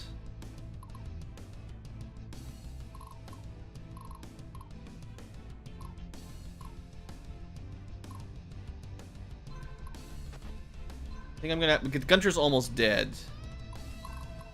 Let's go for a surrender. Nice! Get those guys a little bit of HP and levels. Level 3 is still not much. Guy is also kind of low hit points. So I'm thinking... Real thirsty here. Try to weaken these guys. Oh, we do get an ambush. So that means... Hold on. That means they miss one attack. So this is... Did you need something? Yeah, we get to see it here. Purple means it'll be an ambush. I guess yellow would be a charge, maybe, if we had charge. But starting in a what do we call it, difficult terrain, and then ending in a difficult terrain and attacking someone is how you get the ambush. Although I think there's some other rules as well. I'm surprised it works at someone else, but maybe because they're infantry.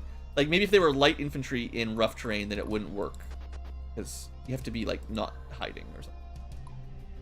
So, like, this would be... I'll show it off, because it's going to be pretty cool, but we're kind of stealing XP from the other guys. So everyone gets an attack, and then everyone gets another attack. So our... Basically, enemy misses their first round of combat, and we get both of our rounds in a row. And if anyone survives, then they get their second attack finally at the end. But they only get, you know, you only get the one at the end. So, yeah. All right, I want chance to heal this guy a bit so he can get used again.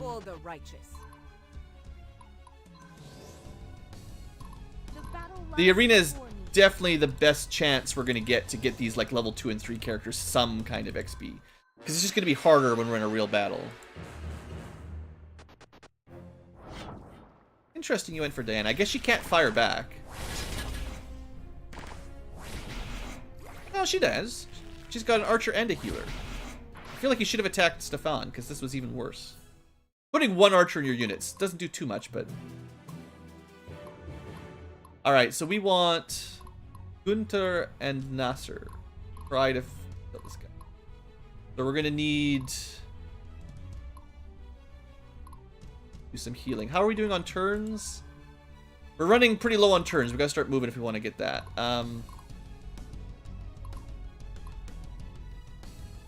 Bet you didn't see this one coming. Send Stefan over towards the boss.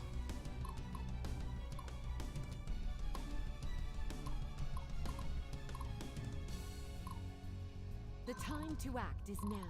And Ready. can't really attack with someone that low, so... But heavy armor does work pretty well against... like, units with heavy armor do pretty well against archers. Especially if you're in a forest or something.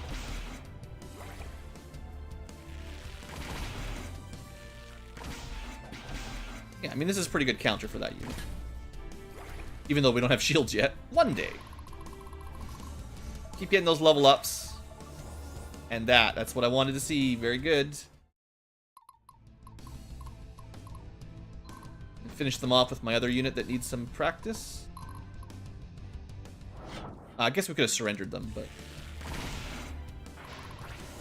There we go, more class math. Good, good. Is that everybody in that unit?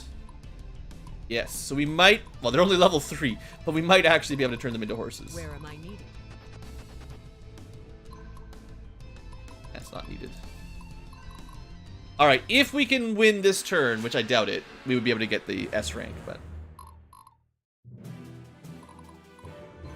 Yeah, this is our last turn. And this is a lot of units.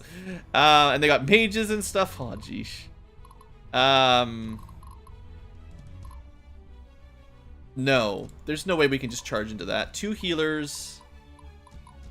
2 mages. A siren that stuns. Oh, wow. That's a pretty tough group. Getting real thirsty here.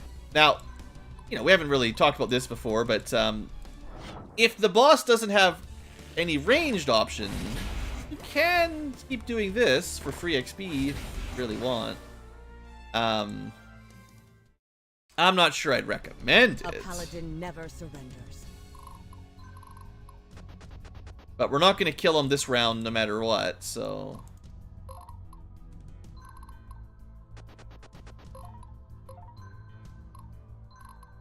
I can't attack, so we'll get him... For my people, for my homeland.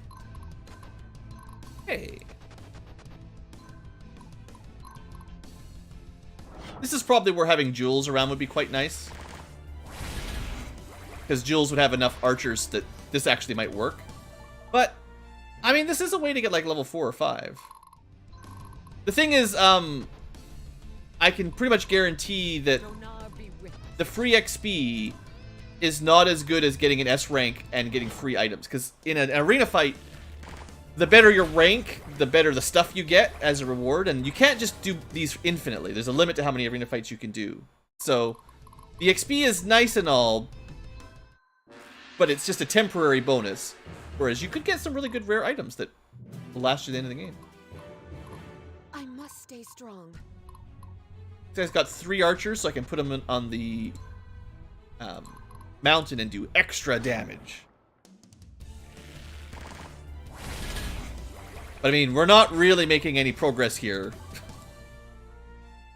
Very, very little.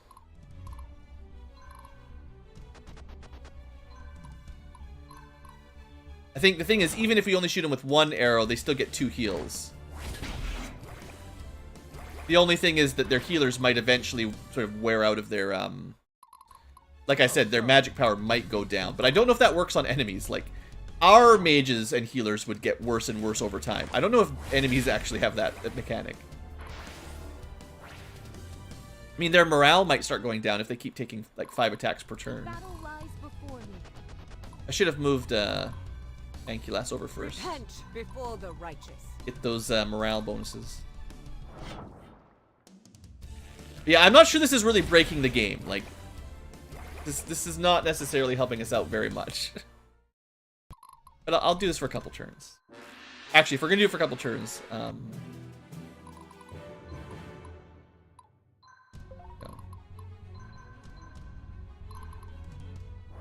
Here you go. Free XP, guys. Level up.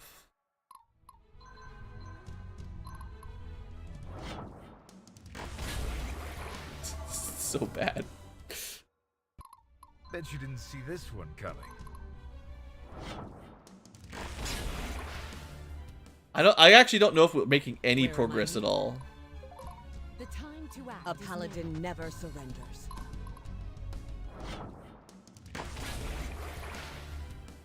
I think if I only attacked with units that had like 2 or 3 archers, we might slowly build up a little bit of damage on them, but they're pretty much just keeping it consistent. Like, they just heal the 2 lowest units every turn and basically keep everyone full. We could try to target leader, but he will have even more defense. Like, our best chance is killing one of those healers or something I love this with part. ranged attacks. I think we might have to attack with Stefan next turn, or soon anyway, because he gets the sneak attack, so he might kill the mages before they get a turn, which is probably the only way we really have a good time in close combat.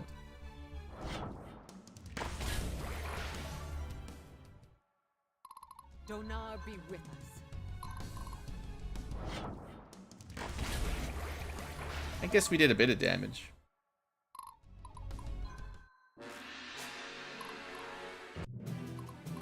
And then the rain starts. I actually haven't seen their morale go down at all. So if you're hoping for that, no luck. And the back row's fully healed. Getting real thirsty here. It's raining, Stefan. How can you be thirsty? Open your mouth. And I must stay strong. I mean, I don't know. I think the chip damage experience is pretty small. Well, you can get loyalty up though. Dang. Repent before the righteous. Loyalty up is way better than 5 experience. That's a -1 capacity cost. Maybe that's what we should be farming, really. Just combat prowess. Like let's have a look here. Our unit with the most archers and low level. I guess they're level 5 now, so they're not as low. The enemy is level 6. So that's 1 level higher. Let's just keep an eye on the guy at the back. So he's got 36 experience. Do the attack. Did a little bit of damage. Even got an extra shot. And that went from 36. You know what? That's more than I was expecting. 32? A third of a level? That's definitely more than I was figuring we'd get. Alright, so 48 on the fighters. Let's pull out the formula, whatever it is. Alright, I'll do one more round of this just to get my level... I think I'll try to get my level 5 characters to level 6, and that's it. Then we're done. This is enough. The battle lies before me. if you're watching along, like future tubers or VOD watchers, you really don't have to do this. This is not really helping us out much. Really. Where am I needed? I've got like 2 or 3 more arena tokens. We could just respawn all the enemies, right? Like, it's fine. But, I mean, I know the feeling. I've done this in other games before, obviously. It is kind of the classic Fire Emblem arena grind style. There you go. Level 6 for these guys. Got a bit more leadership and stuff. Look at that. Stephanie's got 50 leadership. She should be leading the squad. She doesn't have soldier captain, but she's got a lot of leadership.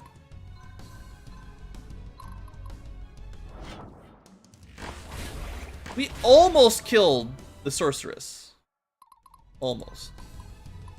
Alright, we need one more turn for Raphael to catch up with his buddies. Bet you didn't see this one coming. Okay. Actually, this one thing is the sciencing. I don't mind the sciencing. I'd said how healers start healing less and less as time goes on. They are definitely healing less. I mean, this took a while. Never surrenders. Our archers are doing this consistent damage, but now they're healing like 12. I think they was at 19 and they went up to 31. So, I think we would eventually kill them like this, as silly as it is. Definitely not my preferred... hey, we got one! Not my preferred method of victory. Okay, so level 6, still getting some experience. Probably getting better experience when you actually get a kill. Is I the love thing. this part. The level 7 characters. It's interesting because you do slowly gain loyalty for every battle, right? So one of these guys, I think it was Rob, went to 9 capacity instead of 10. And then the other Rob is already down to 8. I think that's as low, like, committed is -1 and loyal is -2. I think that's as good as you can get.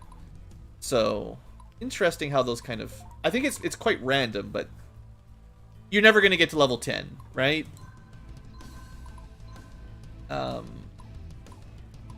Let's look at someone here. Gunter is at level 8. He's got 3 experience. He's 2 levels higher than this group.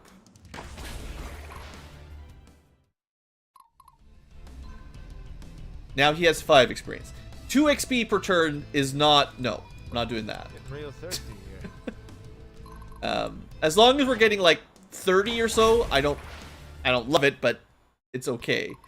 If you're getting 1 or 2 experience per battle, no.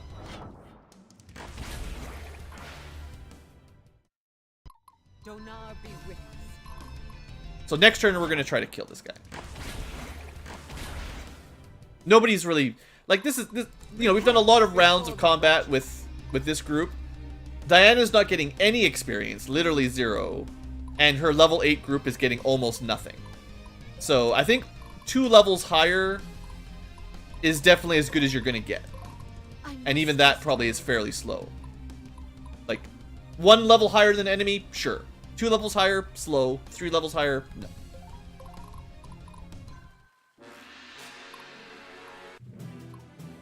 Alright, so we will do the 3 bow attack, because they're not going to go into melee anyway.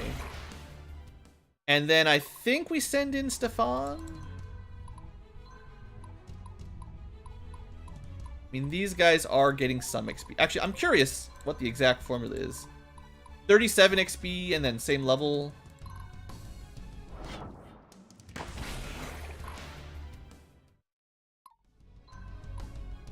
Yeah, they're still at equal levels. It's not too bad. Oh, sorry. Did you need something? All right, we should be able to kill the guys in the back, fairly likely. Yeah, so that's most of the magic damage. Yeah, I mean, Stefan, he was built for killing mages in the back row. The battle lies before me. And then we better seize. Where am I needed? She's getting closer to getting another unit in. A paladin So. never surrenders. I'm pretty sure you get, yeah, some leadership for these. Well, so basically, instead of doing the next chapter, we ended up just messing around here, and still got an A rank. So we got a bunch of stuff, honestly. I know you get more stuff and more, like, you can use these to give yourself a level up. It's like 1 extra level up or something, and 1 extra, or like some amount of class points. So getting an S rank would get us a bit more of this, more gold, more items. I generally want to go for the turns, and, you know, that's still pretty good. A rank, I didn't expect it would still be A after that much messing around, so maybe rushing those arenas is not as big a deal as I was originally thinking. But yeah, instead of doing the extra map, we're just having fun with the arena today.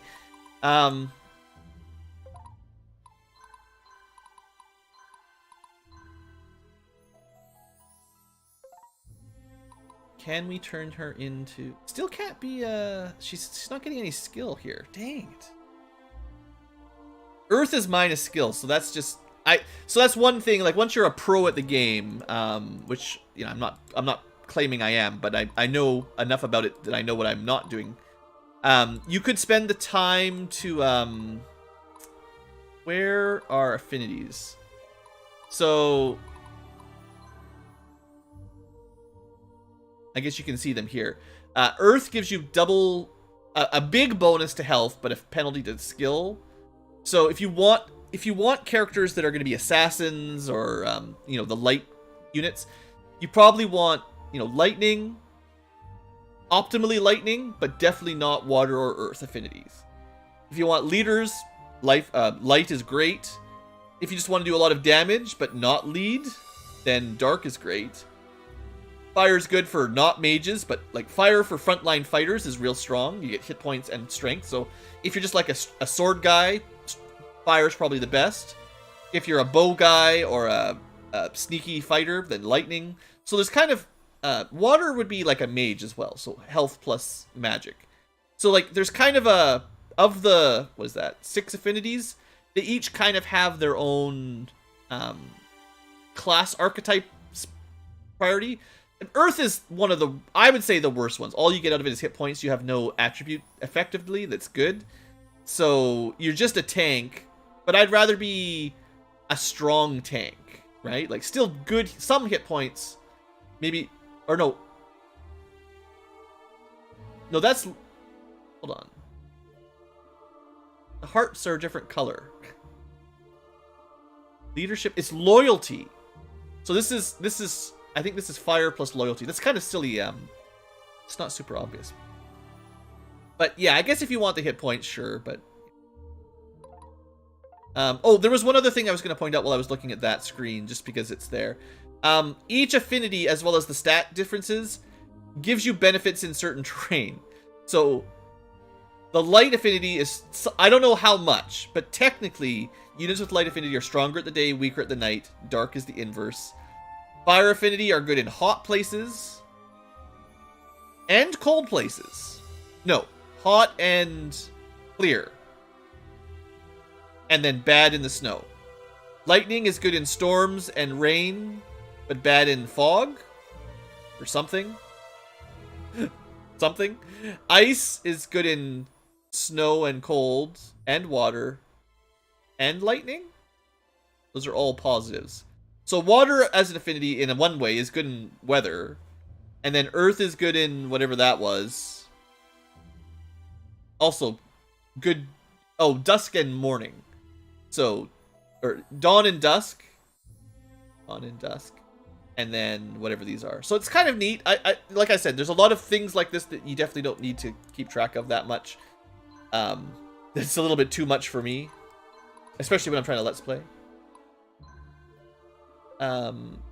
But like I said before, if you've got money when you're recruiting people, you can keep re-rolling them. Like, so if I want a good, if I want her to turn into like a sword master with a high skill, obviously they need skill. So you could buy one. In fact, I'll do this just to show it off because we're going to end the episode here pretty quick. And I can just reload if I don't like it. So let's say we really want a couple good, you know, female skill fighters. Well, fire is not for that. So we buy that one, but we're going to fire her. Light would be good for leadership, not for skill. Not good for skill. Not good for skill. Not good for skill. But it's re-rolling every time. And you get a different affinity and some slightly different stats. There you go. Lightning is the skill one, right? So we spent a bunch of money. And it kind of clogs up the inventory, or the reserves. But we do eventually get someone who will almost certainly, by the time we master CP and get a level up, be able to change into the class we want. So if you're really having a hard time, you know, you could do that. You could also try to just buy the affinity you want. It's pretty cheap. So it might be worth buying any of these you see, because they're not that expensive, and then just saving them for the classes you want, or the characters you want. Anyway, we're going to end the episode here. I know we didn't get to a mission. I'm actually going to do, like, maybe one more arena off camera, just because I feel like I want to do one more, but I don't want to record it for the future tours. In fact, I probably won't record a lot more arenas in general for the future episodes, just because it's, well, it's a lot of time, and it's just kind of grinding, right? We did pick up a couple artifacts, and in theory, I guess we could see here. I'm just trying to build these units up a bit. Yeah, these guys, level 6. These are heavy fighters, so we could go soldier or spear line. I like the idea of having at least one more heavy unit. But we are using iron. There's a limit to how many of these units we can upgrade, so you are also limited by your progress in the game on how many units you can actually upgrade. I would like some sirens eventually, make no mistake. But I think I want a couple more healers in general. And the priestesses are much better because they get, I'm pretty sure they get 2 healings per round, or maybe it's the Templars that do. We can find out.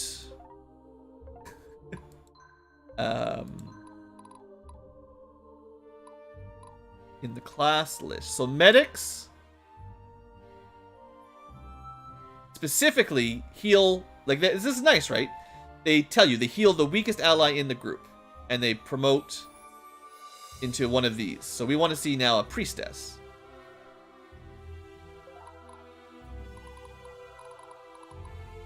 Oh, look at all these things that we don't have. Where's my priestess? I'm too far down. I'm in advanced class. There we go. So these are the ones we're starting to get now, the mid-tier. And so these guys still, unfortunately, only get 1 heal. So they're not a big upgrade, unfortunately. So I wasn't aware, but mid-tier priestesses, a little bit lackluster. It must be the Templars are the ones we actually want, and that's, you know, max rank. So if we look at them, highest level heal girls, they get 2 turns to heal per combat, and that is definitely better. Unlike Ogre Battle, we don't get 2 heals, 3 heals, and then group heal, because the healers in Ogre Battle were really strong in the Super Nintendo. Anyway, there's lots of cool classes, and I forget exactly, like some of them. I actually think Valkyries are one of the ones I like a lot, because you can, if they will either do 2 slashing attacks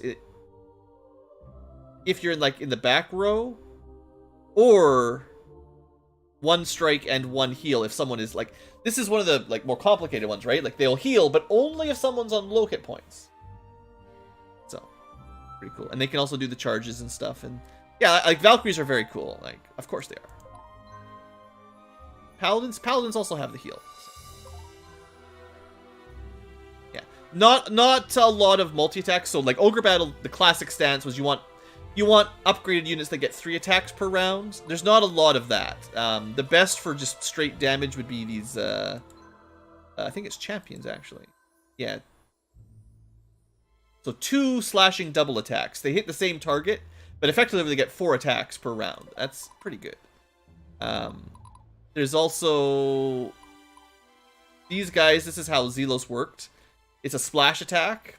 So the whole row. It's 2 attacks. So he can hit a lot of things. There's also someone with like a pierce. I don't think it's the Sentinel. It's this guy. So this one hits the guy. He hits like 2 in a row, right? Targets through them, which is... So yeah, anyway, there's a lot of cool classes. I really like it. You've got our unique classes.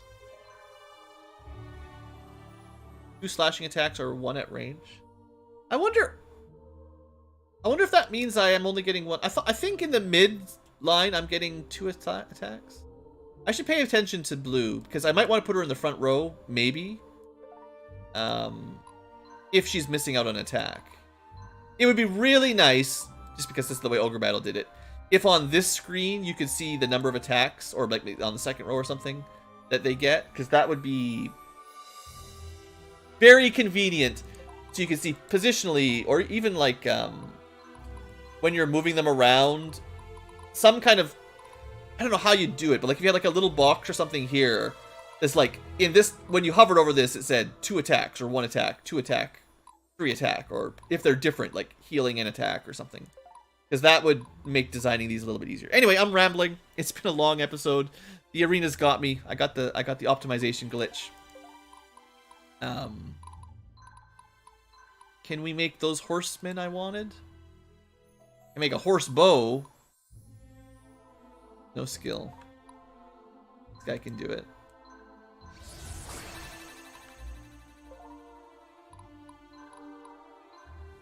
Hey.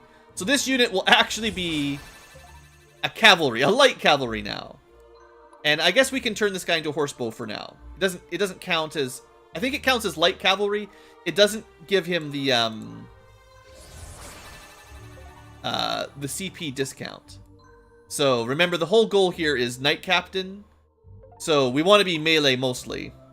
Although melee plus archers, like, it's not a, like, still a good light cavalry unit. You could have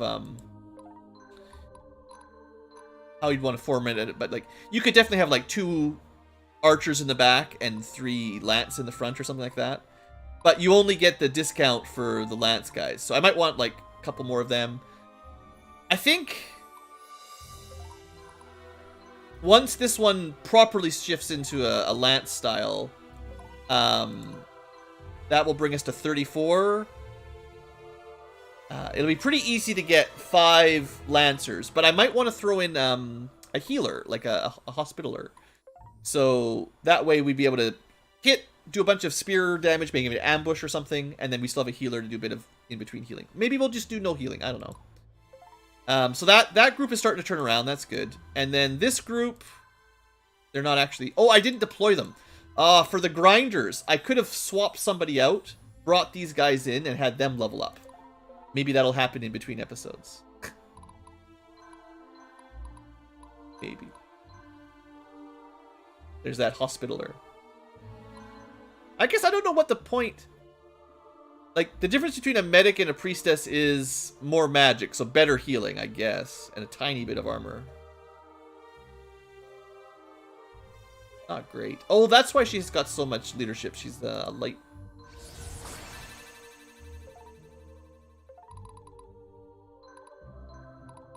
So, anyway, we did get some class mastery. We got some improvements.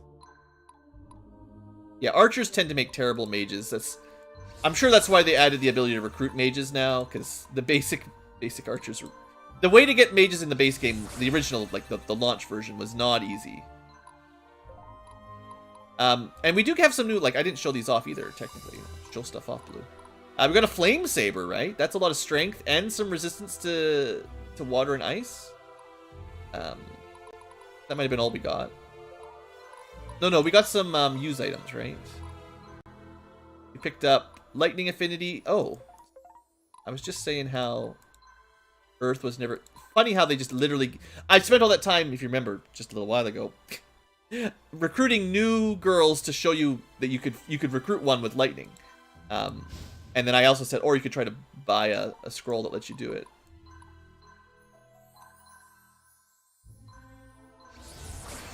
That's what I wanted. And then Swordmaster is super strong.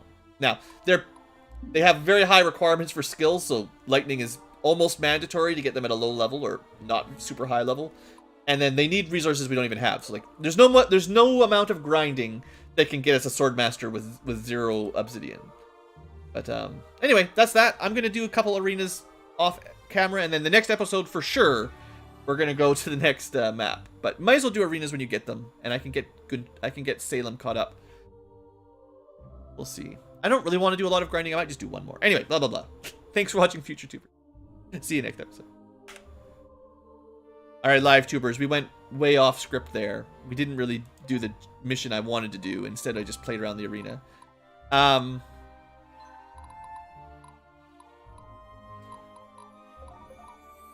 Let me double check capacity. I don't think there's any room. No. So we need to actually get some capacity upgrades.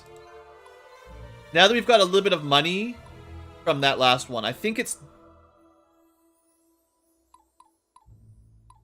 definitely worth buying the bow and steel shatter, because those are just nice to haves on anybody. And I think, like, early game 15 skill is pretty good for a skill-based light unit. And then the other one I bought was like strength.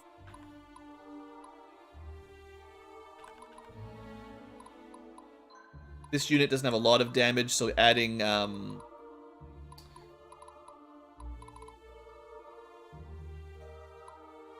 honestly, ignoring armor might be really nice. The idea with Lancers is they're supposed to counter enemy cavalry.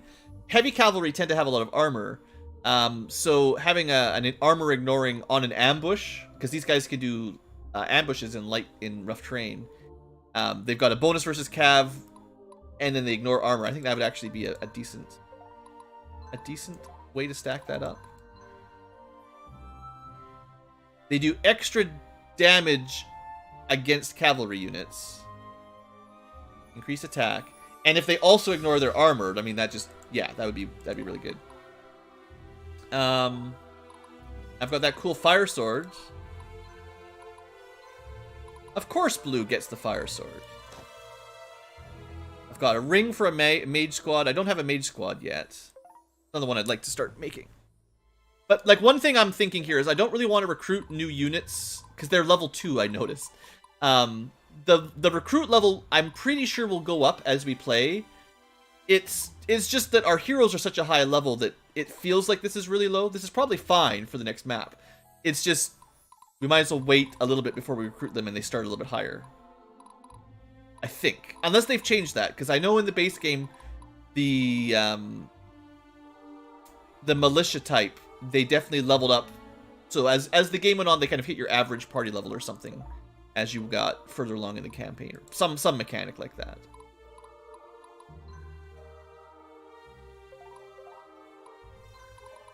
All right, one more. I think I'll save the other token for a little bit later. But I mostly just want to have a little bit of money, because if there's a bazaar on the next map, I'd like to have something saved. And the goal here is to get Salem some kills, or some grinding. Then again, it doesn't work if the boss is got archers. It's the same boss, so...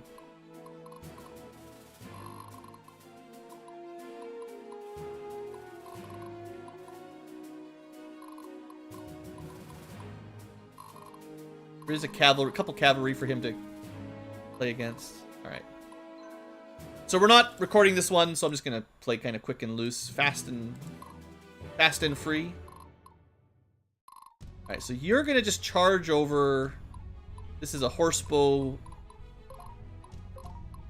So we could put someone as a bait and have him move to here, ranged attack, and take damage back. Don't have a lot of archer units other than maybe Salem, but Salem's is a bad idea. Well, level 3 is not much. And the enemies are still level 6. So really, most of my guys aren't going to get much XP here other than Salem. So we're just trying to get him some easy kills, basically. Alright, let's just...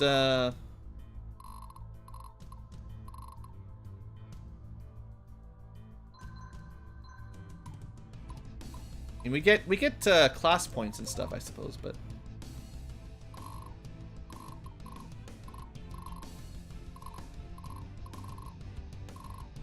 Okay, what I want is you to be somewhere safe. Technically, I want Nacer on the mountain so that he can ambush if such a thing works for us, and then we'll just... If you start on a rough terrain, then there's a chance to ambush at least. If the situation presents. Like, if he stands right there, and then he could actually canto out of the way.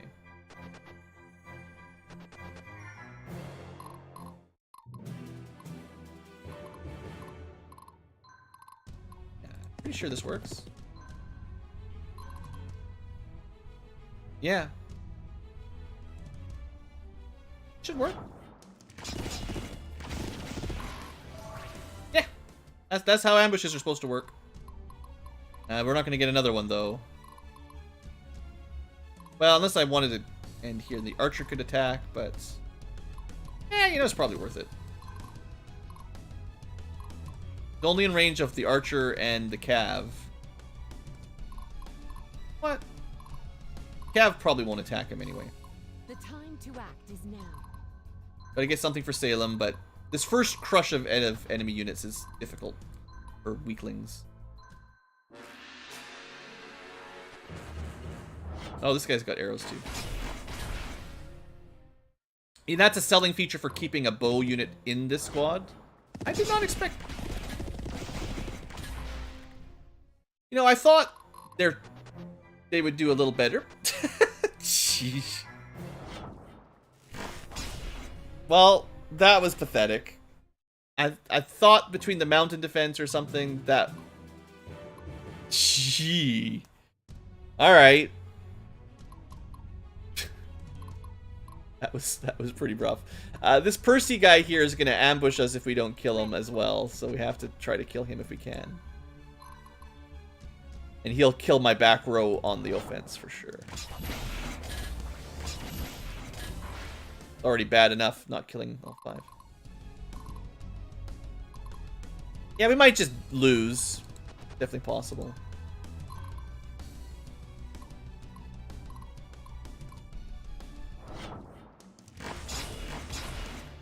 Not very good.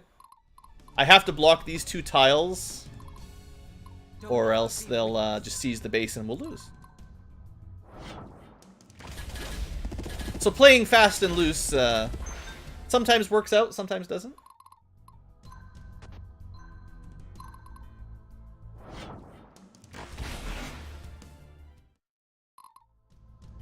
I could have deployed the other guy, I guess, seeing as I lost a unit. I probably lose a rank, actually. I think as long as your squads aren't wiped out, it probably doesn't affect your final ranking. But, you know. Oh, that opens that up. That's not good.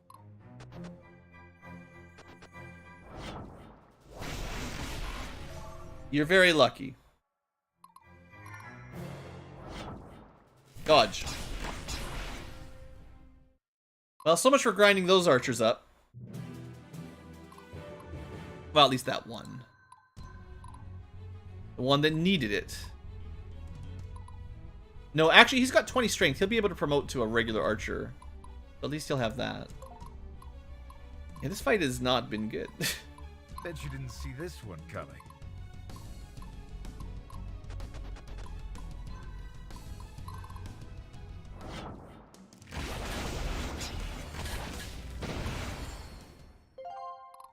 Free money. I mean, that's another benefit to doing Stefan during the grind.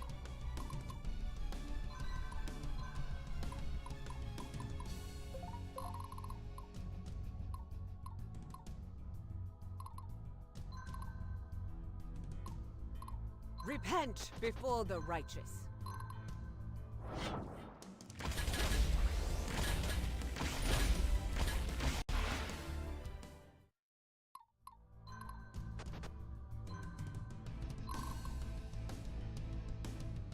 We'll try. Nice. Didn't even get a level up out of it. For my people, for my homeland. I'm pretty sure there's a limit on gambling up to 100,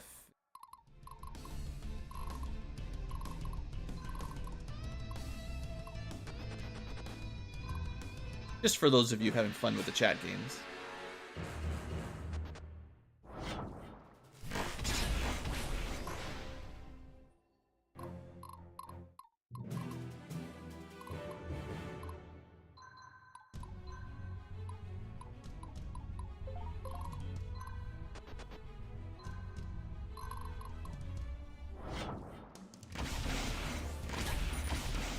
This group. I like these guys. Just basic old swordsman, nothing special. One archer, one healer. Just a solid, average party that's just good. I love this part. Where am I needed? All my specialty squads are worse than 2 sword guys and a healer.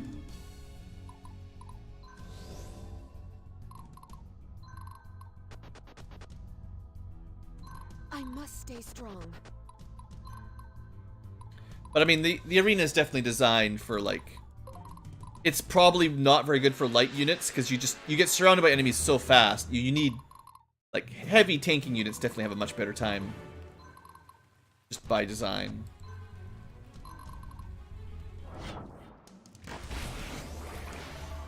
Now, I suppose technically there's a way to speed battle up even more. Getting real thirsty here.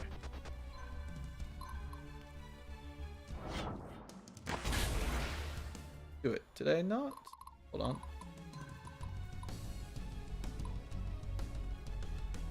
Oh, that's just very fast. You can, this is the one.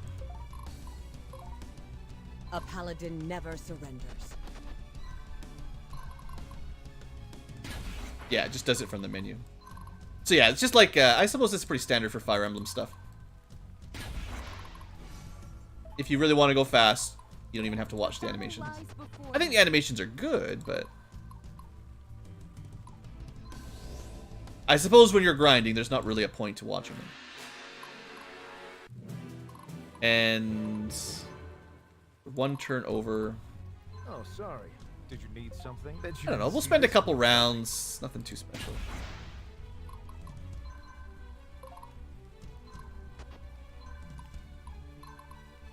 I'd like to get that. The surviving archer maybe to level 6 or something at The least. time to act is now. I mean, we are getting Donar be This- with us. still level 6. How did we get a level up there? Ready. Right, level 6, you can get to level 8. That's about the Repent cap. before the righteous.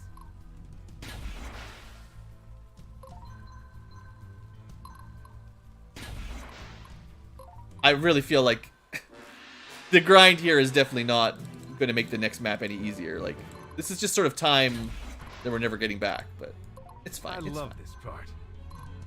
It's also getting pretty late for me for my stream, so For my people. sort For of my home. goofing around, learning how the game works mechanically a bit. Where am I needed? Get a lot of leadership ups just doing stuff like this. That's one thing I don't know the mechanics for. It's possible if your stat growth for like leadership and loyalty is not tied to experience, which I would normally assume it was, like you only have a chance to gain stats if you gain a significant amount of experience, you'd think. But if it's not, if it's just per battle, it doesn't really matter. You're not going to get a lot of XP, but you're definitely always gaining like leadership growth, A loyalty paladin growth, never surrenders. any stat that can grow over time. Mostly leadership.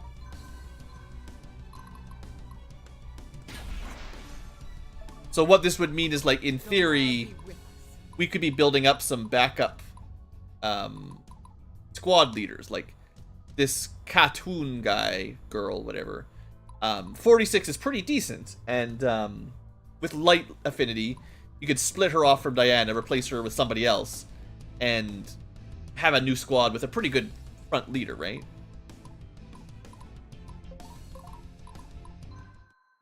But then again, I've been mostly picking squad leaders based on their For me. what's it called? Having a good skill, like, Sorry. Did you need something? hey there, I Scott Bowden. Kind of picked us up near the end, but yeah, just doing a first stream. Some people in chat wanted me to show off how the grinding works a little bit, and the last one.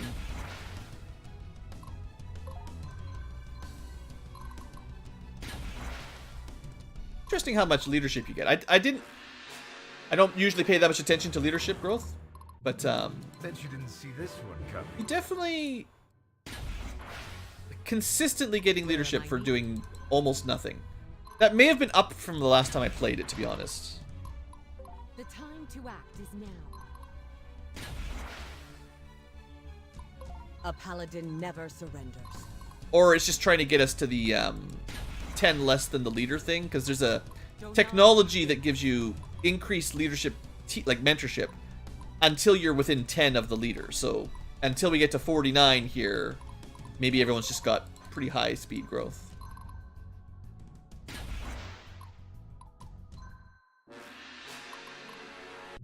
I love this part. I'm still salty that the guy I wanted to get levels up Ready. just died. Critical hit there. Hey, we actually got a kill. Alright, this is getting closer to what I wanted to finish up with, but... Fortunately, this guy died, and I've got no way to res right now. Repent before the righteous. Maybe one day we'll know how to resurrect people.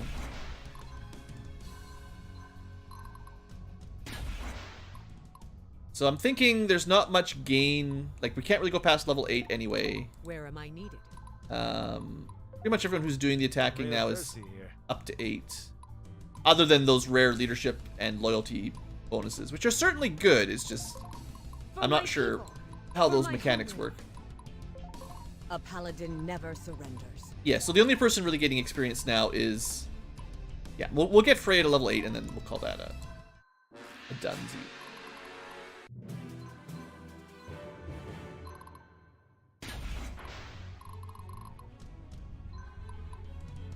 One more time. Oh, sorry.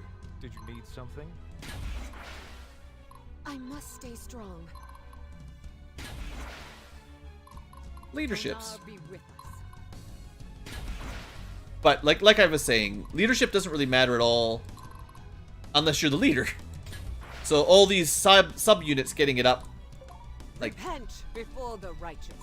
unless I plan to split them off, that's not the kind of thing we should grind for.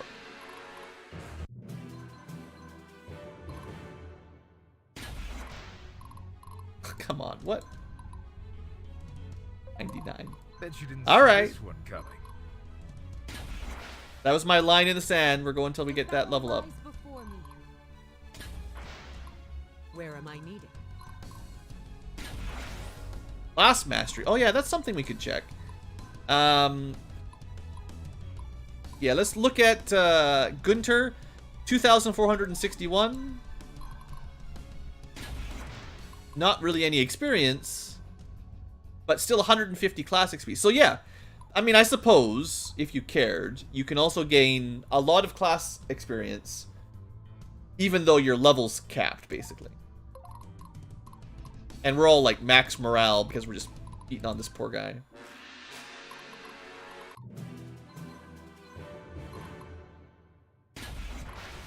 All right. Although that was a like a captain leadership up, like on Salem, so that was good, right? Like he's still a fair ways away from increasing his capacity, but wasn't this guy? Oh right, he's prodigy. That's right. So he does get more leadership growth. That's kind of cool. This guy doesn't get the cool, you know, -2 capacity cost per unit like some of the other guys were getting, but he can steal. I think he has to do damage from the primary target. I haven't seen him steal any gold. Like, I wonder if that's it, like melee only. I love this part. Yeah, it's gotta be melee only. Getting real thirsty here. Alright, I believe in you.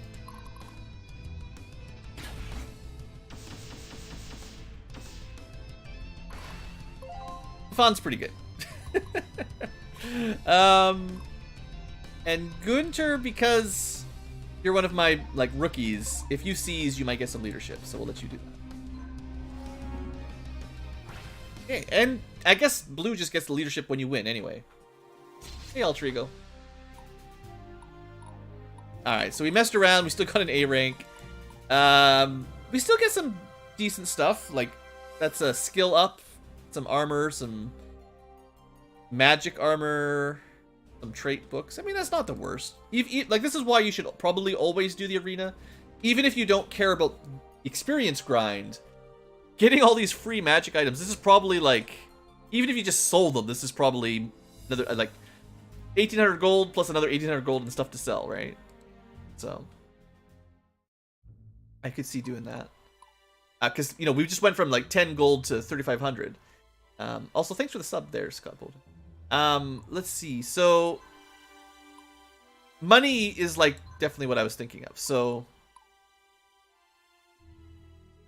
I guess gems aren't as important because we can just recruit mages, which usually cost a gem now, and then you don't have to like specifically save up gems for them.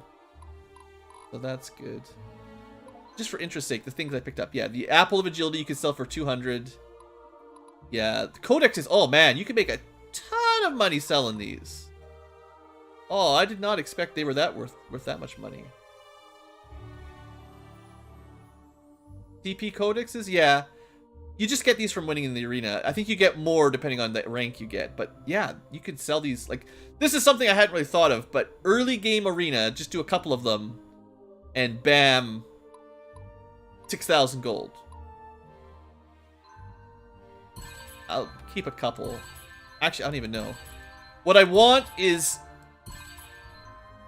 low-key, what I want is to be able to buy all the unique mercenaries when we find them. And I never have enough money in my normal runs, but I've never thought to sell stuff like this. So... I don't really need... like, one free level up. And we can get more from arenaing anyway. That just gives us a ton of money. And to be fair, like, unique mercenaries are super expensive. They're probably not all... A lot of them aren't even going to be worth the money. But for Let's Play purposes, I really like to show stuff like that off. So maybe that will be the plan. We'll do arenas, sell the codexes. I can see that working out. I mean, we can still buy stuff if we think we want them. I don't think Executioner's all that good. I don't really like Earth Affinity that much. I don't think Scavenger gives you enough to really, like, we'd pay 500, I don't know how long it would take to even pay itself off. Like, not that impressive. Let's have a quick look at the army.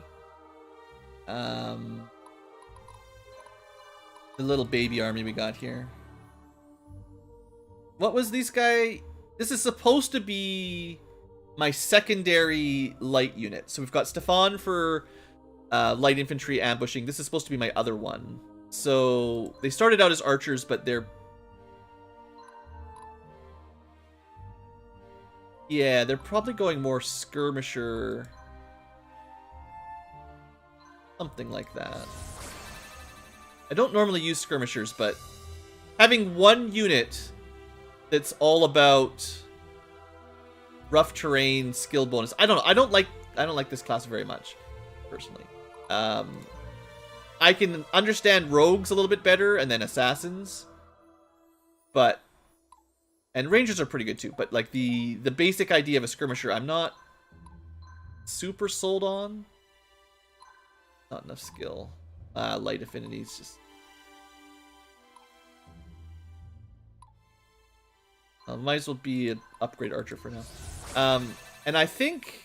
wasn't the... this is actually a girl, right? The idea here was not to have her be an archer. Cat. Busy. I'm busy, cat. No, pointing it out, you know, that's one of the reasons I like Let's Playing and streaming is...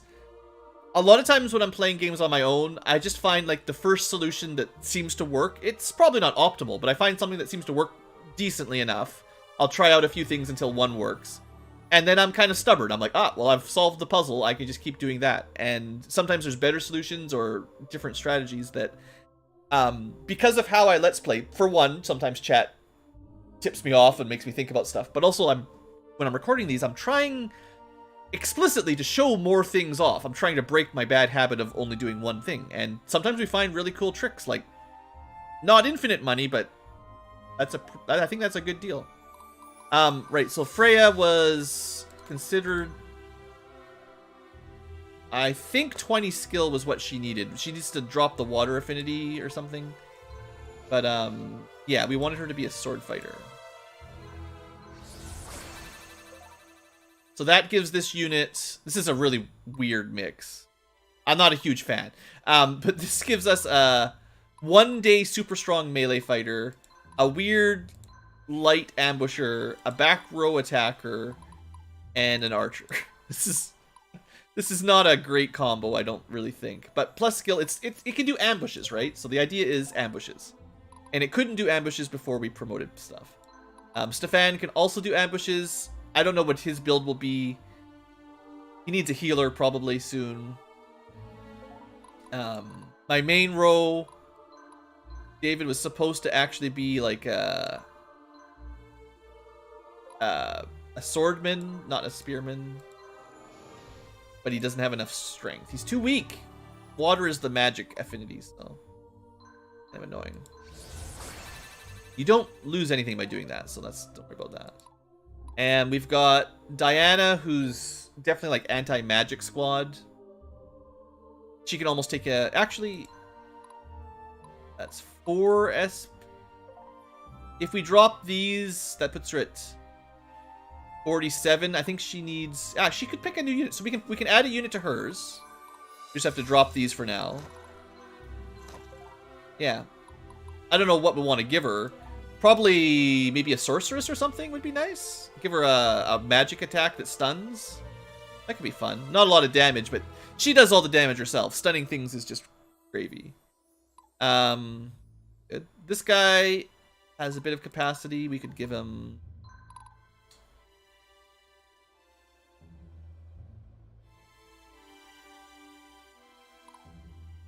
It's a very magic heavy cloak. There's a lot of... This is a tricky one. You lose maximum hit points, but you get a bit of armor and a strength. I don't know if that's, like, worth it. Because they really aren't very strong. Or we could just get more hit points and some armor. So we kind of swung... Yeah, I think this group is pretty fragile, so the armor's probably better value. These guys have 3...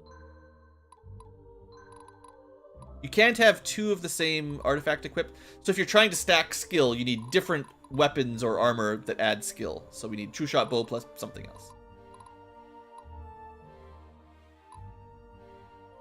Strength and armor isn't going to make much difference. Have it. Gunter...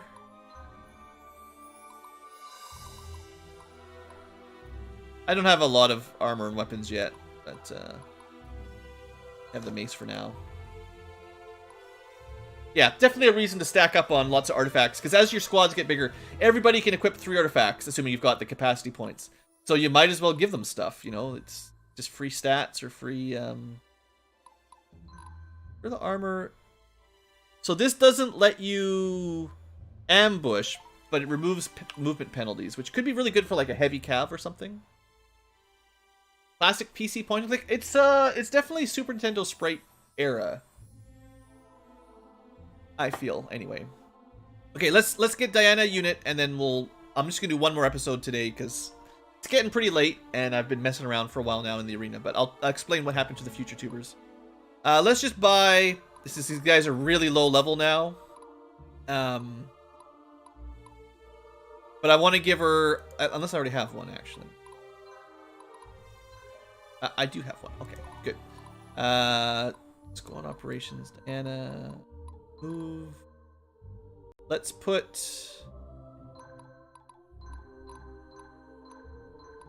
Just for, you know, symmetry's sake.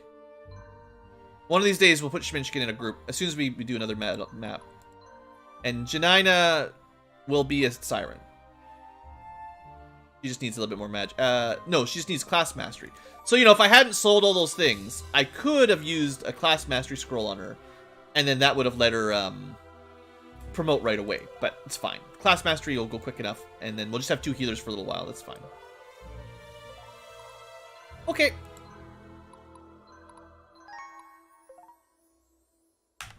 Hello, game-breaking tubers, and welcome back to Let's Play Symphony of War, where I'm actually recording, and we're going to do the next mission. Don't worry. Last time we kind of got sidetracked by arenaing, and I did one more arena fight between episodes. And I decided, actually, a way to make really good money. You can sell the codexes, the XP and CP codexes, which just give you, like, one level up, or maybe half of a class level up. I forget, I think it's 500 class points, or one level up. Just one unit gets one level up or something. Those are nice, and they can kind of even out your levels if you care. But early on, that's a ton of money. And if I did one more arena fight, we could get like another 6,000 gold or something just for selling those kinds of scrolls. Not even thinking about selling the items, the magical artifacts, right? Just selling stuff we don't care about. So that's definitely something that I'm going to do more of in the future. I think that's a good idea. Other than that, the only real change we did was Diana had enough CP for a new unit, and we're going to turn this one into a sorcerer or something. I don't think I changed anything else after the episode. We've got a very weird mixed group, and that's all. Anyway, let's get at least one chapter done here. I'm going to go to bed after this episode, but we got to record one more real story episode.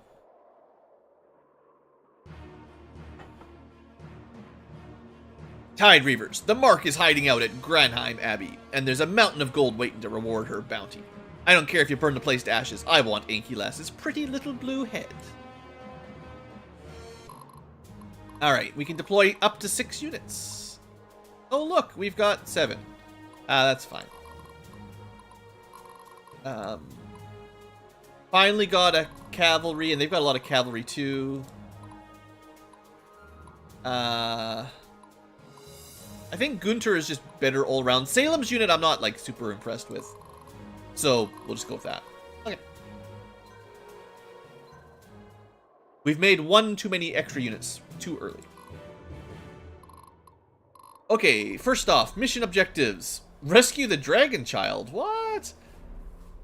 13 turns, and, you know, we've got to kill the stars and capture the boss. There's also some treasure over there. No bazaar, so the money I got doesn't really matter. Like, I could look up a guide or something. I don't remember in advance, but sometimes there are those bazaars, and it's certainly nice to have gold on those maps. And just to tell you guys, future tubers, what I decided I was going to do with that extra CP money from selling stuff, or the extra money from selling codexes, I'm going to try to buy all the unique mercenaries when we find them. Because I've never been super successful at that. So, the range here, they can just make it to attack into the, I think with a bow, into the town, and town counts as rough terrain, so some units, which I didn't really bring, get bonuses in there. I'll put Stefan there. Did you need something? We are also starting with a temple, which means if someone dies, there is a way to resurrect them pretty easily, so that's helpful. Alright, so that's just in range. It'd be nice to lure one of these guys up as well. So if I put one person here, well, the horse archer might attack them. How much have they got here? Just for, that's 4 horse archers. That's a fair amount. Well, let's not put them on this tile then, because that's,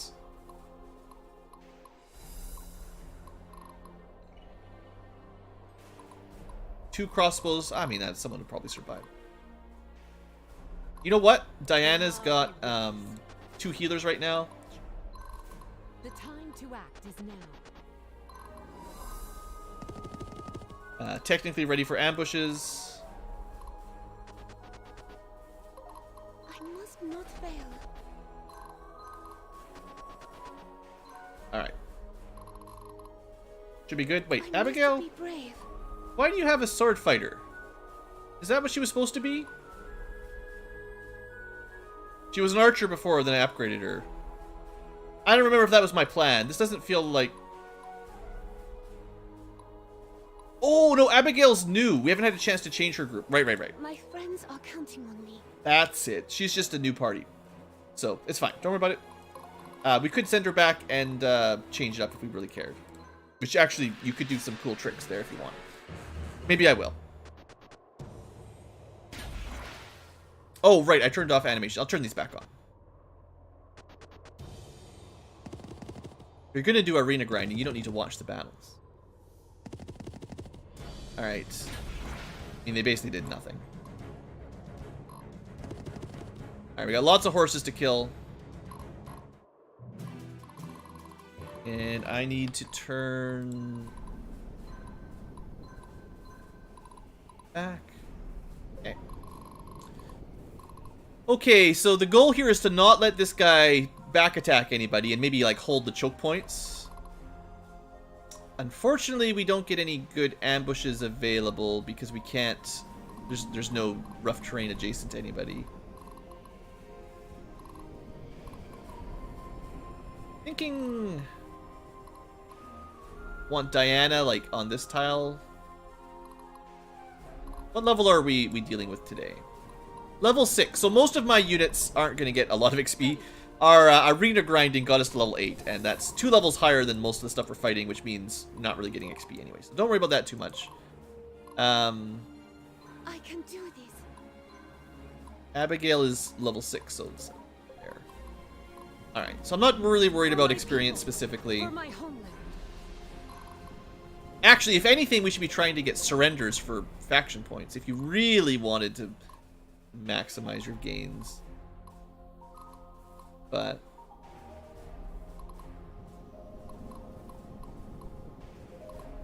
actually, this is not bad.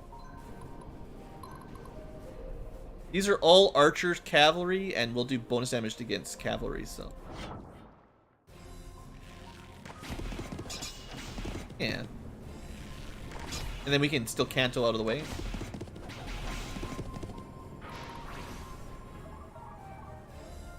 Yeah, having a light cav group that's really mobile and can canto... Like, cavalry, I mean, come on. If you played Fire Emblem games, and really any of these kind of tactical RPGs, in almost any of them, cavalry with higher movement are just always good. And if you have games with canto where you can attack and then move out of the way, they're high tier just automatically. It's intrinsically one of the best units.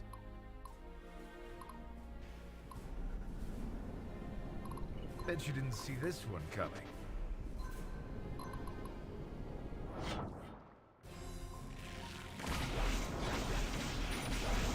Good old back attack.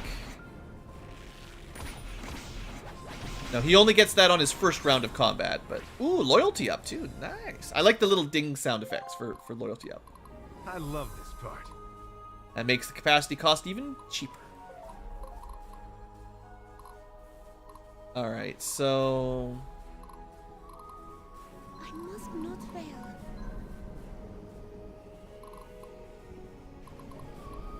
I must stay strong. Some damage to this guy. Oh, a ranger. So rangers we haven't really dealt with yet. They're another light unit. They actually are probably the first gun unit you'll find.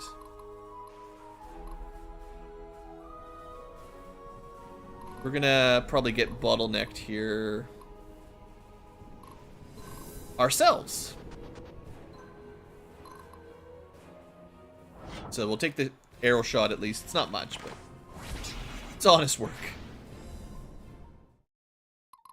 And I think Diana has the best chance of winning this.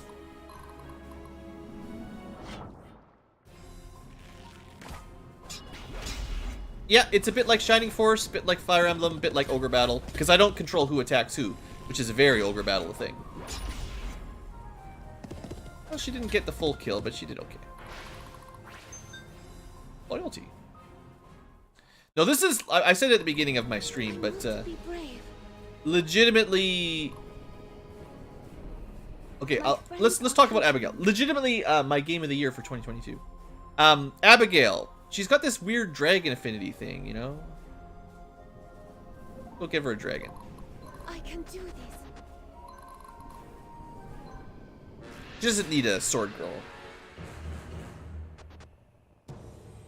This is... Well, they might canto out of the way. Well, this guy's just gonna kill himself, but, One thing I need to keep track of too is, does blue get 1 attack or 2 attacks in this position? Because if I'm only getting 1 attack, then I should consider moving up. Let's see if I get a second attack, if it happens. So that was my first attack. They get their second attack, and then I do get it. So whatever I think if I was in the back row, I would just get 1 based on the class, but I'm still getting 2 in the mid. So we're in the right spot.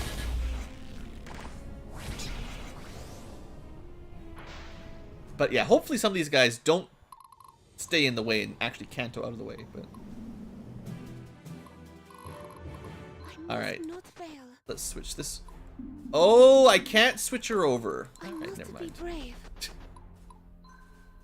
Getting too fancy there. Because she's a force deploy for this map, I guess you can't switch her out. So you can't actually change her units. Unless you can do it at the temple? I don't think you can. I think it's only in your home base that you can your squads around. Okay, we gotta fight through this. I could use my anti-cav unit again. Start moving down. This guy's not gonna move. He's locked in position.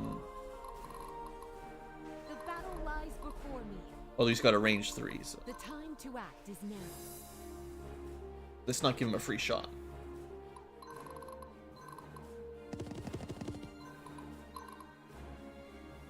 Excellent morale. We should try to do some surrenders. It's good for the pocketbook. Optimally for surrenders, what I like to do is injure everybody, drop their morale a little bit, and then go in for the easy cap. Ogre Battle. There's a Tactics Ogre game on Tactics Ogre Reborn or something on Steam. That's not quite what I mean. The old Ogre Battle series on Super Nintendo and N64, they had a very unique combat style that really no one else has ever replicated, and this is as close as it's gotten in all the time, honestly. All right, let's just send Diana to try to break the choke point here.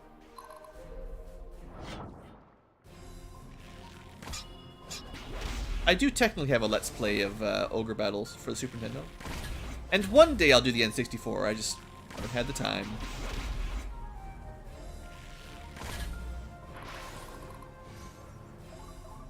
The back row cleric's got to get her class mastery up. A paladin never surrenders. Almost there, easy. We might. Does anyone have 2 archers? Yeah, Stefan has 2 archers. Might get this kill. Yeah, Tactics Ogre is good. Tactics Ogre is kind of a side series to Ogre Battle. It's definitely like Final Fantasy Tactics. Ogre Battle or Tactics Ogre and Final Fantasy Tactics are basically sister series.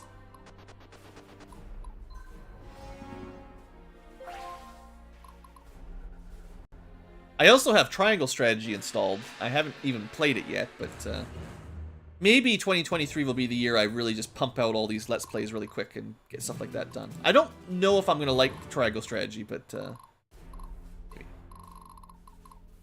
Alright, so Assassin, double crossbow. We're going to go... Can Nasser survive that, or... I think if he attacks, he'll be able to canto out of the way, although... You know, we can technically... The game... I'm trying not to play using a lot of quick saves, but the game lets you. No reason... There's no law against quick saving and testing out your turn. Not very effective first round. These guys aren't doing very much damage either. Of course he gets a critical. You know, I'd still say that was pretty good. And then the value there is that you can canto after you attack and let someone else finish them off. So, horses, I'm actually quite glad I made a light cavalry unit. They're not my... I think I like heavy cavalry a bit more, but any cavalry just adds so much tactical flexibility. I should build a horse cav unit to go with a light cav unit and then a heavy cav unit. Like, I should probably have 3 once we get going, at least, if not more.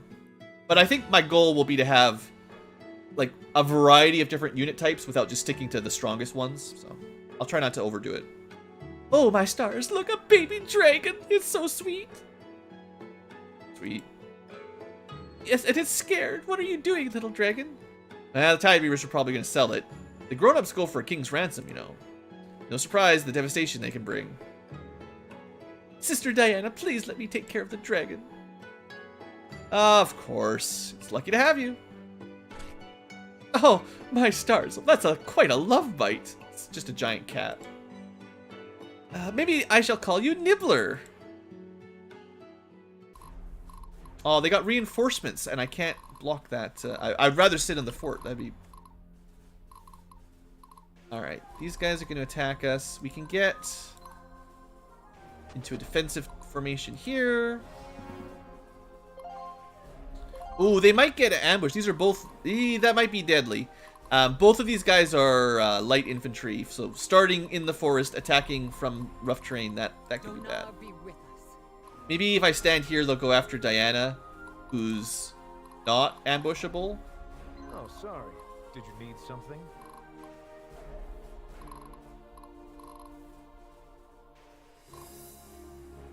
Also, we have a dragon now. So Nibbler is actually kind of special.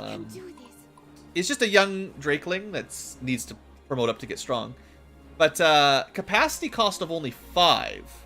So usually a dragon is 15. This is a discount dragon, and I think he can still... No, maybe he doesn't have a trait for loyalty.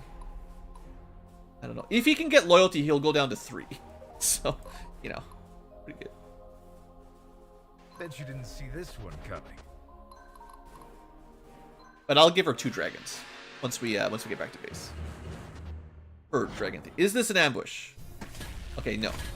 This is still pretty rough. Actually, that was an ambush because we didn't even get our... Yeah, we didn't get our first round. We didn't get... Yeah, okay, that was an ambush. Bad. I think we're going to have some people die here. Maybe even the whole group.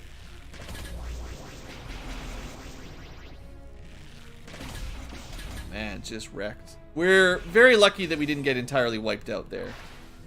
Yeah, I should have expected that. I thought, oh, I can capture this. That'll be good.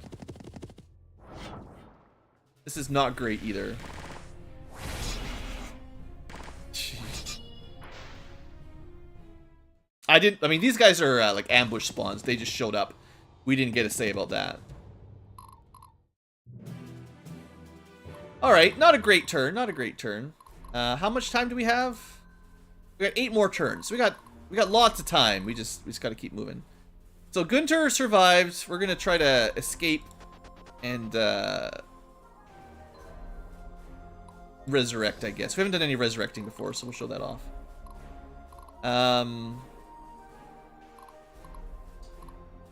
Now I'm pretty confident Stefan and Diana will be I fine. love this part.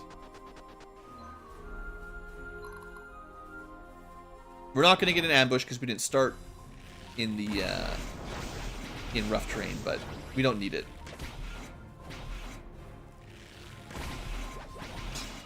Oh, geez, we left one alive.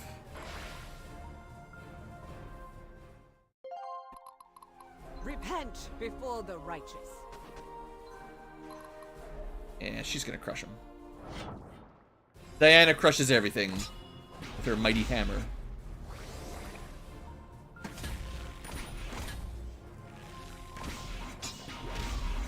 Yep.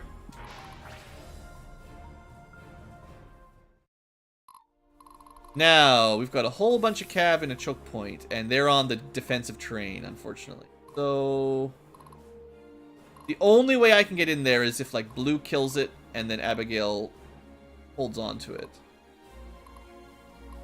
I don't know if he'll be able to. For my people, for my homeland.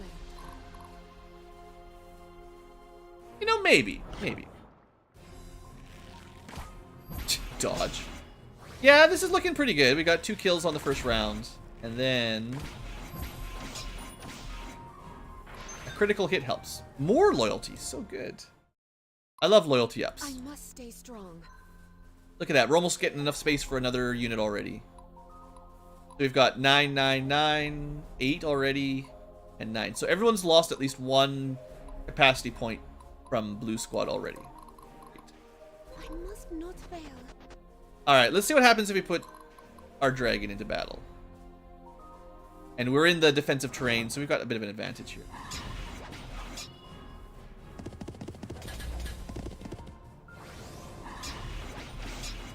Not an incredibly impressive attack, but the dragon has an AoE breath. It's not a, like, I must be brave. you gotta remember, this is a minimum rank dragon. It's level 6, but it's the baby. It's a Draco. I think...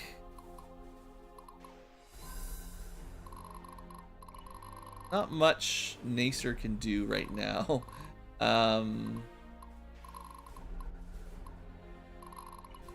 Someone's got to open these treasure chests.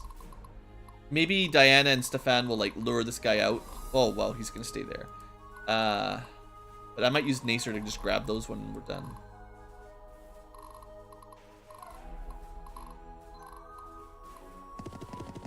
Because he's not going to be in any shape to fight the boss without a lot of healing.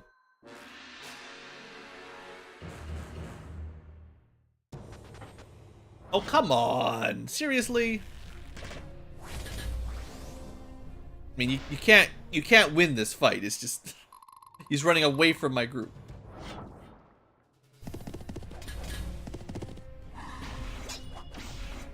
Getting a lot of dodges here. Alright, that's what I wanted to see. Good. This is her first time really fighting, so good showing. Ow.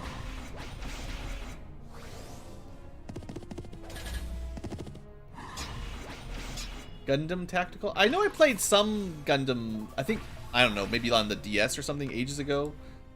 I know there are some interesting, there are some tactical RPGs that are good. But they don't make very many modern ones, basically. Getting real thirsty here.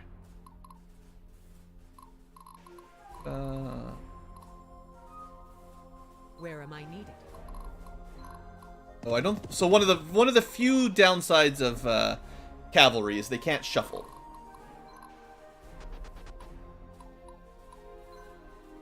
So you do spend money to res. That. Refreshing heals is practically free.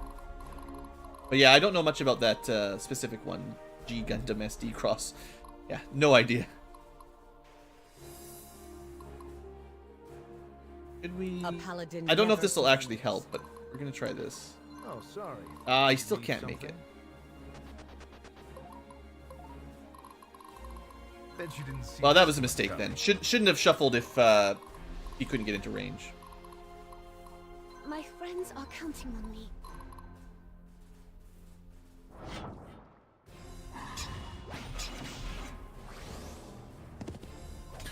So yeah, this is a pretty good group after all. I mean, I guess the sword girl's okay here. It's just not my normal fit for that kind of party. Okay, none of these guys move. If I want to get the number of turns, I gotta start moving down pretty quick here, Battle so lies before me. can't wait around too long. But yeah, I don't know. I would say, who did I forget? Ah, this guy. I don't know about it. I would say, reasonably speaking, tactical RPGs are definitely possibly my favorite type of game. There's just not a lot of them. Thanks for coming.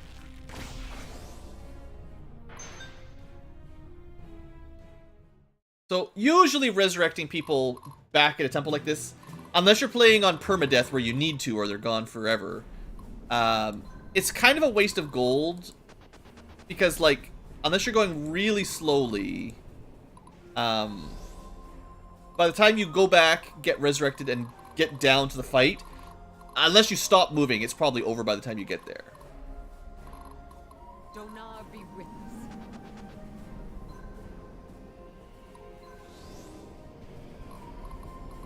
Alright, let's see if Stefan can love handle this this. This should be okay.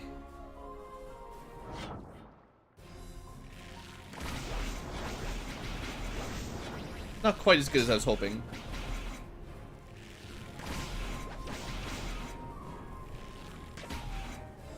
Ooh, the freebie gets the kill. Lucky on that. Alright, that means this guy who's got no HP can just loot while we go finish the victory here. I can do this.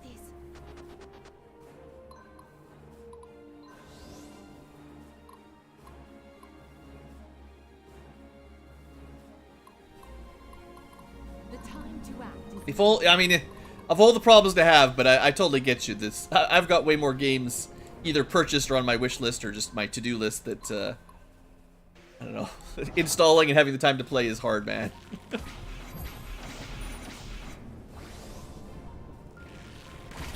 I mean, and here we are, I'm playing a game I've already played through 2 or 3 times. 50 gigabytes. I mean, yeah, I guess nowadays, just the way it is.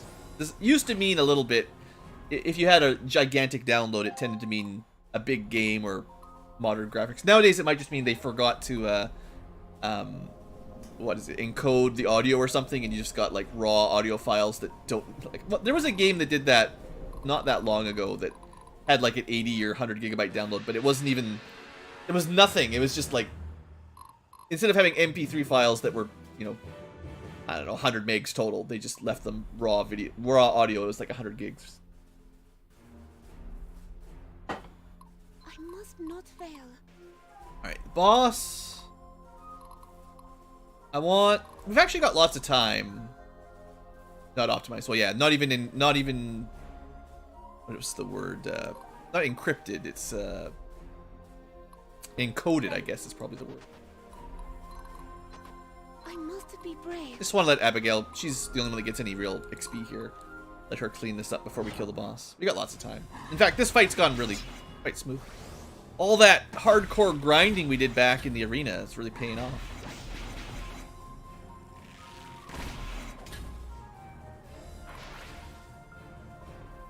But yeah, and you know dragons. Dragon units are...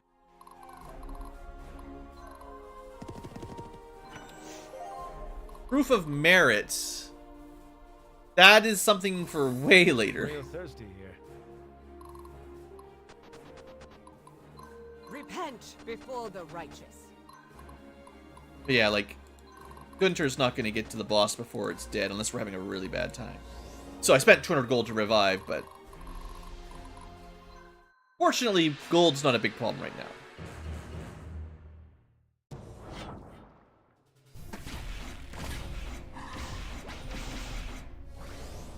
And good. Leadership on Abigail, you know? My friends are counting on me. She's not a naturally high leadership character, so getting some growth is good. Alright, Dirk, what do we got? We got champions. So these are the guys that get double attack, or it's... I think these are the double attack style. Yeah. So whoever he attacks gets hit twice, and then he attacks again, and he gets hit 2 more times. So this guy is going to be a bit spicy.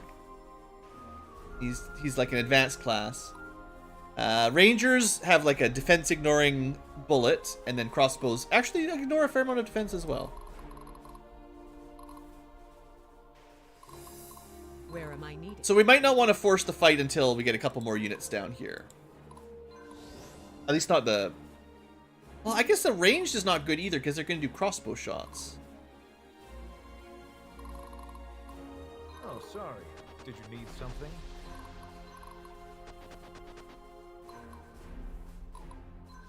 Maybe we want to use, Stefan.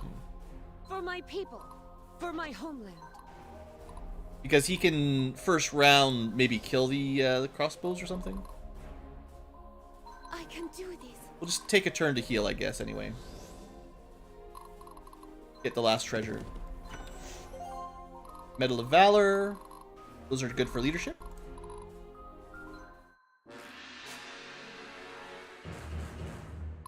And having all the supports nearby, definitely, the morale will be boosted up by having the group together anyway. I must stay strong. Bet you didn't see this one coming. I don't know if that's worth... See, they counter with 3 shots. We can fire only with 2 archers, basically. We don't have any big archer squads with it. A paladin We never could send surrenders. Diana in. She might be tanky enough to handle it. Donar be with us. Like to get that medic class rank. I love this part. Let's see. They don't actually have a healer, so as long as we don't have anyone die, this is... yeah, not very much damage. So, like, they're a pretty light armor unit, except for the middle guy, but... The battle lies before me.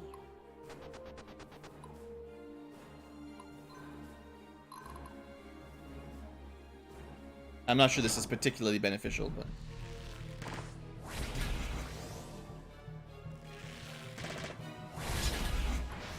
Hey, we're getting class mastery.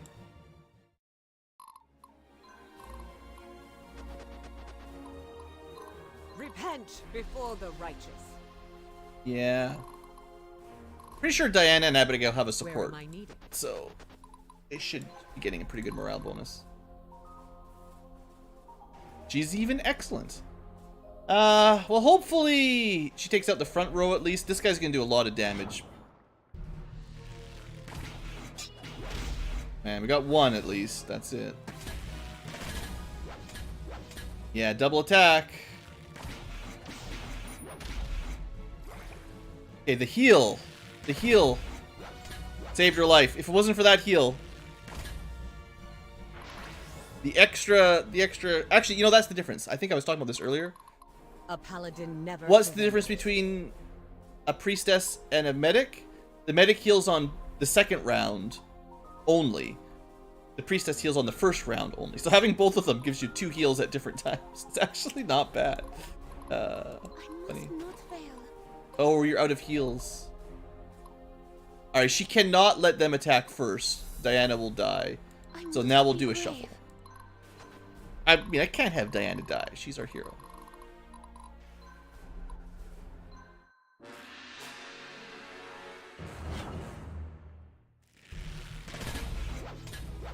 This guy is just brutal.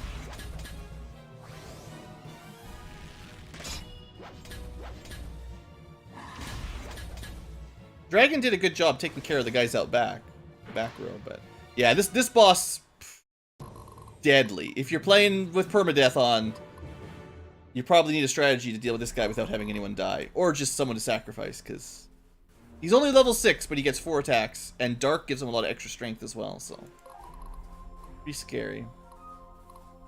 All right,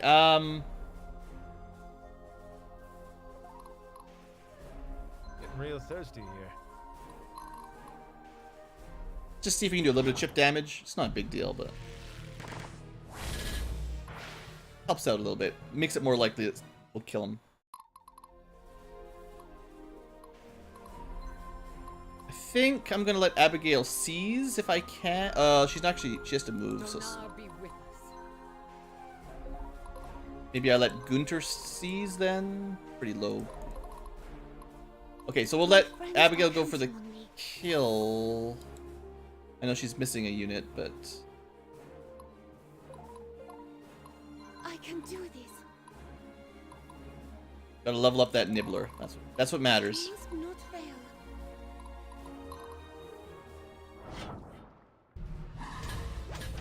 There we go. Revenge for your fallen ally. And then, yeah, Gunter for the leadership. He didn't get any. Oh, he did get some. Good. And loyalty. Ooh. So that's not a very complicated map, really. You get a dragon. The boss is a little bit dangerous. There's a little bit of reinforcements. Nothing super scary.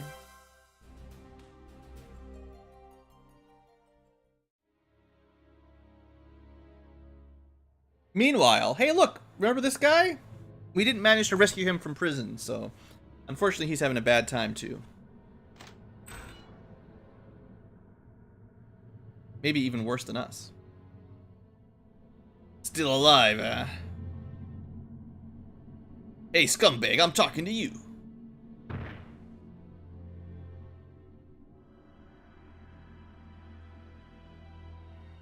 Have it your way, traitor. You keep not talking, I'll keep pummeling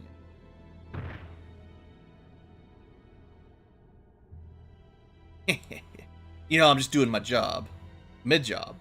If you starve to death down here, it don't matter to me. Sleep tight, prisoner. Poor Zelos. Zelos did nothing wrong. Took a bunch of arrows for us. What the? You can't come down here! Oh.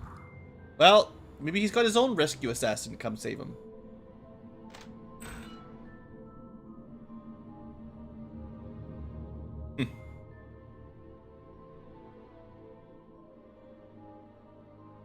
Barbaric. How long have they let you languish in here? Do not worry, my boy. I know what they did to you. We won't let them get away with it. Who are you? Edmund Pendergast, financier. I hope you've heard the name. Yeah, you got some money, they say. So what do I matter to a man like you? Just know that I am a friend, and frankly, you could use one right now. You'll know what you need to know in time. You two get him out of these chains. So a rich guy that's able to infiltrate, Prime Minister's prison. Pretty powerful. The Pendergast.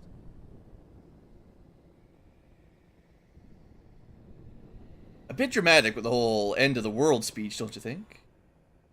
Hanky Lass is not familiar with the temple's ways. It may be just what she needed to hear. Really serious about this stuff, aren't you? Just as the cult was deliberate in finding Nephilim, so too must the paladins be when countering their actions. It must be easy to think everything and anything happens for a reason. As though the fate of all reality is set in stone, so why bother setting out to change it? There are some things I would change. The life of a warrior is difficult. The comforts of the home call out to me. Little Alex, bet that kid misses you. Yes, but my son deserves a better world to inherit. If Xanatus is returning to our world, I must remain out here fighting against fate, inevitable as though it may be. Yeah, I hear you. He's a good kid. Wish I had someone as precious as Alex is to you. My Alex worships you. You're practically his own father. No kidding. Can you play that tune he likes so much? I've grown fond of it as well. It's gonna make you miss home even more. He's a treasure hunter, a thief, and a bard.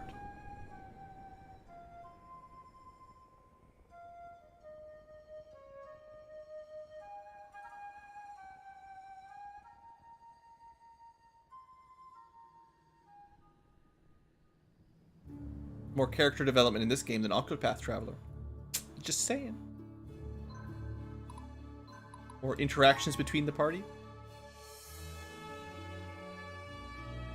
Tide Reavers, the most infamous outlaws the world has ever known. Their first army of mercenaries failed to capture the Ankylas, but it is clear they will be back. For now, Ankylas's army sets up operations from Fort Naxos.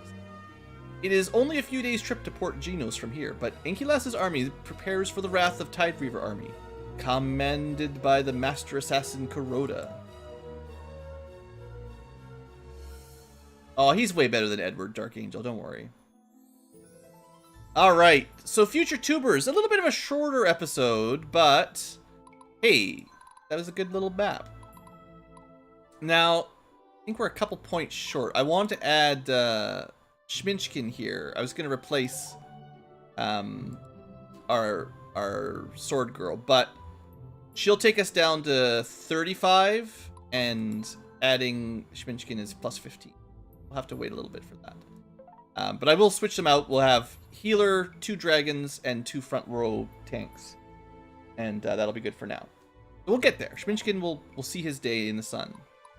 I do need to end the episode here, but, you know, there's a couple minor things we can do. Oh, dang, we've already maxed out. Yeah, this was from the grinding. We could have we just happen to have the resources for an advanced class. This would actually be our first advanced class, which I don't really want, but it's kind of funny. Paladins are pretty good, though. We just need a couple more levels for strength. And I was saying how it was nice to have the medic, but the point of this character was to be sorceress. I really like sorceresses, or eventually sorceresses, sirens. They stun enemies eventually, and they lose a turn on stun. So what you can do eventually is go first. You can cast magic early with the right tech, stun enemy mages that only get one attack, and you went before they did, so they don't even get their big attack. For cannons, well, cannons probably wouldn't work, but mages, mostly enemy mages, I guess, but some units, just losing that extra attack is really good. Alright, anything else quick to show off? I guess we could do the tech. I was doing this in between episodes, but we got 7 more points. We could make our dragons rank up a little bit quicker and maybe show up as mercenaries. Sure. Let's make our indirect archers a bit better. I was going to do that. That's a 33% increase in ranged attack. Morale bonuses of near your bases make defense missions really good. This is the other one I really wanted, though. Now we can choose aggressive or cautious tactics, which will give us a couple more options in battle, which is really quite nice. And yeah, that's probably about it. We could make it easier to do charge attacks. We could get crossbows going. Actually, let's make our heavy infantry and heavy cav a little bit tankier. And that starts unlocking more on that tree. You could just focus on one and try to rush into the Magician's Initiative or something really quickly. That honestly might be optimal, is to focus on one of these trees and just try to get to the top if you're something really good. I would say this is pretty good from the top here. Conscripts start with 3 bonus levels and max loyalty right from the beginning, so they always cost 8 rather than 10, which is really good for militia. And then this is just -1 to all resource costs, which isn't that important early game, but later on this is really big. So I don't think this used to exist. Well, maybe it did. I'm trying to remember. Like, there's been some changes to the tech tree anyway. So and then, oh look, unique. The purple I think is the highest rank, right? Is it purple or orange for the top? Anyway, this guy's probably a unique mercenary, probably. Maybe not. All he's got is Silver Tongue. That's not that important. He's an advanced ice mage, so pretty expensive. We could get ourselves a mage unit going. I'll be doing the management here in between episodes. We know that these make you many, so you definitely want to buy tokens in the arena tokens. If you're going to go to the arena, if you have the patience to do it, these will always make you money. So it's worth doing. Dragon Slayer is good against dragons. Acolyte's Mace. There's lots of just basic stuff that we'll buy. Yeah, no big deal. Critical hits bypass armor. That's not bad for high skill units. So anyway, these are fairly cheap. Doesn't cost much to buy those. What we're really looking for is good rare or epic drops that have really... Like, there are some items that you have to buy if you see it in here, and I'll show them off if we see any. This is a new screen, too. I haven't seen this before.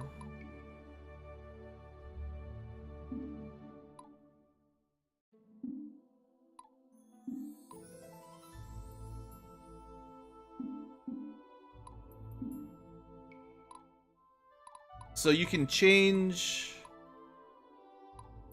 Right, you can change tokens. So if you want to do different ranks of the arena, you can change your tokens to other tokens.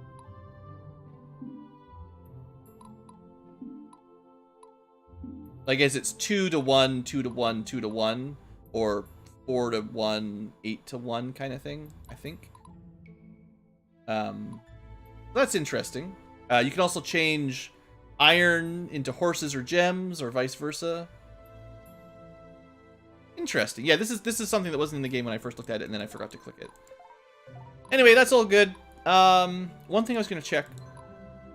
Yeah, I didn't want to recruit a lot of militia at the last camp because they joined at level 2. Now they join at level 4, and they'll probably join at like 6 and 7 pretty quickly, so they won't start so far behind with really low stats for too long. They'll keep up as the further we go through the game, the higher the recruit rank will be, and that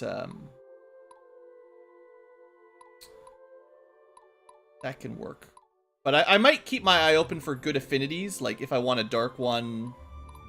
Even at low levels, they can catch up fairly quick, so it might be worth certain affinities, just grab them early. Anyway, we've been rambling here for a bit. I think that's all for this episode. We had a bit of a short one.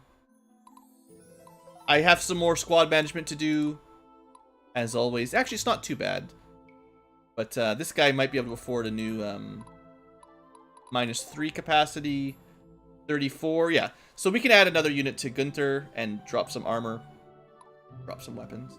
That's cool. Anyway, having a good time.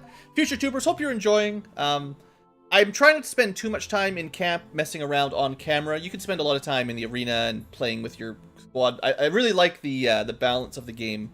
The time balance between doing missions, reading story, and preparing for the next battle is really well done. It reminds me of the old Fire Emblems, Shining Force, that kind of stuff. If you're always reading, I think like one of the things I've heard about for triangle strategy is it's like you spend more time reading than actually playing the game because there's so much story.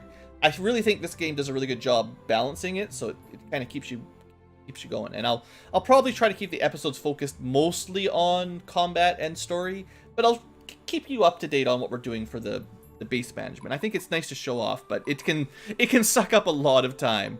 So I'll just give you summaries and stuff and go over the tech as we learn it, basically. So anyway, that's all for this episode. Thank you for watching, future tubers. Hope you are enjoying. And if you have enjoyed the game, I mean, I don't get anything out of it, but I recommend, you know, adding it to your wish list, waiting for a sale on Steam or something, maybe picking it up. My argument at this point is if you made it 5 episodes in or to the end of the stream, I want to see more games like this, and you got to vote with your wallet. So you got to buy these games. This is a small studio. This developer, that if you like this anyway, this is not a big AAA studio with shareholders and greedy marketing agencies. This is a pretty small group.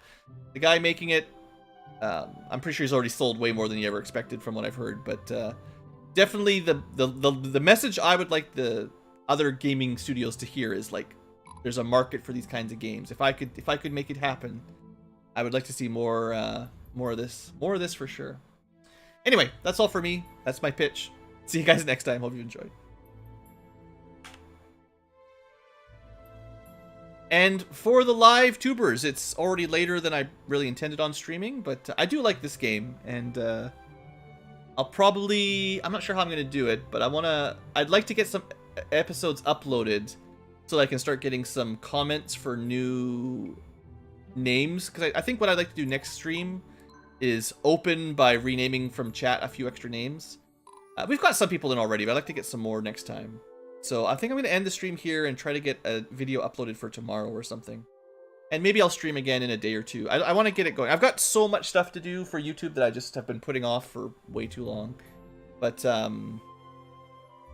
trying to get back into it, it's tough, man. But you know, hanging out with you guys, chatting does help a bit. You know, it's nice having other people interested in the hobby that are keeping me motivated, even if it's just a few viewers just chatting a bit.